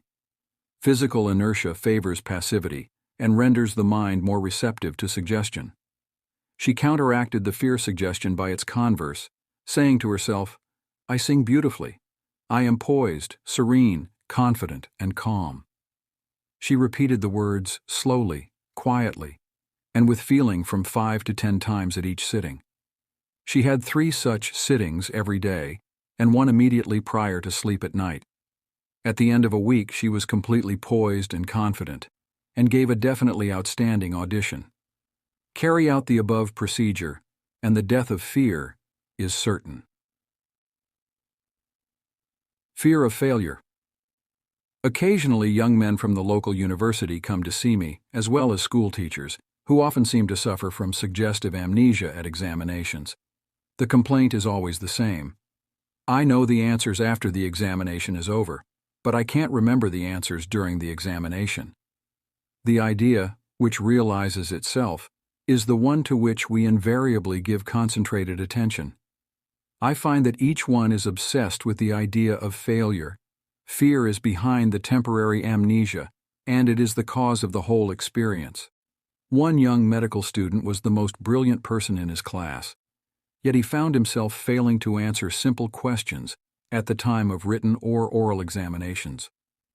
I explained to him that the reason was he had been worrying and was fearful for several days previous to the examination. These negative thoughts became charged with fear. Thoughts enveloped in the powerful emotion of fear are realized in the subconscious mind. In other words, this young man was requesting his subconscious mind to see to it that he failed, and that is exactly what it did. On the day of the examination, he found himself stricken with what is called, in psychological circles, suggestive amnesia. How he overcame the fear. He learned that his subconscious mind was the storehouse of memory, and that it had a perfect record of all he had heard and read during his medical training. Moreover, he learned that the subconscious mind was responsive and reciprocal. The way to be en rapport with it was to be relaxed, peaceful, and confident. Every night and morning he began to imagine his mother congratulating him on his wonderful record. He would hold an imaginary letter from her in his hand. As he began to contemplate the happy result, he called forth a corresponding or reciprocal response or reaction in himself. The all-wise and omnipotent power of the subconscious took over, dictated, and directed his conscious mind accordingly. He imagined the end, thereby willing the means to the realization of the end. Following this procedure, he had no trouble passing subsequent examinations. In other words, the subjective wisdom took over, compelling him to give an excellent account of himself. Fear of water, mountains, closed places, etc. There are many people who are afraid to go into an elevator, climb mountains, or even swim in the water. It may well be that the individual had unpleasant experiences in the water in his youth, such as having been thrown forcibly into the water without being able to swim. He might have been forcibly detained in an elevator, which failed to function properly, causing resultant fear of closed places. I had an experience when I was about 10 years of age. I accidentally fell into a pool and went down 3 times. I can still remember the dark water engulfing my head and my gasping for air until another boy pulled me out at the last moment. This experience sank into my subconscious mind, and for years I feared the water. An elderly psychologist said to me, "Go down to the swimming pool, look at the water, and say out loud in strong tones, 'I am going to master you. I can dominate you.' Then go into the water, take lessons, and overcome it." This I did, and I mastered the water. Do not permit water to master you. Remember, you are the master of the water. When I assumed a new attitude of mind, the omnipotent power of the subconscious responded, giving me strength, faith, and confidence, and enabling me to overcome my fear. Master technique for overcoming any particular fear. The following is a process and technique for overcoming fear, which I teach from the platform. It works like a charm. Try it. Suppose you are afraid of the water, a mountain, an interview, an audition, or you fear closed places. If you are afraid of swimming, begin now to sit still for 5 or 10 minutes 3 or 4 times a day, and imagine you are swimming. Actually, you are swimming in your mind. It is a subjective experience. Mentally, you have projected yourself into the water. You feel the chill of the water and the movement of your arms and legs. It is all real, vivid, and a joyous activity of the mind. It is not idle daydreaming, for you know that what you are experiencing in your imagination will be developed in your subconscious mind. Then you will be compelled to express the image and likeness of the picture you impressed on your deeper mind. This is the law of the subconscious. You could apply the same technique if you are afraid of mountains or high places. Imagine you are climbing the mountain, feel the reality of it all, enjoy the scenery, knowing that as you continue to do this mentally, you will do it physically with ease and comfort. He blessed the elevator. I knew an executive of a large corporation who was terrified to ride in an elevator. He would walk up 5 flights of stairs to his office every morning. He said that he began to bless the elevator every night and several times a day. He finally overcame his fear. This was how he blessed the elevator. The elevator in our building is a wonderful idea. It came out of the universal mind. It is a boon and a blessing to all our employees. It gives wonderful service. It operates in divine order. I ride in it in peace and joy. I remain silent now while the currents of life, love, and understanding flow through the patterns of my thought. In my imagination, I am now in the elevator, and I step out into my office. The elevator is full of our employees. I talk to them, and they are friendly, joyous, and free. It is a wonderful experience of freedom, faith, and confidence. I give thanks. He continued this prayer for about 10 days, and on the 11th day, he walked into the elevator with other members of the organization and felt completely free. Normal and abnormal fear man is born only with two fears, the fear of falling and the fear of noise. These are an alarm system given you by nature as a means of self-preservation. Normal fear is good. You hear an automobile coming down the road, and you step aside to survive. The momentary fear of being run over is overcome by your action. All other fears were given to you by parents, relatives, teachers, and all those who influenced your early years. Abnormal fear. Abnormal fear takes place when man lets his imagination run riot. I knew a woman who was invited to go on a trip around the world by plane. She began to cut out of the newspapers all reports of airplane catastrophes. She pictured herself going down in the ocean, being drowned, etc. This is abnormal fear. Had she persisted in this, she would undoubtedly have attracted what she feared most. Another example of abnormal fear is that of a businessman in New York, who was very prosperous and successful. He had his own private mental motion picture of which he was the director. He would run this mental movie of failure, bankruptcy, empty shelves, and no bank balance until he sank into a deep depression. He refused to stop this morbid imagery and kept reminding his wife that this can't last. There will be a recession. I feel sure we will go bankrupt, etc. His wife told me that he finally did go into bankruptcy, and all the things he imagined and feared came to pass. The things he feared did not exist, but he brought them to pass by, constantly fearing, believing, and expecting financial disaster. Job said, "The thing I feared has come upon me." There are people who are afraid that something terrible will happen to their children, and that some dread catastrophe will befall them. When they read about an epidemic or rare disease, they live in fear that they will catch it, and some imagine they have the disease already. All this is abnormal fear. The answer to abnormal fear. Move mentally to the opposite. To stay at the extreme of fear is stagnation plus mental and physical deterioration. When fear arises, there immediately comes with it a desire for something opposite to the thing feared. Place your attention on the thing immediately desired. Get absorbed and engrossed in your desire, knowing that the subjective always overturns the objective. This attitude will give you confidence and lift your spirits. The infinite power of your subconscious mind is moving on your behalf, and it cannot fail. Therefore, peace and assurance are yours. Examine your fears. The president of a large organization told me that when he was a salesman, he used to walk around the block 5 or 6 times before he called on a customer. The sales manager came along one day and said to him, "Don't be afraid of the boogeyman behind the door. There is no boogeyman. It is a false belief." The manager told him that whenever he looked at his own fears, he stared them in the face and stood up to them, looking them straight in the eye. Then they faded and shrank into insignificance. He landed in the jungle. A chaplain told me of his experiences in the Second World War. He had to parachute from a damaged plane and land in the jungle. He said he was frightened, but he knew there were 2 kinds of fear, normal and abnormal, which we have previously pointed out. He decided to do something about the fear immediately and began to talk to himself, saying, "John, you can't surrender to your fear. Your fear is a desire for safety and security and a way out." He began to claim, "Infinite intelligence which guides the planets in their courses is now leading and guiding me out of this jungle." He kept saying this out loud to himself for 10 minutes or more. "Then," he added, "something began to stir inside me. A mood of confidence began to seize me and I began to walk. After a few days, I miraculously came out of the jungle and was picked up by a rescue plane." His changed mental attitude saved him.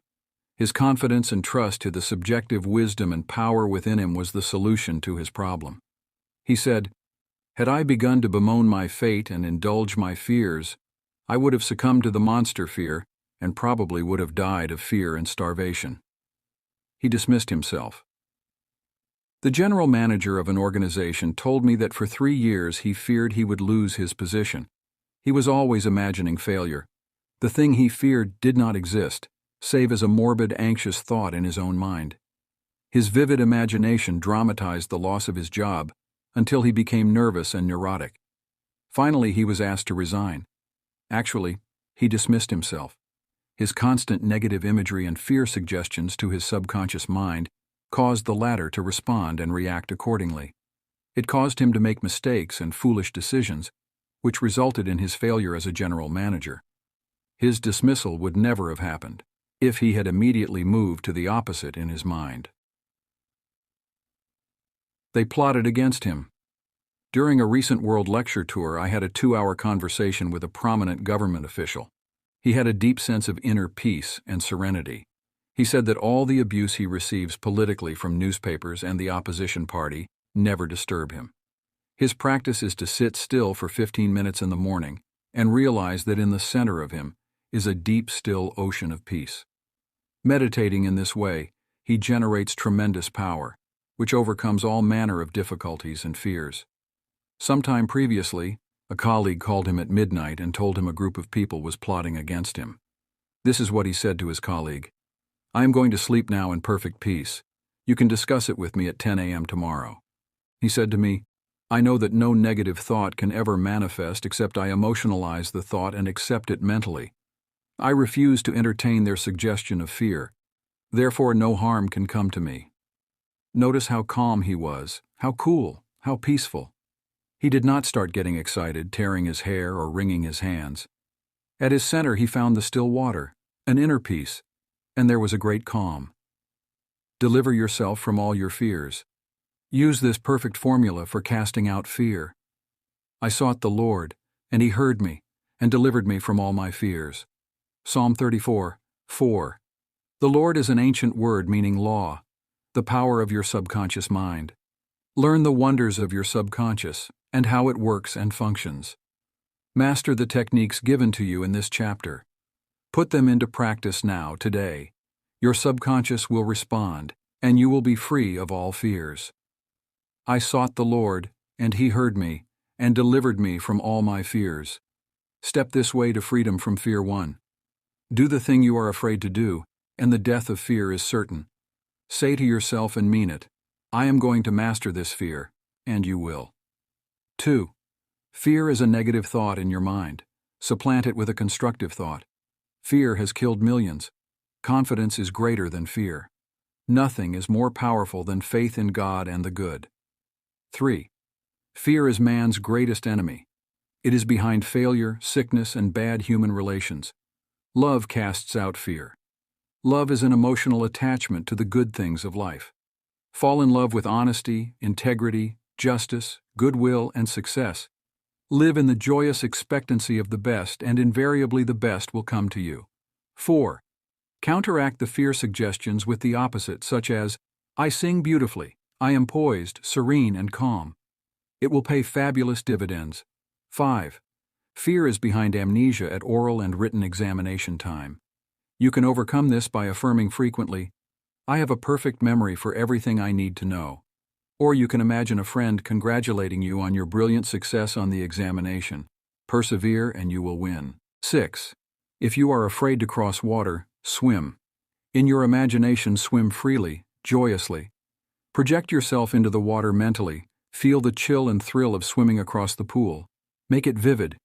As you do this subjectively, you will be compelled to go into the water and conquer it.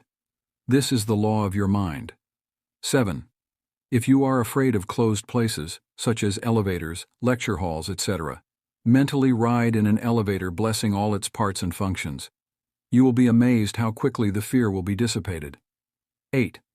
You were born with only 2 fears, the fear of falling and the fear of noise. All your other fears were acquired. Get rid of them. 9. Normal fear is good. Abnormal fear is very bad and destructive. To constantly indulge in fear thoughts results in abnormal fear, obsessions, and complexes. To fear something persistently causes a sense of panic and terror. 10. You can overcome abnormal fear when you know the power of your subconscious mind can change conditions and bring to pass the cherished desires of your heart. Give your immediate attention and devotion to your desire, which is the opposite of your fear. This is the love that casts out fear. 11. If you are afraid of failure, give attention to success. If you are afraid of sickness, dwell on your perfect health. If you are afraid of an accident, dwell on the guidance and protection of God. If you're afraid of death, dwell on eternal life. God is life, and that is your life now. 12. The great law of substitution is the answer to fear. Whatever you fear has its solution in the form of your desire. If you're sick, you desire health. If you are in the prison of fear, you desire freedom. Expect the good. Mentally concentrate on the good, and know that your subconscious mind answers you always. It never fails. 13.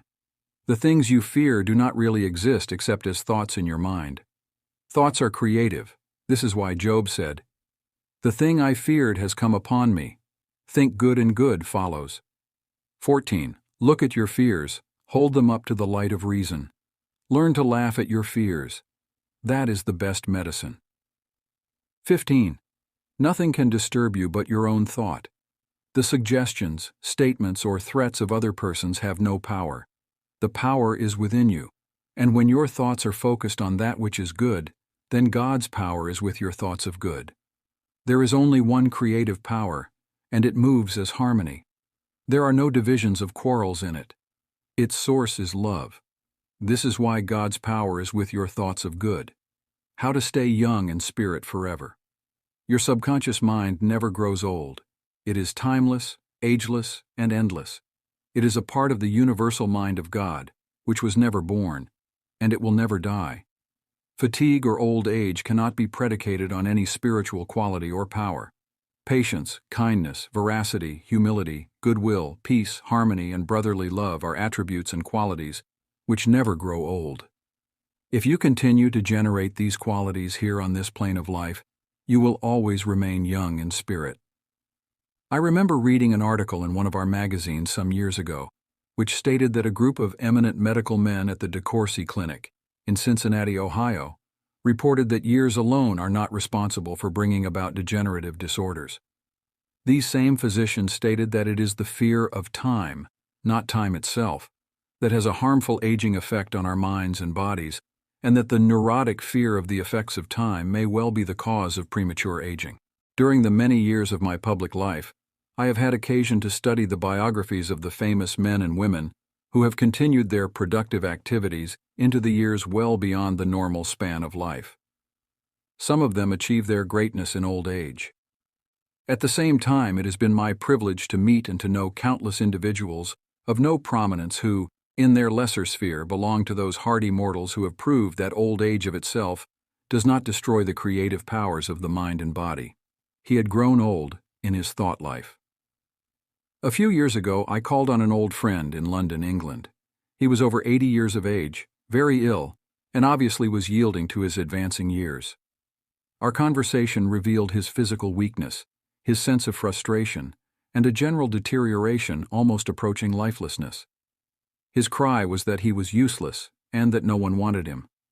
With an expression of hopelessness, he betrayed his false philosophy. We are born, grow up, become old, good for nothing, and that's the end. This mental attitude of futility and worthlessness was the chief reason for his sickness. He was looking forward only to senescence, and after that, nothing. Indeed, he had grown old in his thought life, and his subconscious mind brought about all the evidence of his habitual thinking.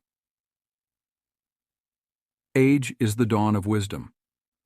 Unfortunately, many people have the same attitude as this unhappy man. They are afraid of what they term old age, the end and extinction, which really means that they are afraid of life. Yet life is endless. Age is not the flight of years, but the dawn of wisdom. Wisdom is an awareness of the tremendous spiritual powers in your subconscious mind, and the knowledge of how to apply these powers to lead a full and happy life. Get it out of your head once and for all that 65, 75, or 85 years of age is synonymous with the end for you or anybody else. It can be the beginning of a glorious, fruitful, active, and most productive life pattern, better than you have ever experienced.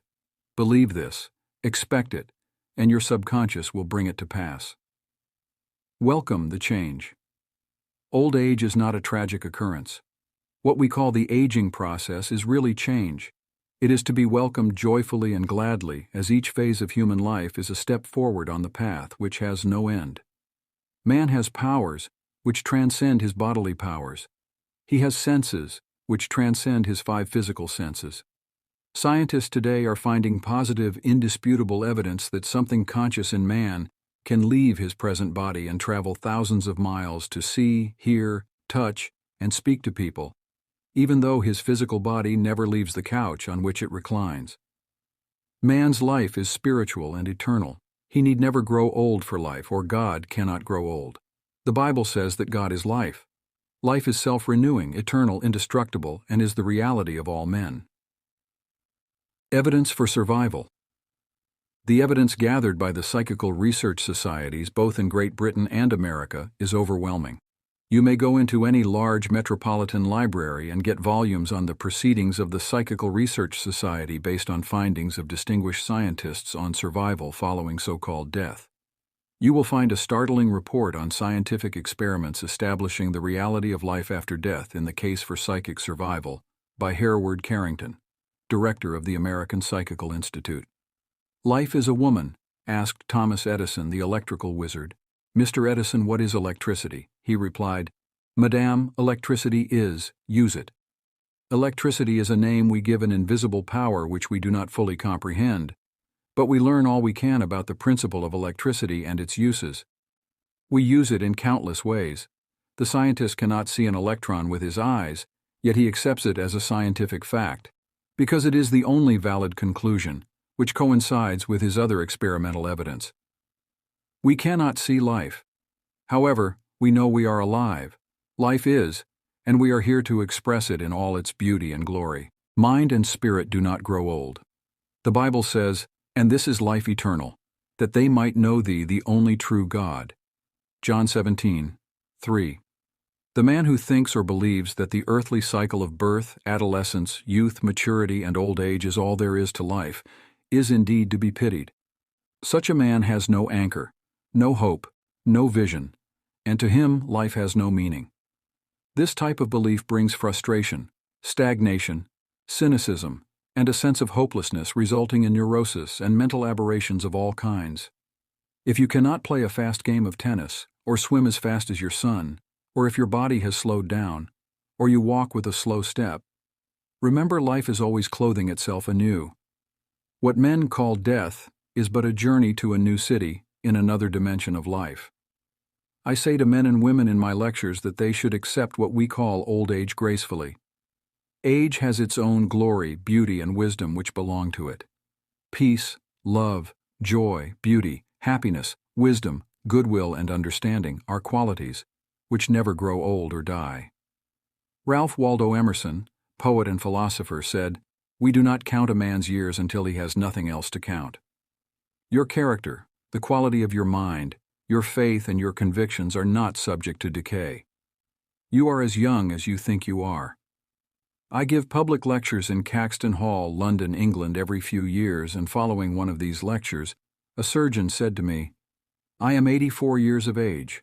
I operate every morning, visit patients in the afternoons, and I write for medical and other scientific journals in the evening."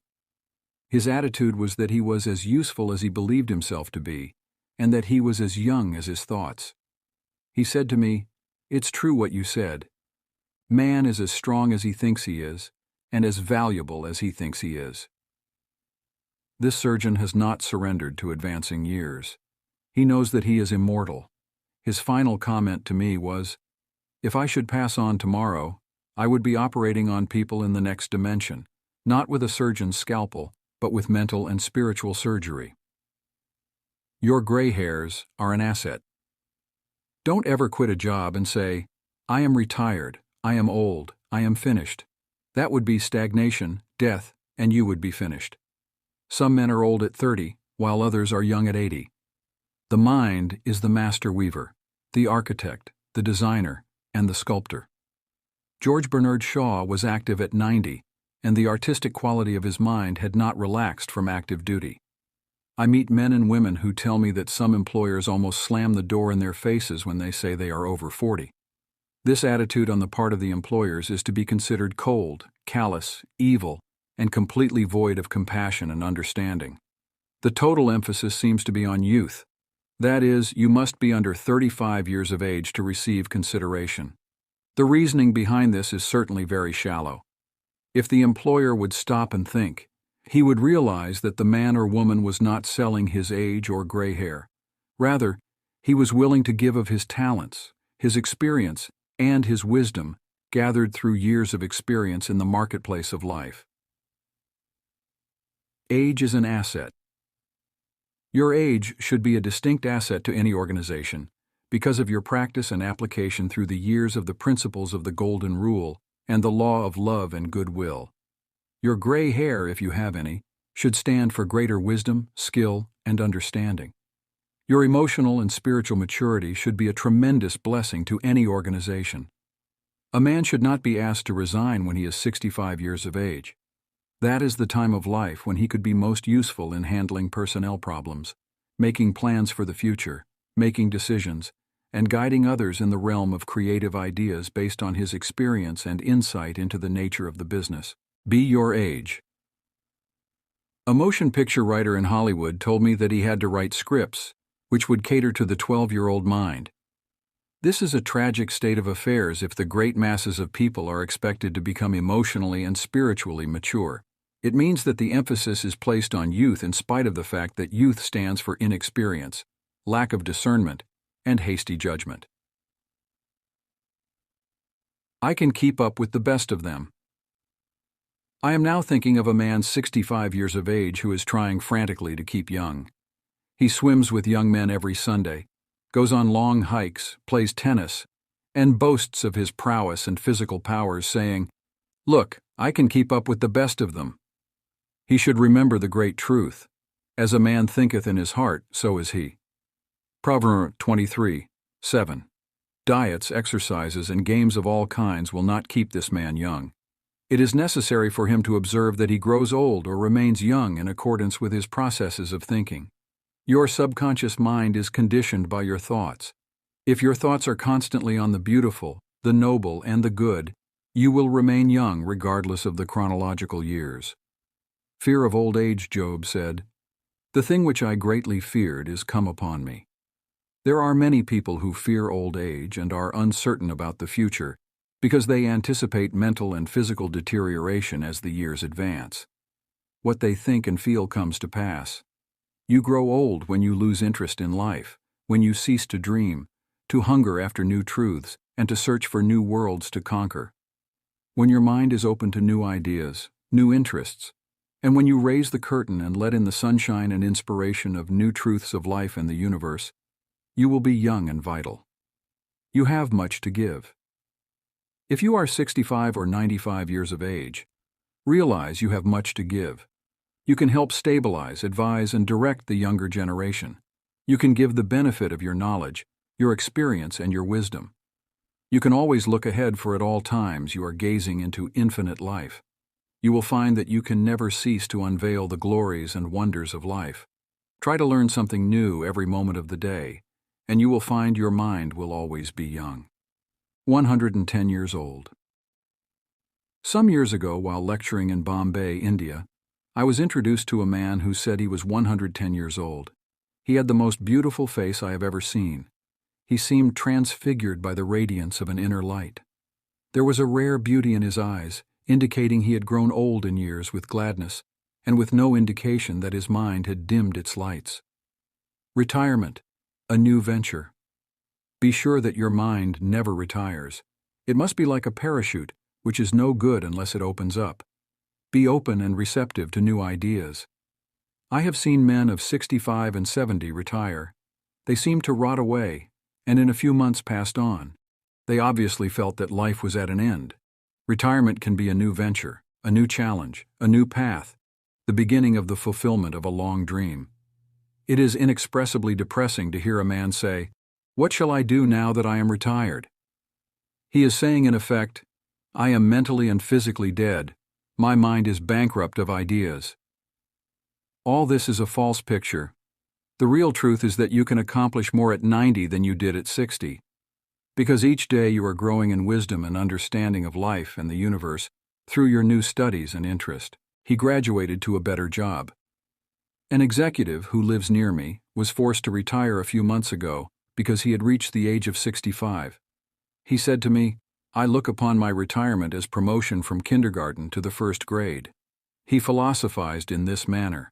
He said that when he left high school, he went up the ladder by going to college. He realized this was a step forward in his education and understanding of life in general. Likewise, he added, now he could do the things he had always wanted to do. And therefore, his retirement was still another step forward on the ladder of life and wisdom. He came to the wise conclusion that he was no longer going to concentrate on making a living. Now he was going to give all his attention to living life. He is an amateur photographer, and he took additional courses on the subject. He took a trip around the world and took movies of famous places. He now lectures before various groups, lodges, and clubs, and is in popular demand. There are countless ways of taking an interest in something worthwhile outside yourself. Become enthusiastic over new creative ideas, make spiritual progress, and continue to learn and to grow. In this manner you remain young in heart, because you are hungering and thirsting after new truths, and your body will reflect your thinking at all times. You must be a producer and not a prisoner of society. The newspapers are taking cognizance of the fact that the voting population of the elderly in California elections is increasing by leaps and bounds. This means that their voices will be heard in the legislature of the state and also in the halls of Congress. I believe there will be enacted a federal law prohibiting employers from discrimination against men and women because of age. A man of 65 years may be younger, mentally, physically, and physiologically than many men at 30. It is stupid and ridiculous to tell a man he cannot be hired because he is over 40. It is like saying to him that he is ready for the scrap heap or the junk pile. What is a man of 40 or over to do? Must he bury his talents and hide his light under a bushel? Men who are deprived and prevented from working because of age must be sustained by government treasuries at county, state, and federal levels. The many organizations who refuse to hire them and benefit from their wisdom and experience will be taxed to support them. This is a form of financial suicide. Man is here to enjoy the fruit of his labor, and he is here to be a producer and not a prisoner of society, which compels him to idleness.